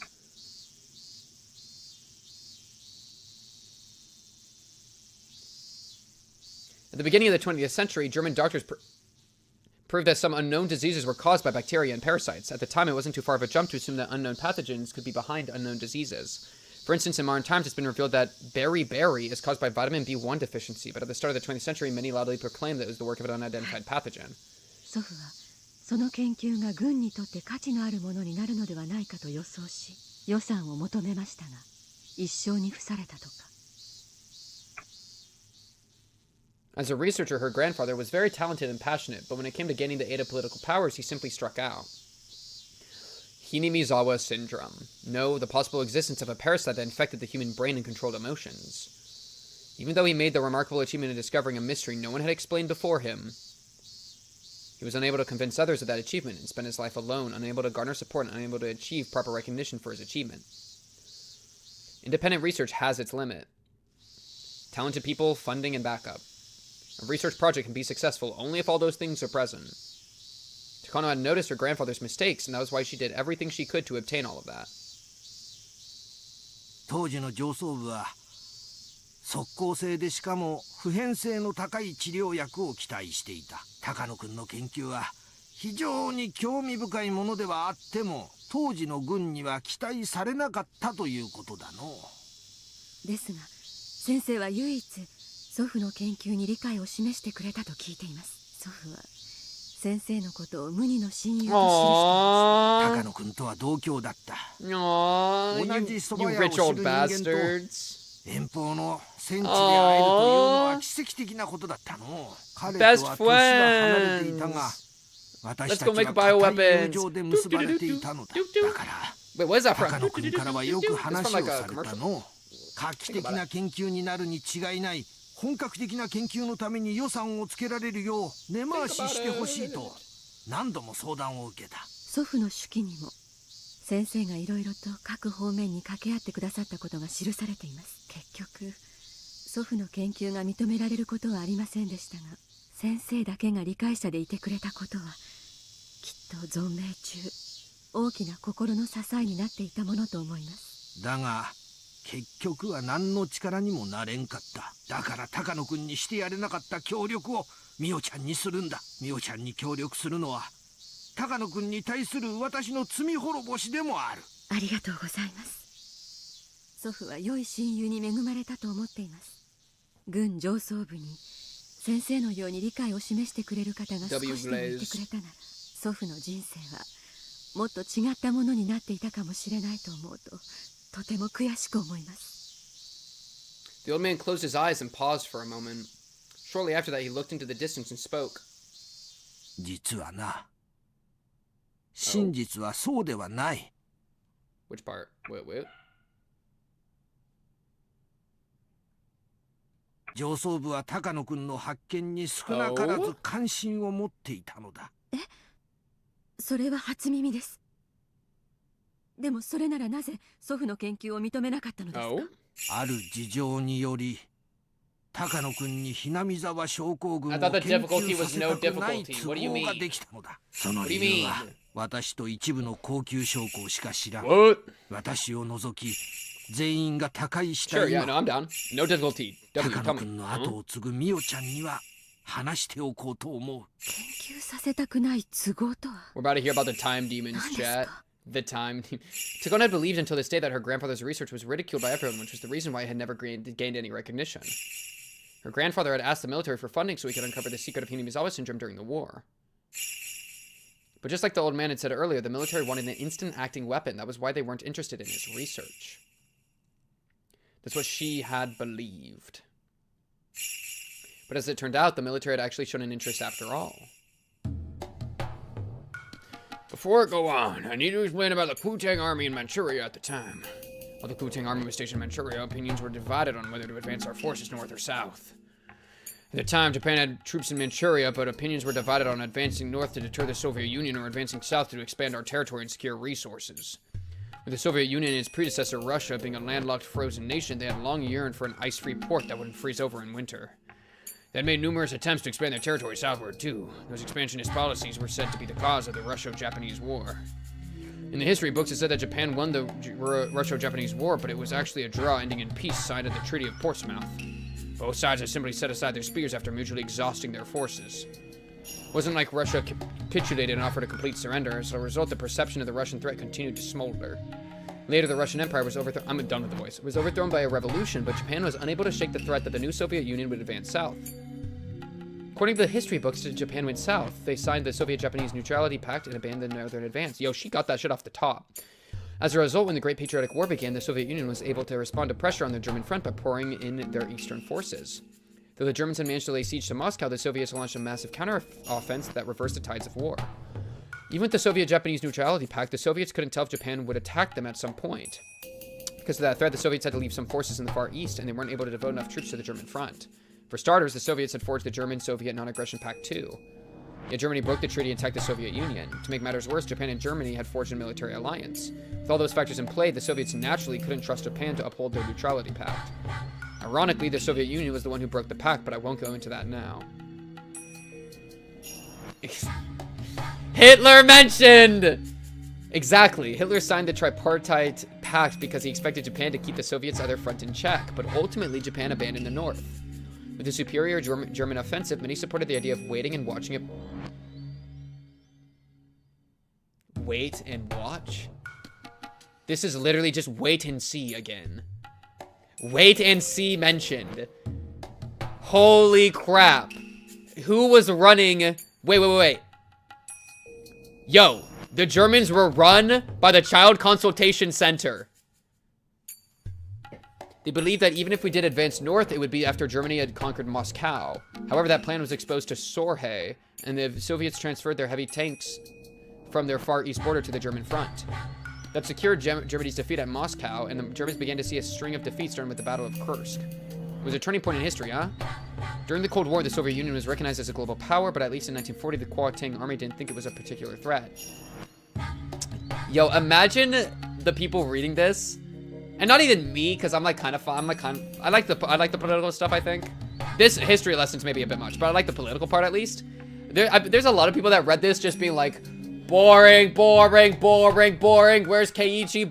Boring. Where's Rika? Boring. Like, some people were probably so over this. Did you ever expect you to be talking about Hitler when first starting Higu? No. Ch8's been fighting the Nazis, man. Well, and I mean, there's a good reason, like... the Agartha theory is strong, okay? I do frick with the Agartha theory, alright? Think about it. I literally did not read any of this text when I played LOL. Yeah, I'm not even surprised. I bet a lot of people were probably just so over it, dude. I don't know if I'm just gonna skip. Okay. The underestimation was corrected after the Nomohan incident in 1941. After several fierce short-term battles with the Soviet Union's advanced mechanized corps that led to great losses, the Kuomintang army realized they couldn't fight the Soviets and they inclined Japan toward the Soviet-Japanese Neutrality Pact.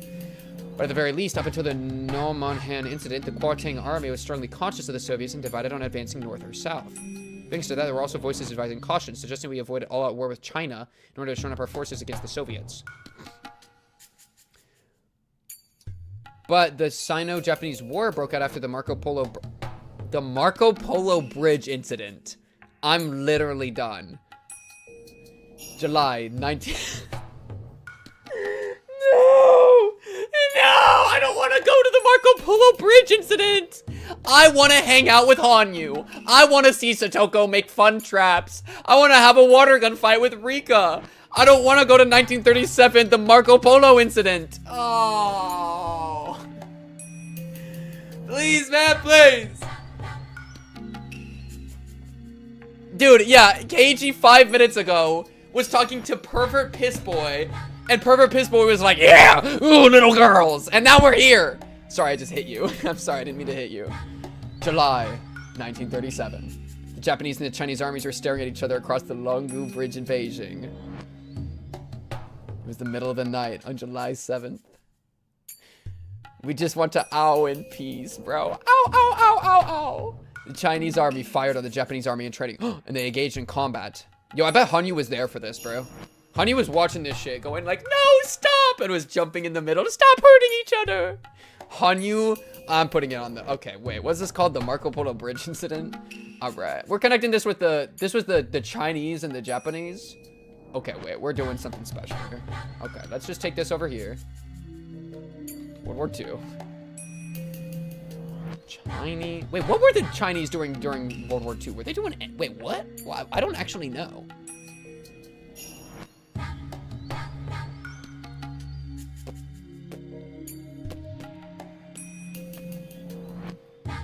Marco Polo Bridge incident.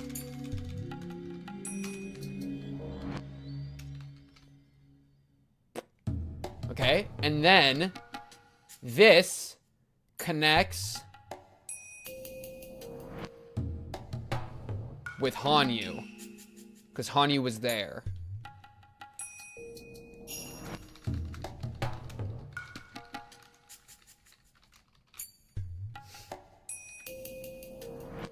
China was with the Allies, as far as I remember. I have no clue what they did, though. Yeah. Be thankful that English is your native language. Oh, that would be so brutal. That would be so brutal.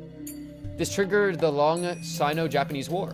Yes, according to historical records, that incident triggered the Sino-Japanese War, but with opinions divided over advancing north or south, the army was equally divided over a full-scale confrontation with China. No, in fact, we even received orders from General Staff Headquarters to resolve the matter quietly before the incident grew much bigger. So those supporting the northern advance wanted to settle the Battle of Longgu Bridge quietly, insisting that conflict with China was pointless in light of their anti-Soviet strategy. However, those on the mainland supporting the southern advance used this incident as cause to dispatch more troops to China. They enacted hard policies against China, and thus the Marco Polo Bridge incident became the trigger for Japan and China to enter an all-out war. I did not know about this at all. Seriously, appreciate the photo. Appreciate it. After that and their bitter struggles in the no... When was this? Wait, was this during World War II? Why is it... Wait, chat, when was this? When was the... Oh, wait, 1937. Okay.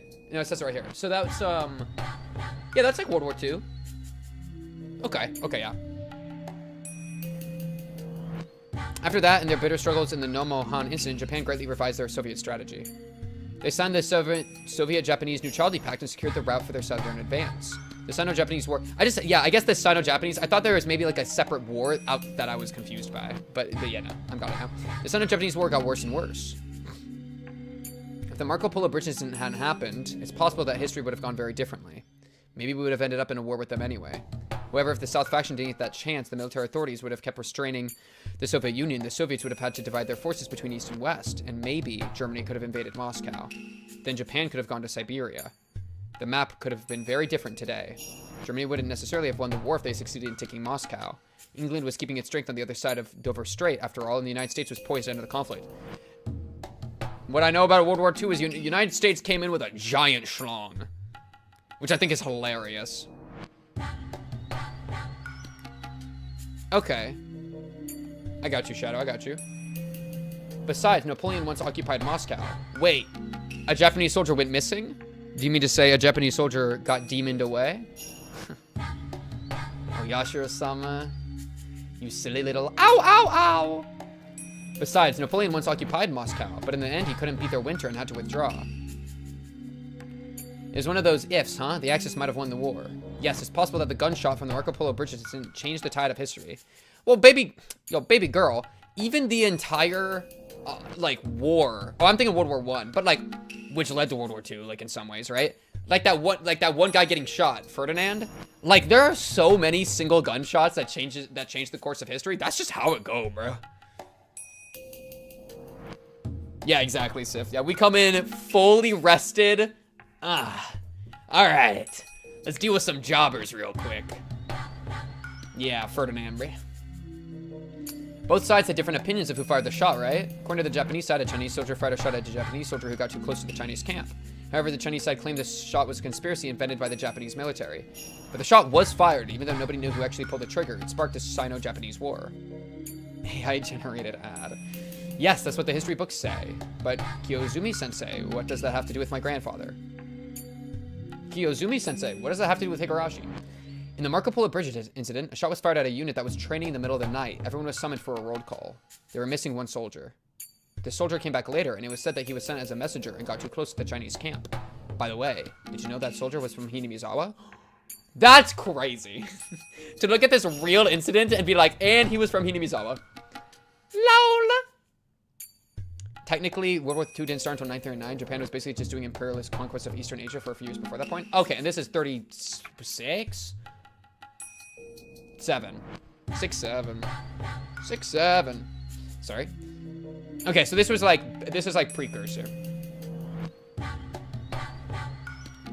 Eh? Really? When Takano-kun was talking about Hinamizawa syndrome, he said that soldiers from Hinamizawa could suddenly fall into a deranged state, and we realized that the soldier from the Marco Polo Bridge incident was in fact from Hinamizawa. Then what about... Yo! You know what's so funny?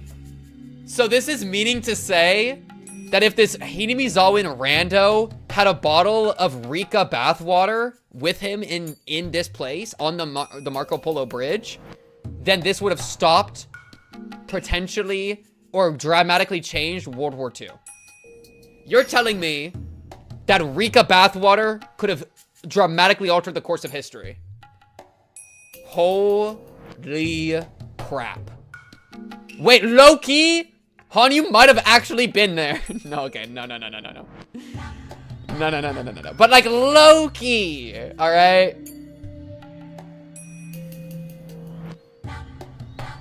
If the guy had Rika bath water, he wouldn't have caused it to happen. Think about it.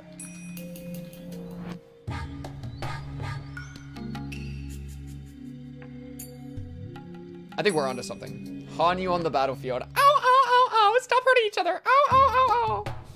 I love Hanyu. I love Hanyu so much. Hanyu meeting Hitler is canon. That one soldier wasn't from Hinamizawa, then the Axis might have won. Rika pheromone. Rika not giving pheromones. Killed Hitler. Oh my god, chat. We are onto something here. Which has officially connected Hitler and Rika. Rika and Hitler have officially made a comparison. Low curcuminally, if Rika commercialized her bathwater, Hitler would have gotten into ART uni by butterfly effect. Yo, we are in too deep. We are in too deep. Low curcuminally. I like those words. I think it's funny. I think it's funny, chat. Okay, wait. So how do we get to Agartha? Wait, chat. I know we can connect Rika to Agartha. I know we can do it. Okay, okay, wait. Oh, but she's not blonde. But you know who is?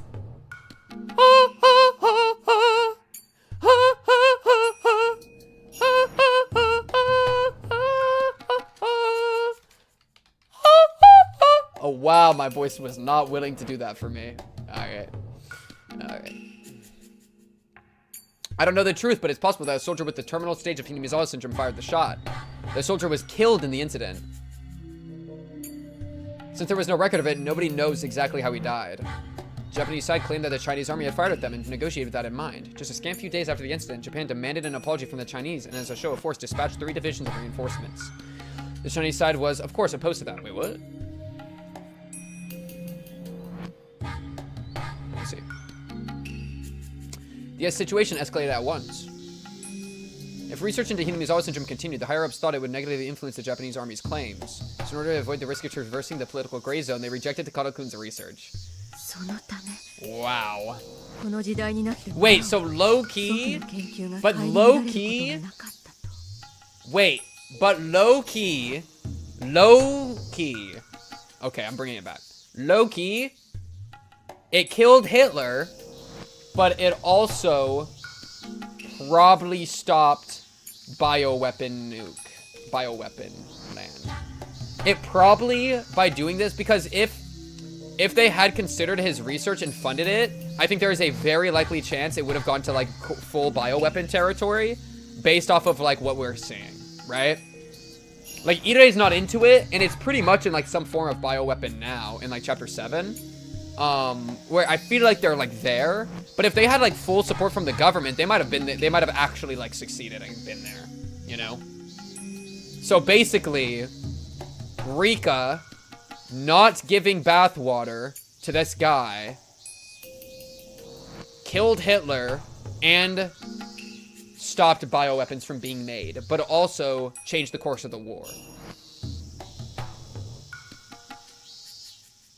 Okay. Yeah, I'm solid. I'm solid on it.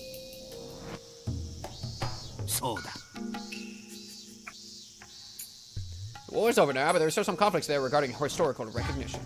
高野君にその気はなくとも、Hinamizawa将校軍の研究が公になれば、社会的な影響が強すぎて、一般大衆に不要の混乱と疑念を与えることにもなりかねない。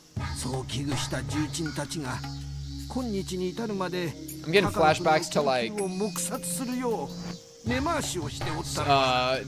Higurashi Hinamizawa village talking about Satoko, bro. I'm getting flashbacks. Truly superhuman gaming. Agreed. Takano tried to remain calm, but she couldn't stop herself from grimacing. Grimace shake?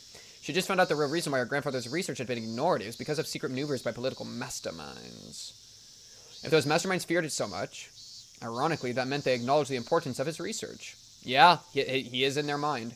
Takano was saddened and frustrated to no end by her grandfather's lonely life.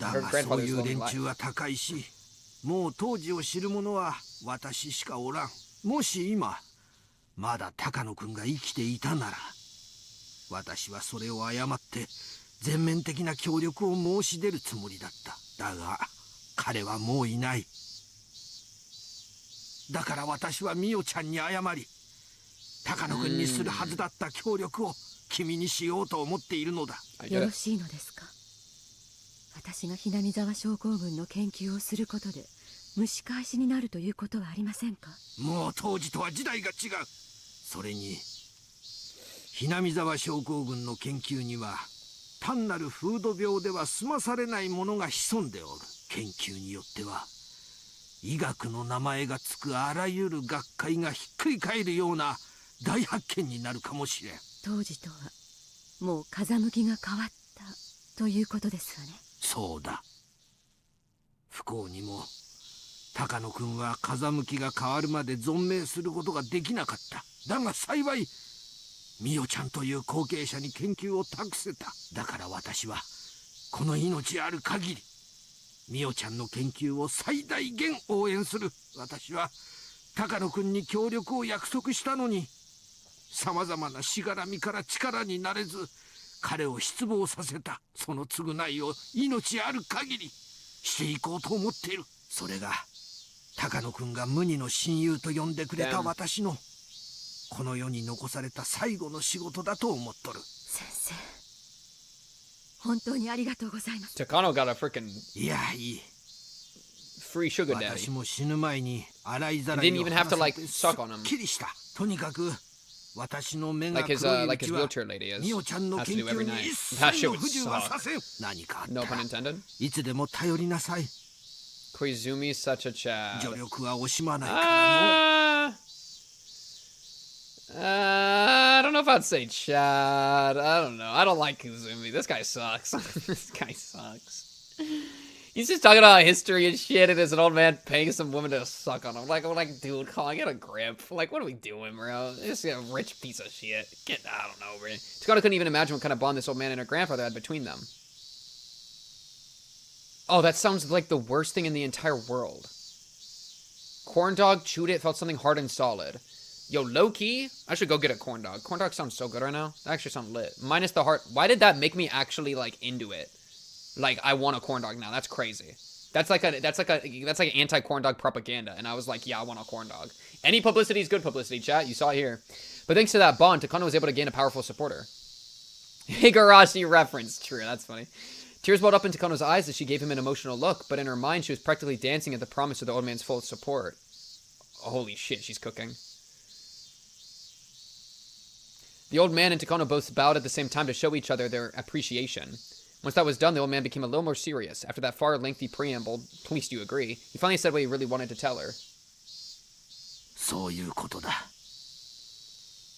私が言いたいのはつまりひなみ沢症候群には歴史すらも作りかねない魔力が宿っているという Ch8 ことだ。 walking into chapter 1.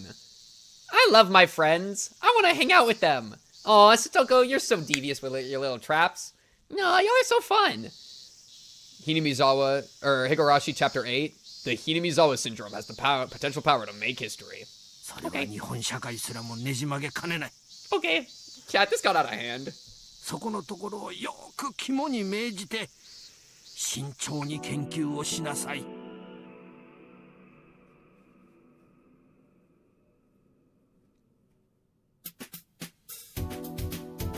After the proprietor finished serving the food, she bowed and left.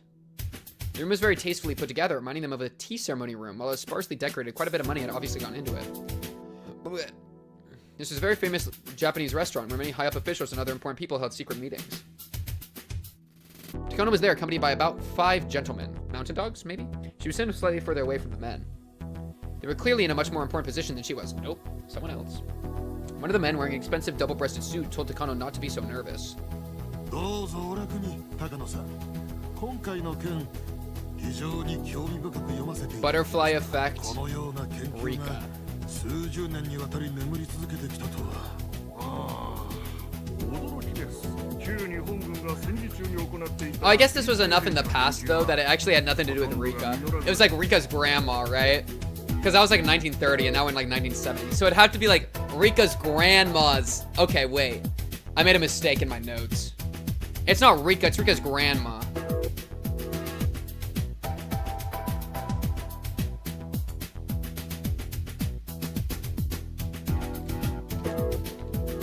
Alright, here we go. Correct. 研究基礎も全て Rika 米軍に Grandma. 接収 Yeah, され yeah. It's not about Rika 何も bathwater. It's 残って Rika いない Grandma と思っており bathwater. ましたよ。 I think now we're onto この something. 研究は軍上層部にもほとんど相手にされなかったと聞いております。なるほど。 Think about it. ゆえに誰にも知られず、そして GHQ の追及も受けなかったというわけですな。その意味においてだけは本当に幸運でした。高野先生の研究を高野さんが引き継ぐとは面白い。これも因縁です。 Fix this. No. まるで I don't know. It just does this, bro. 個人が研究を完成させようとしているかのようです。本当にそうかもしれませんわね。私も奇妙な因縁を感じます。 This music's lit.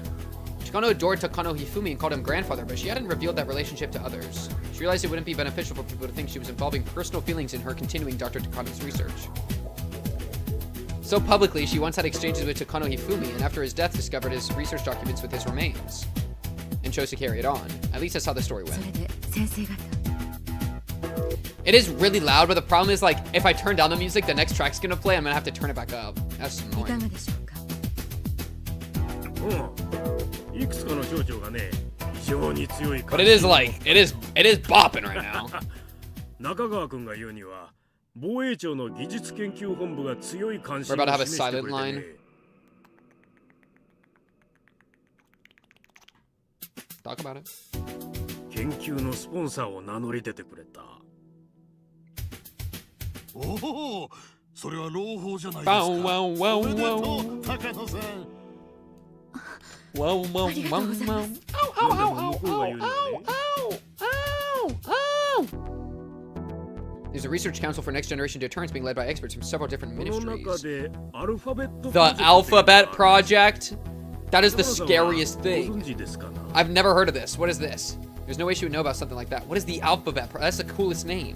It's very possible for these nationalists to research something dangerous without citizens knowing about it. Do you like the emphasis I put on those words? Society forms something like a web of connections between people.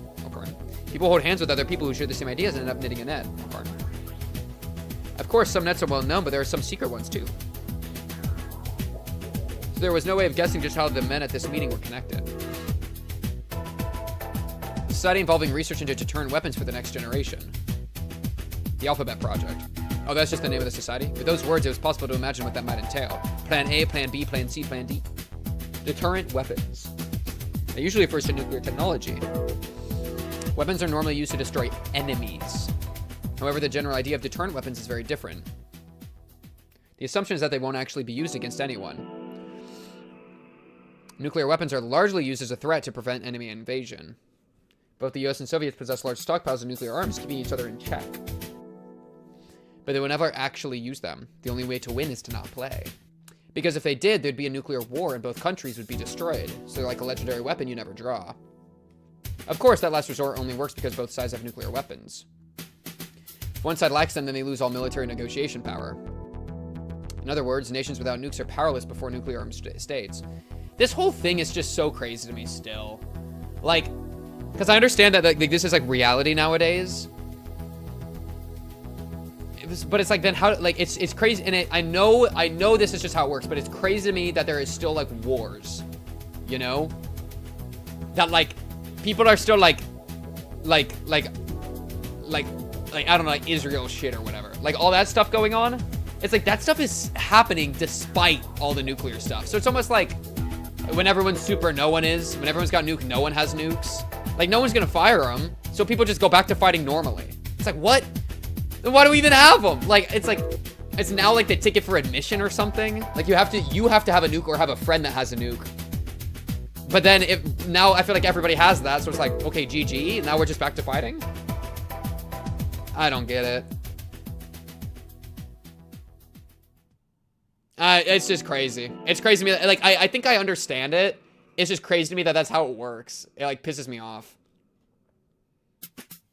Yeah, I'm not a huge war guy personally. I'm more of a like love and peace guy. Talk about it. Just, like, go hug a tree. Talk about it. I love a tree. Yeah. Yeah, they stand at the table. Or they get a friend that does it. Same thing, but like, yeah. It's the type of thing you would make fun of in a story. Setting as nuclear weapons doesn't use them. Yeah, Chekhov's gun ass world. We live in a Chekhov's gun fired once or twice. Whoa, sorry, Japan. Chekhov's gun fired twice, and then we're like, nope, we're never firing it again. Are you kidding me right now? I mean, good, don't fire it. Like, thank you, but like, what? Never mind, get me out of this conversation. This can't be true. Japan abandoned nukes. I'm back in the conversation. And it still functions as a nation today. Or some people might be thinking, but they're wrong. Japan abandoned nukes, but lies under the nuclear umbrella by allying itself with America. That means the nation functions thanks to America's nukes. Yeah, that's what I was just saying. However, that also means we must resign ourselves to forever being a vassal of America. There's only been 2 nukes dropped on, like, places, right? I mean, like, there might have been, like, a test, but, like, I mean, like, on places. Like people getting killed by them. In order for Japan to escape that and become a powerful nation equal to America, it must possess its own deterrence arms and step out of that nuclear umbrella. That society must have been put together by experts who believe in that ideal. Given that, even the name Alphabet Project makes sense. Nuclear weapons are weapons of mass destruction. However, weapons of mass destruction aren't always nuclear. They also include biological weapons and chemical weapons. Atomic, biological, chemical. The initials of these 3 words make up the ABC. That's why the weapons of mass destruction are sometimes called ABC weapons.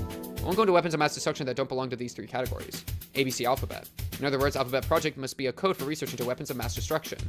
As it happened, this guess of Takano's was correct.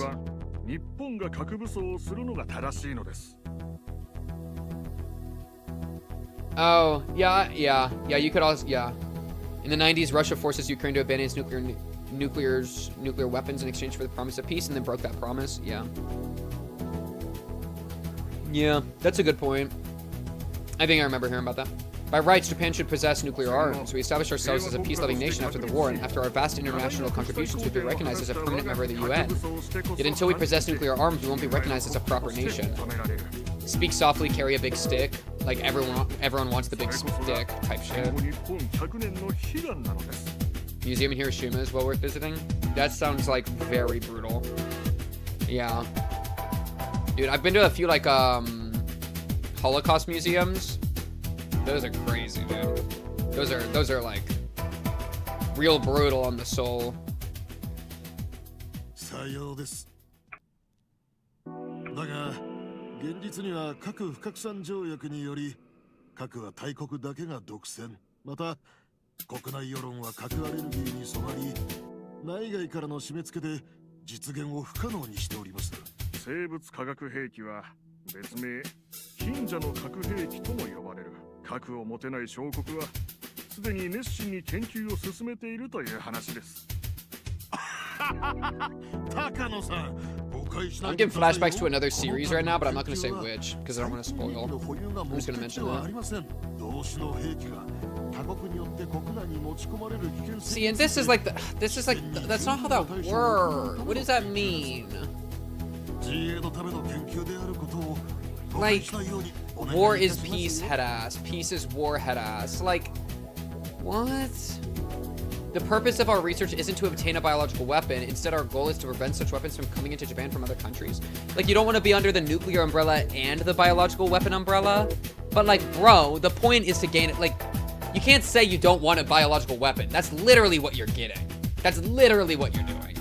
Like, you're lying to yourself to say that you're doing this to, like, not...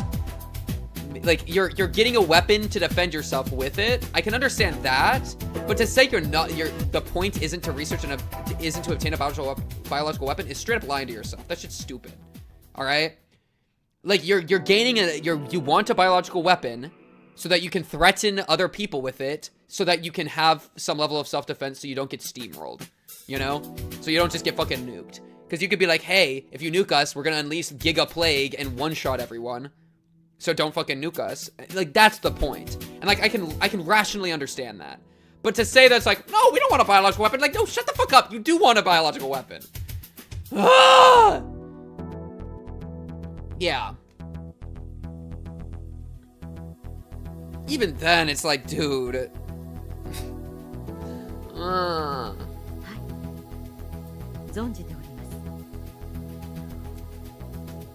Yo, Chat be flying all over the world, bro. Chat, I've never been out of America. I've been to California for TwitchCon twice. No, and I went to California one other time. And then I go to Utah to visit family. And then I think I went to Florida once. Otherwise, I'd just be living in Texas, bro. I'd be straight Texan.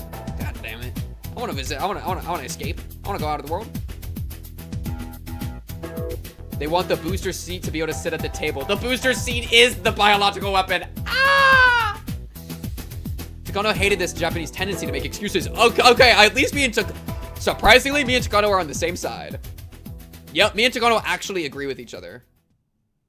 That was a school trip? Oh, heard. Never been out of my city? Yo, Shiro. You should get out of your city. That sounds fun. No matter what they said, they already saw the value in using this research toward biological weaponry.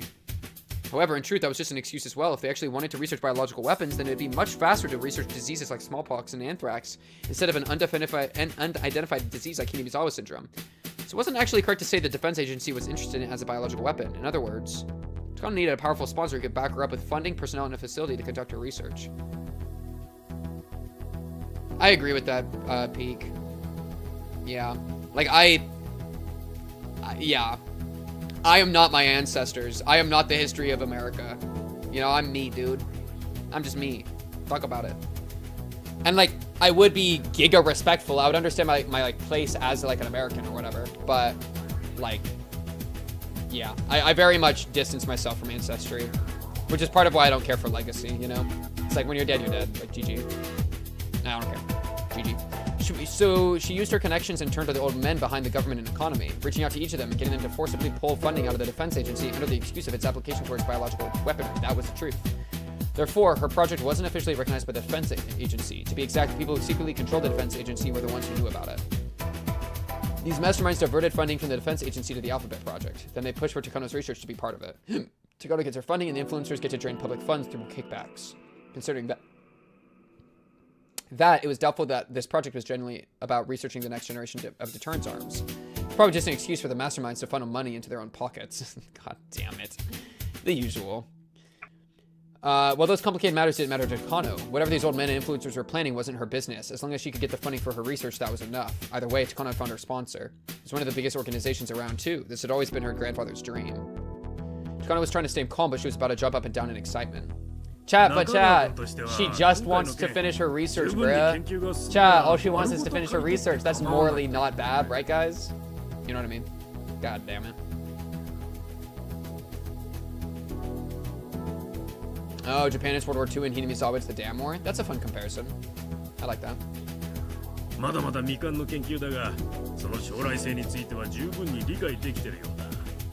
It's like, I'm trying to like draw a connection by saying that between Takano and Ire, like a tiny bit, where it's like, what she's saying right now is like, oh, it's just about getting the funding for the research. Like,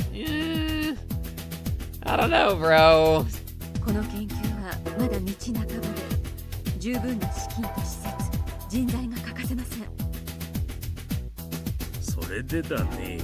About that, ...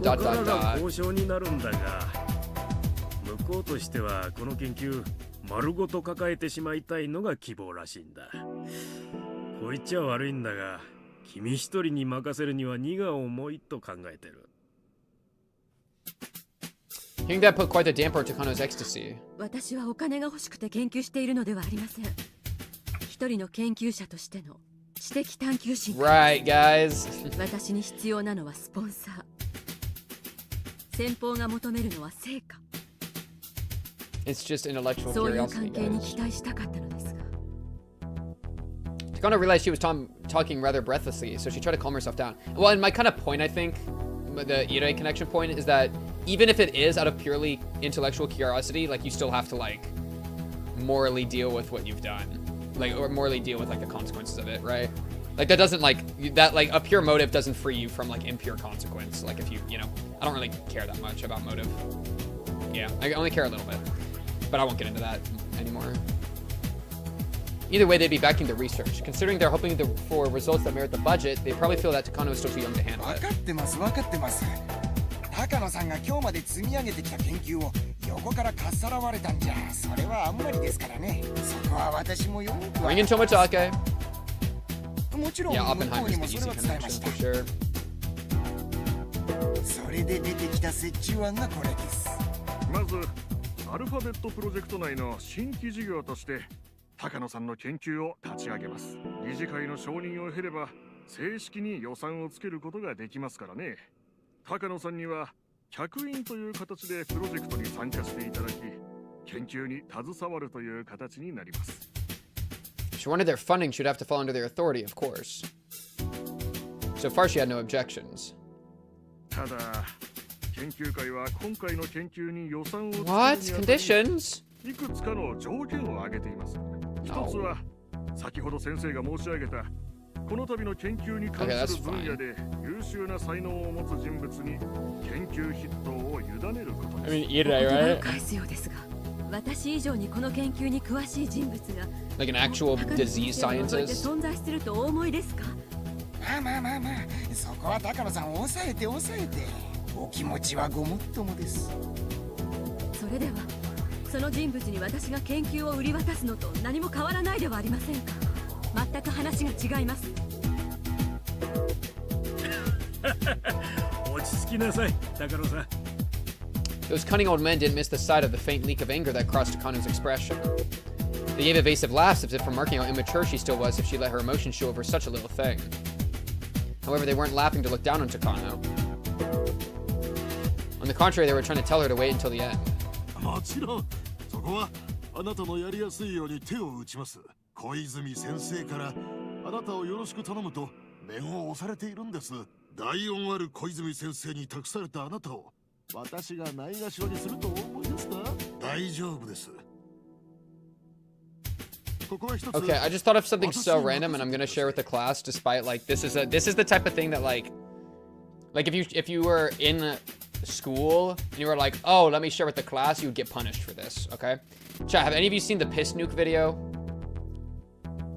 Like piss nuke inbound, and the guy has like a jug of piss and he throws it really hard, and it like shakes the camera. Chat, piss nuke video.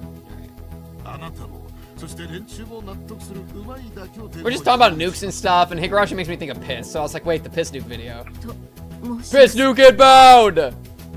Wait, okay, let me see if I can find it really quickly.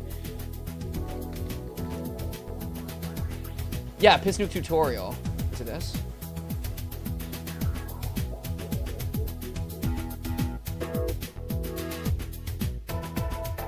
What? This is a song. No, not a song. Piss nuke incoming. There we go.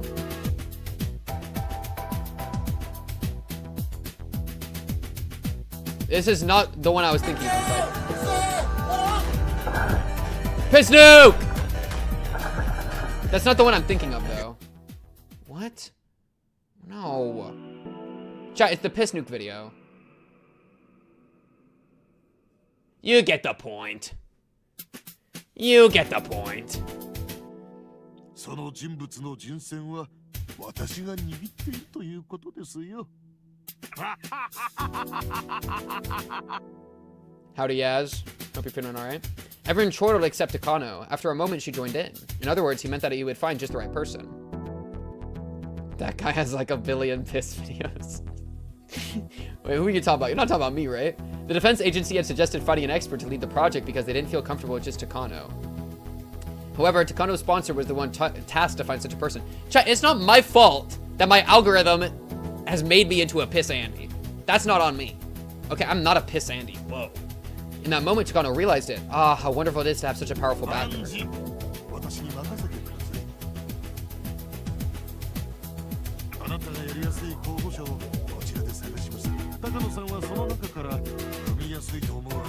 I wonder if she picks Tomatake at all, or if this is just Irei. Takano felt better after hearing that. While she wouldn't be the official head of the project, she would end up leading it from the shadows. Of course, she wasn't an expert per se. Having a partner would actually be beneficial.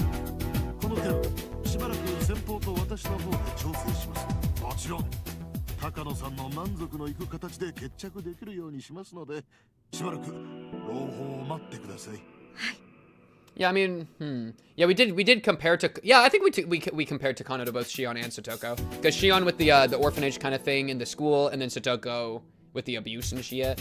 Yeah, I think we referenced both in our tech. I'm not commenting on water sports. そうだそうだ。Wait, water sports like water polo? Yeah, I love that. I love that. That's so fun. Or like, oh, like volleyball in the water. Yeah, I play volleyball in the water. Sometimes that's fun. W. 国立感染症予防研究所の伊藤君を紹介してくれてね。機材や技術についてのバックアップを名乗り出てくれてる。本当ですか？ありがとうございます。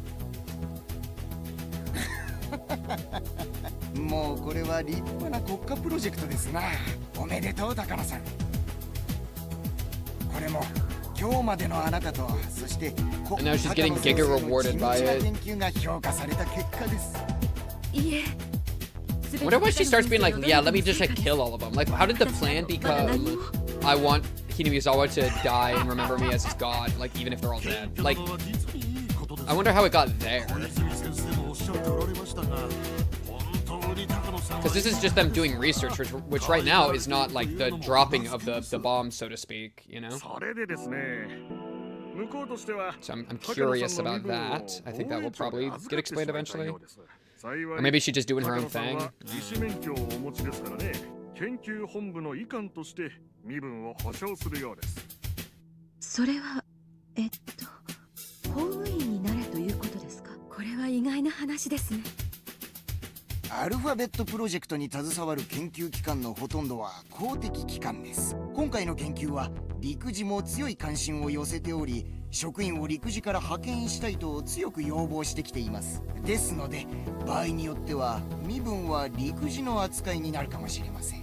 まあ、この辺は役人の縄張り争いだと思ってください。Yo, I've been hearing official squabbling for a minute, bureaucrat. I don't need to be hearing this. All I've been hearing is officials. Yeah, yeah, yeah.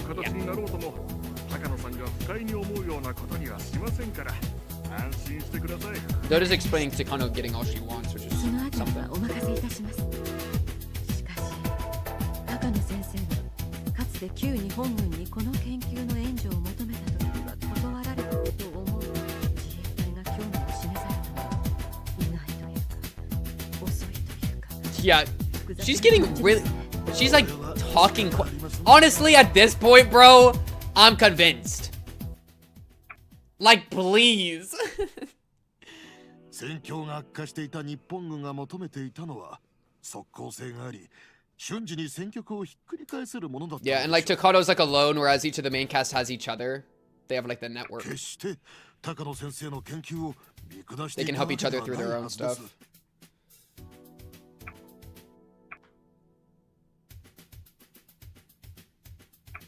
That wasn't true, of course. Takano already heard that confession from the old man. She exhaled. To her, it was like the meeting in front of her was happening somewhere far away. She'd longed for this day to come and worked so hard to reach it.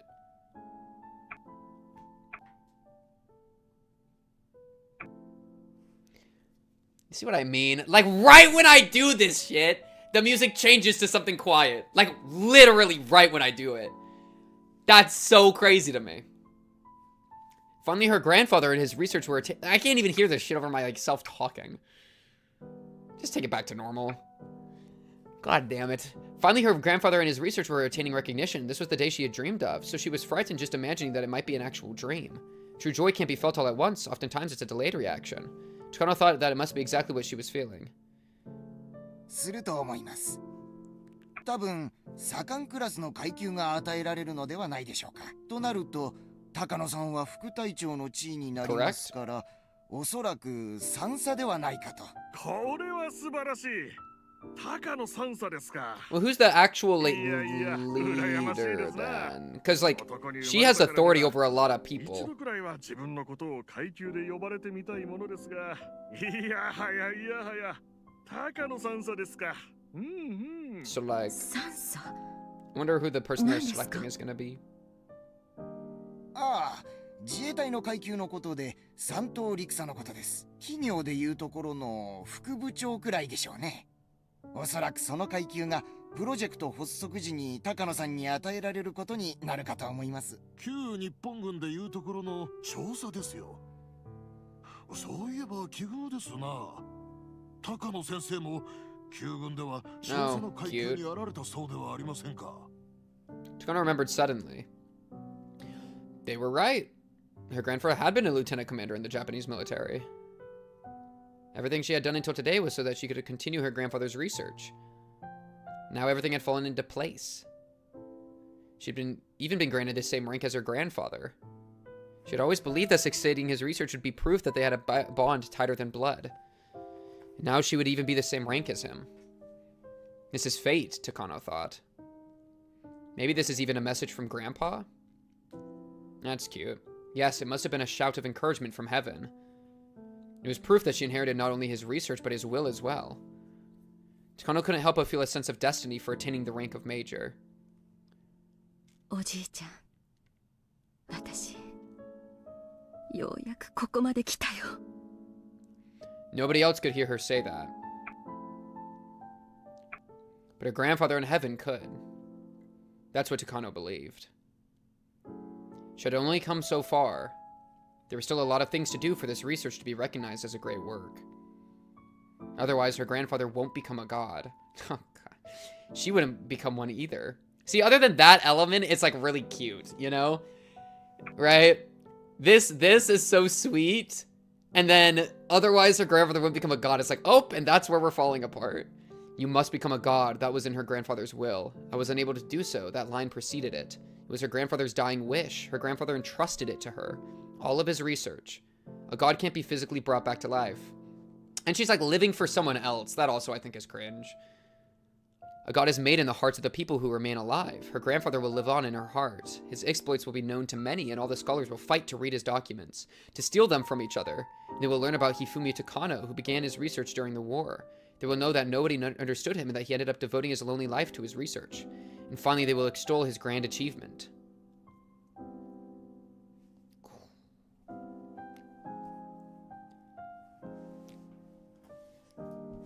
Cut to next chapter. Every single character. We have to kill Takano right now! And it's cinema. Think about it. That's about to be the best fiction I've ever engaged in, okay? Every single character squaring up. No tips? Oh, so we just gave up on tips. Like, we're just done with tips? Never doing a tip again? Oh. Oh, man. Yo, Chad, is that a good spot? I feel like that's a good spot, no? We got a lot of the Takano backstory. I feel like it's kind of lit. We did spend a lot of time yapping, so we didn't get, like, a ton done, but, like, I feel like it was good. And we got, like, a good tier list done. That does get us deeper into the meat. That scream just woke me up. Yeah, that's well said. It doesn't justify her actively massacring kids in a whole village, but still. What if you did a 24-hour stream and finished the chapter? Yeah, no. No. That's a good way to have me, like, drooling by the end of it. I'll be at the position that, like, Takano was at the end of her backstory. Sprinting through the woods drooling. That's how it would feel after a 24-hour Hinamizawa stream. Alright? Brother Man Bill is going crazy off of that. Holy pig. Chad, I don't want to read the book. I'm happy to start it, but like, if I get bored, I'm gonna be so cooked. I haven't read an honest book in a million years. I cannot remember the last time I read a book. Well, okay, by that I mean college. Outside of college, have I really been reading books? I mean, Leviathan, kinda, but like, not really. I mean, that was like 2 chapters. Yeah. Yeah.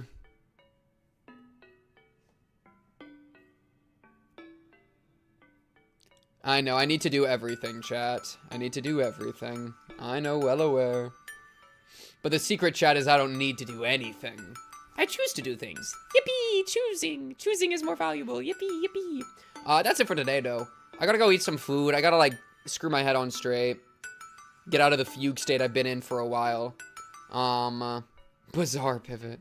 It's monster time? Are you talking about my monster on the... Dude, I gotta get fucking monster up, dude. It's been hit by copyright like 1,000 times. It's so annoying. It's been hit by copyright 4 times. So I'm about to... I forgot to do it last night. Or I didn't forget, I just didn't do it last night. Where I gotta re-upload or retry monster for the 5th time, dude. It's been driving me crazy. But yeah. Anyways, I'll be seeing y'all next time, chat. We're doing Higurashi again next week, continuing Chapter 8. Thursday, we're doing Limbus Company Project Moon, continuing Kanto 5. Should be good. I want to do more streams, but I need to actually just do them instead of telling y'all that I want to. W-Mans. YouTube uploads. I have like a lot queued up. It's just a matter of organizing it all on my end and getting it through copyright. Otherwise, I've been very active on Patreon. Support's never needed, but always appreciated. And yeah. Yeah, I'll be hopefully seeing y'all again next week, if not sooner. Shout out the Discord, shout out the YouTube, shout out the Instagram, shout out the TikTok, shout out the Twitch. Shout out it all. I'll be seeing y'all next time.